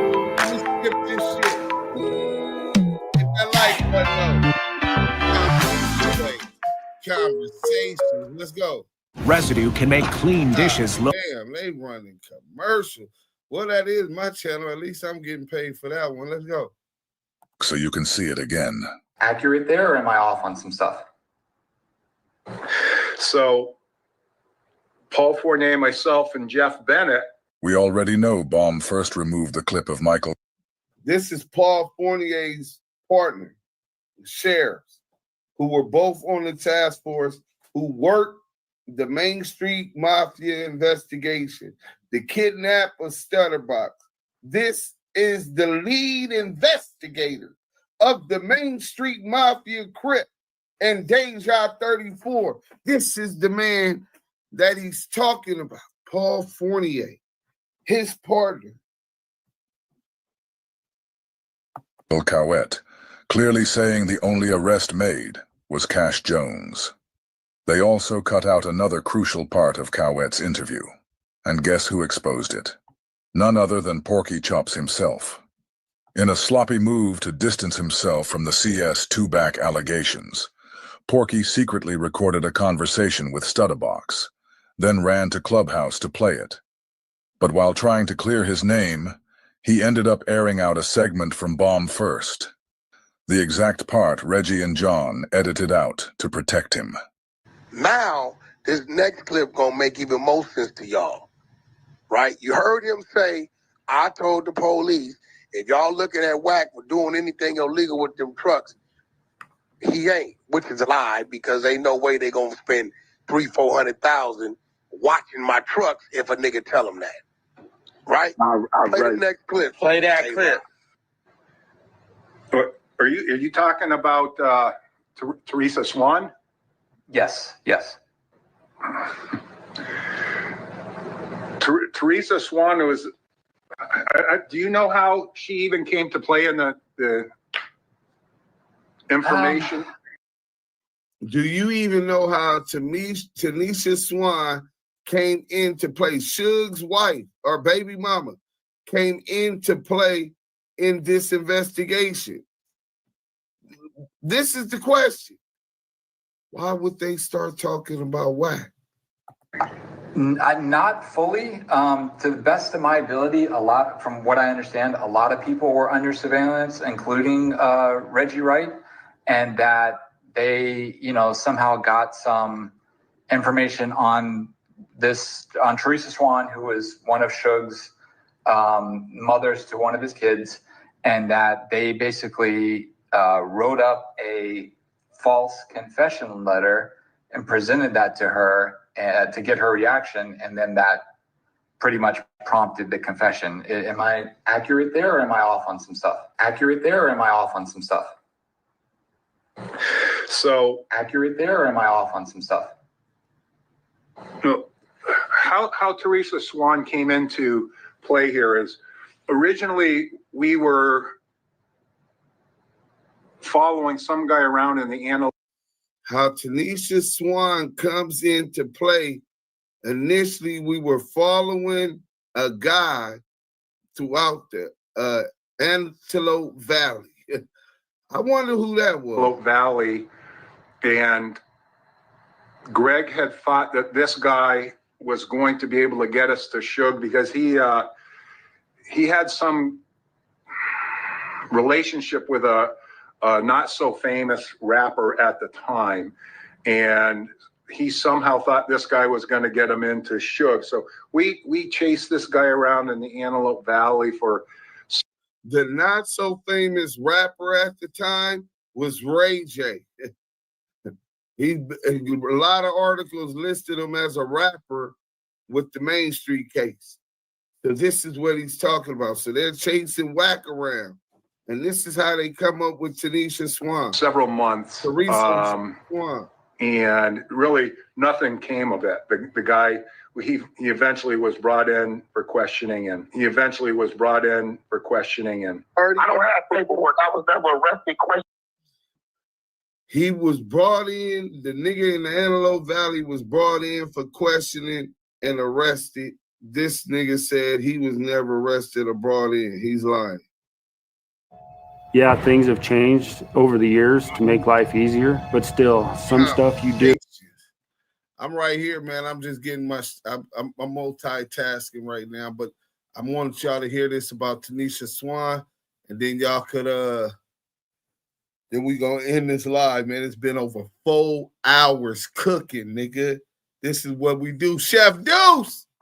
Several months, and really nothing came of it. The guy, he eventually was brought in for questioning, and I don't have paperwork. I was never arrested, questioned nothing. He eventually was brought in for questioning, and there Porky goes falling on his own sword again. Porky said he wasn't arrested. Detective Cowett said he was arrested. Porky said he never was questioned, and Detective Cowett said he was brought in for questioning. Both of these clips have been deleted by Bomb first, but thanks to good old Porky, we were able to get our hands on this one. Also, don't overlook this key detail. The only reason Detective Cowett is even bringing up Porky in this part of the interview is because he's explaining to John how they ended up zeroing in on Tanisha Swan. To tell that story, he had to start with Porky specifically, how they were following him around the Antelope Valley. Now, for those who don't know, Tanisha Swan is the mother. Hey, Mike B figured that out. So look, dudes, so when Wack say the feds called him and told him to pick up a load of cards to get him away from his house so they can raid, they really had him get the cars so they can arrest him. Exactly. Exactly. Y'all finna get Tanisha Swan right now. That new Scandalous video, he spoke on it, and that's why I'm showing this. Of one of Marion Knight's kids. And she's the person who gave Greg Kading the final missing pieces to the whole Poochie killed Biggie narrative tied to Marion Knight. So the real question becomes, what does Porky being brought in for questioning have to do with Tanisha Swan? Because they done brought him in for what do Porky getting arrested and brought in to talk got to do with them getting to Tanisha Swan? The nigga snitched on Tanisha Swan. Bugs Malone, South London things. He said he could get anyone else's paperwork, but not his own. You got him looking dumb. Hey, listen, bro, very dumb. But only person who can't see it is them dumbass niggas looking for handouts. They don't want to see it. Let's go. For questioning, and he then gave them Tanisha Swan. Because if Cowett had to start with Porky to get to her, that connection might be deeper than Porky wants us to know. So Paul Fournier, myself, and Jeff Bennett decided that we should probably go after somebody that Suge was close to in the 90s, thinking that, because we were hearing the same things too, that Poochie, Wardell Faust, was responsible. So they were hearing the same thing, that Poochie Wardell Faust was responsible.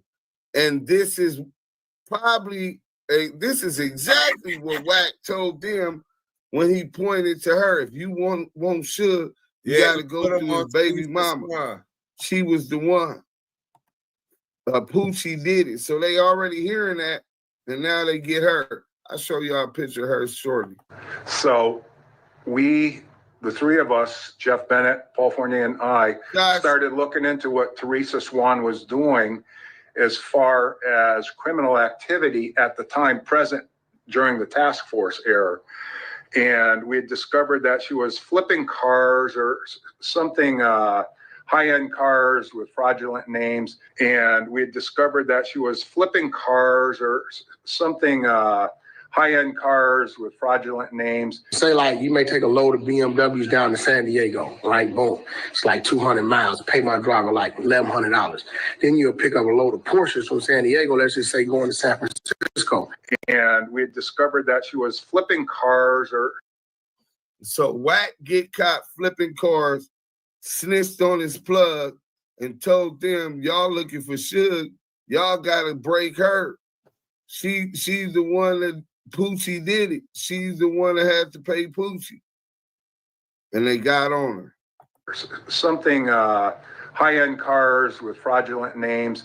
So we got our commercial crimes bureau involved with it and had them look into exactly what she was doing.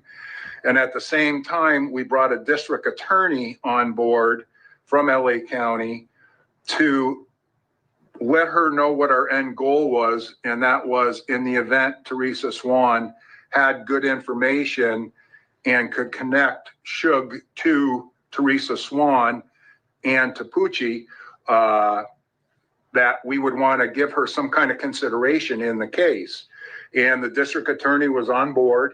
So when we eventually arrested her and brought her in for questioning,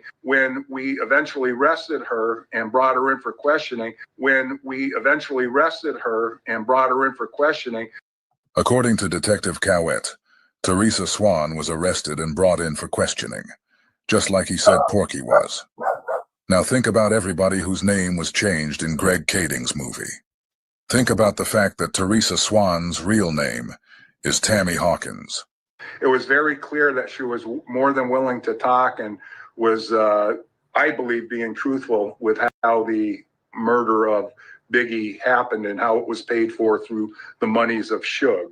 So, and then Greg came on board and started... Imagine never having to leave your pet behind again when you leave the house. At Support Pets. Damu Kiwe conversation. Let's go, man.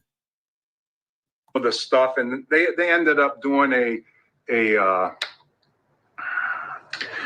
in-camera interview with her to lock in her interview. So I'm not sure I recall the letter with the false statement that you're referring to or not. I was just in with her on the initial arrest and interview process.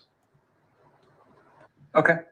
And the individual that you guys were following that you were talking about previously, just to confirm, that was WACK100, to my knowledge? It was what? A guy named WACK100 that you guys were following initially to try to get to Suge, and then you realized that he really wasn't going to get you there in Antelope Valley? I think that's who it is. I don't recall that name, but yeah, they got... To me, it was a waste of time chasing that guy for as long as we did. Yeah. I think his government name is Cash Jones. Yes. Yep. There you go. Yes. Okay. Okay. And he knew that. Salute. So look. So we got him. Got him, coach. Put me in the game. Got him, coach. So, essentially, this is what's going on. The hierarchy, the institutionalized racism, those that control the institutions continue to stay in power, working with billions of money that they earned not from original slavery, but after chattel slavery, right? They were able to Some black people couldn't get patents. They were able to steal, bamboozle, and steal equity, ideas, intellectual property, and ownership from these people to keep them as workers, as the workforce for those who will remain in power and for the benefit of their people. So specifically, even today in the music industry, the most creative, the most talented dancers, rappers, singers, songwriters, right? This is what we do. We control the posts on hip hop culture, on pop culture. The fads, everything originates in our community. And it's exploited and sold to the rest of the nation and the world. And we get pennies on a dollar. And they take billions. Then when you get people, Suge, Jay Prince, Irv Gotti, that say, fuck that, we need to come together. You get a house nigga, a gatekeeper like Diddy. A house nigga, a gatekeeper like Hov, who lost all connection and role. They sold themselves to their God, which is the almighty dollar. And they're going to give up the Irv Gottis. They're going to give up all of these dudes who are rebelling against the powers that be, who seek change. So you got Reggie, Wack, house niggas, right? Another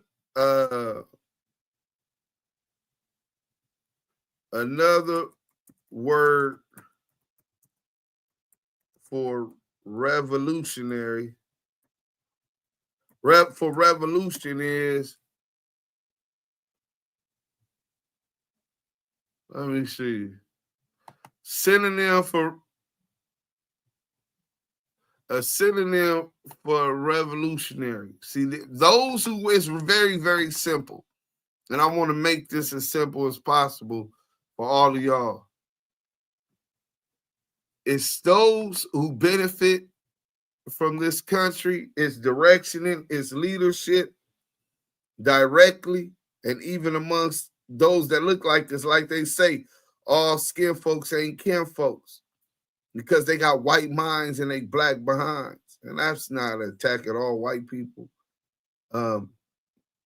We ain't gonna get nowhere if we fall for their bait and stay divided against white people. But I mean the ruling elite. So they're definitely protecting them. Damn, after Wack snitched on Teresa lied on Suge and Poochie with the help of Wack and Reggie telling her what to tell them. Facts. Tartan, but before he did, facts. Trust your gut feelings, y'all. If you have to think twice about a motherfucker, leave them alone. Wack told them people Tanisha whole hand. Fact. He confirmed he is snitched. Facts. CS2 was working for Tanisha. Facts. He was working for Suge. Suge linked him with him once he found out he was the driver. Remember, he kept saying, oh, Wack, oh, he's the driver. And people thought he meant like he was Wack's chauffeur. No, he was the truck driver driving these cars. 600 just announced he has a grant to start a youth boxing program. We are the creators' creation. We create everything. Facts. Our genetics are supreme. CS2 back telling on a female diabolical work. Well, he told on Krishan Rock. We give the world style and peace. Facts. Yeah, he was transporting stolen car for bro. They got caught and started telling, well, lie snitching on Poochie. And that's the cold part, right? Soldiers, we be. CS2 back got a white mind and a black woman's body. Shot caller is a troll. Man, ain't that the truth? Just leave people alone when you got second thoughts. Yeah, so look, if you look at this shit right here, this is the Webster's Dictionary. Synonyms for revolution, transmute, change. So this is the easiest way to put it. A revolutionary. wants to change the status quo better for the people. House niggas have usually found some kind of success in favor by the ruling elite. So they don't want to change the system. They're content with the system the way it is. They've already submitted. They've been psychologically whooped and beaten. They're defeated mentally. The weakest of people.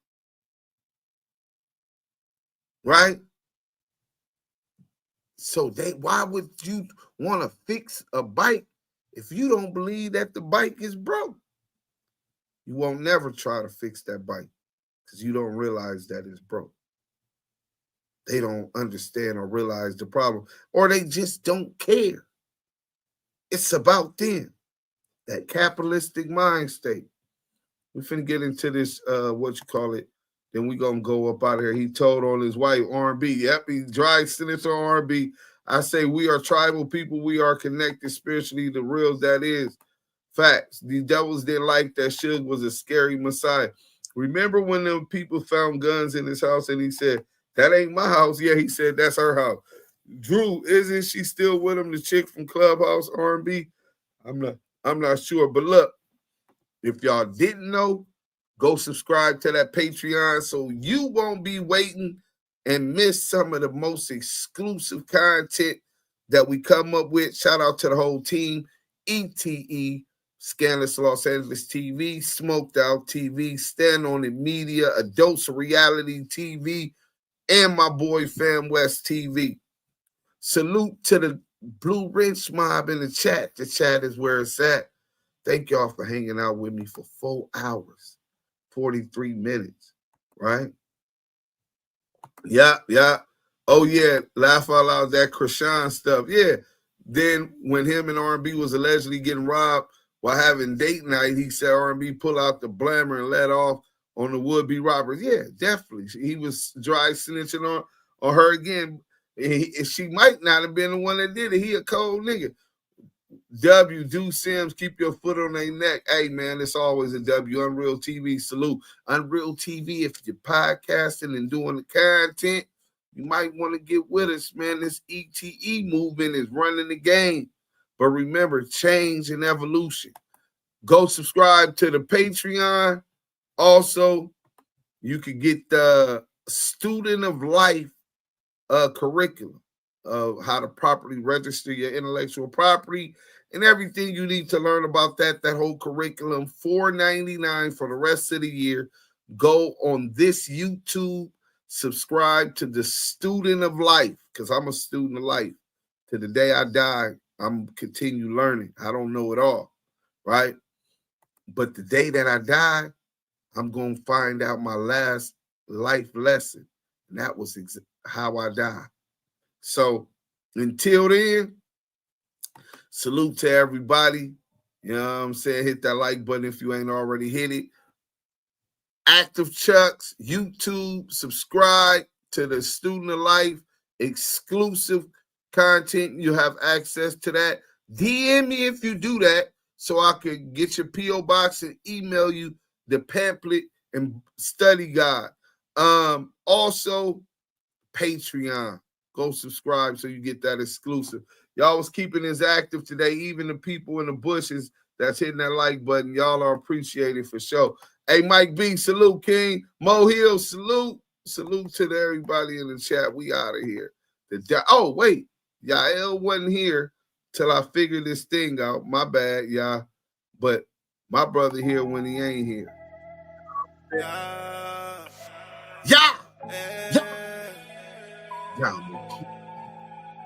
Conversation.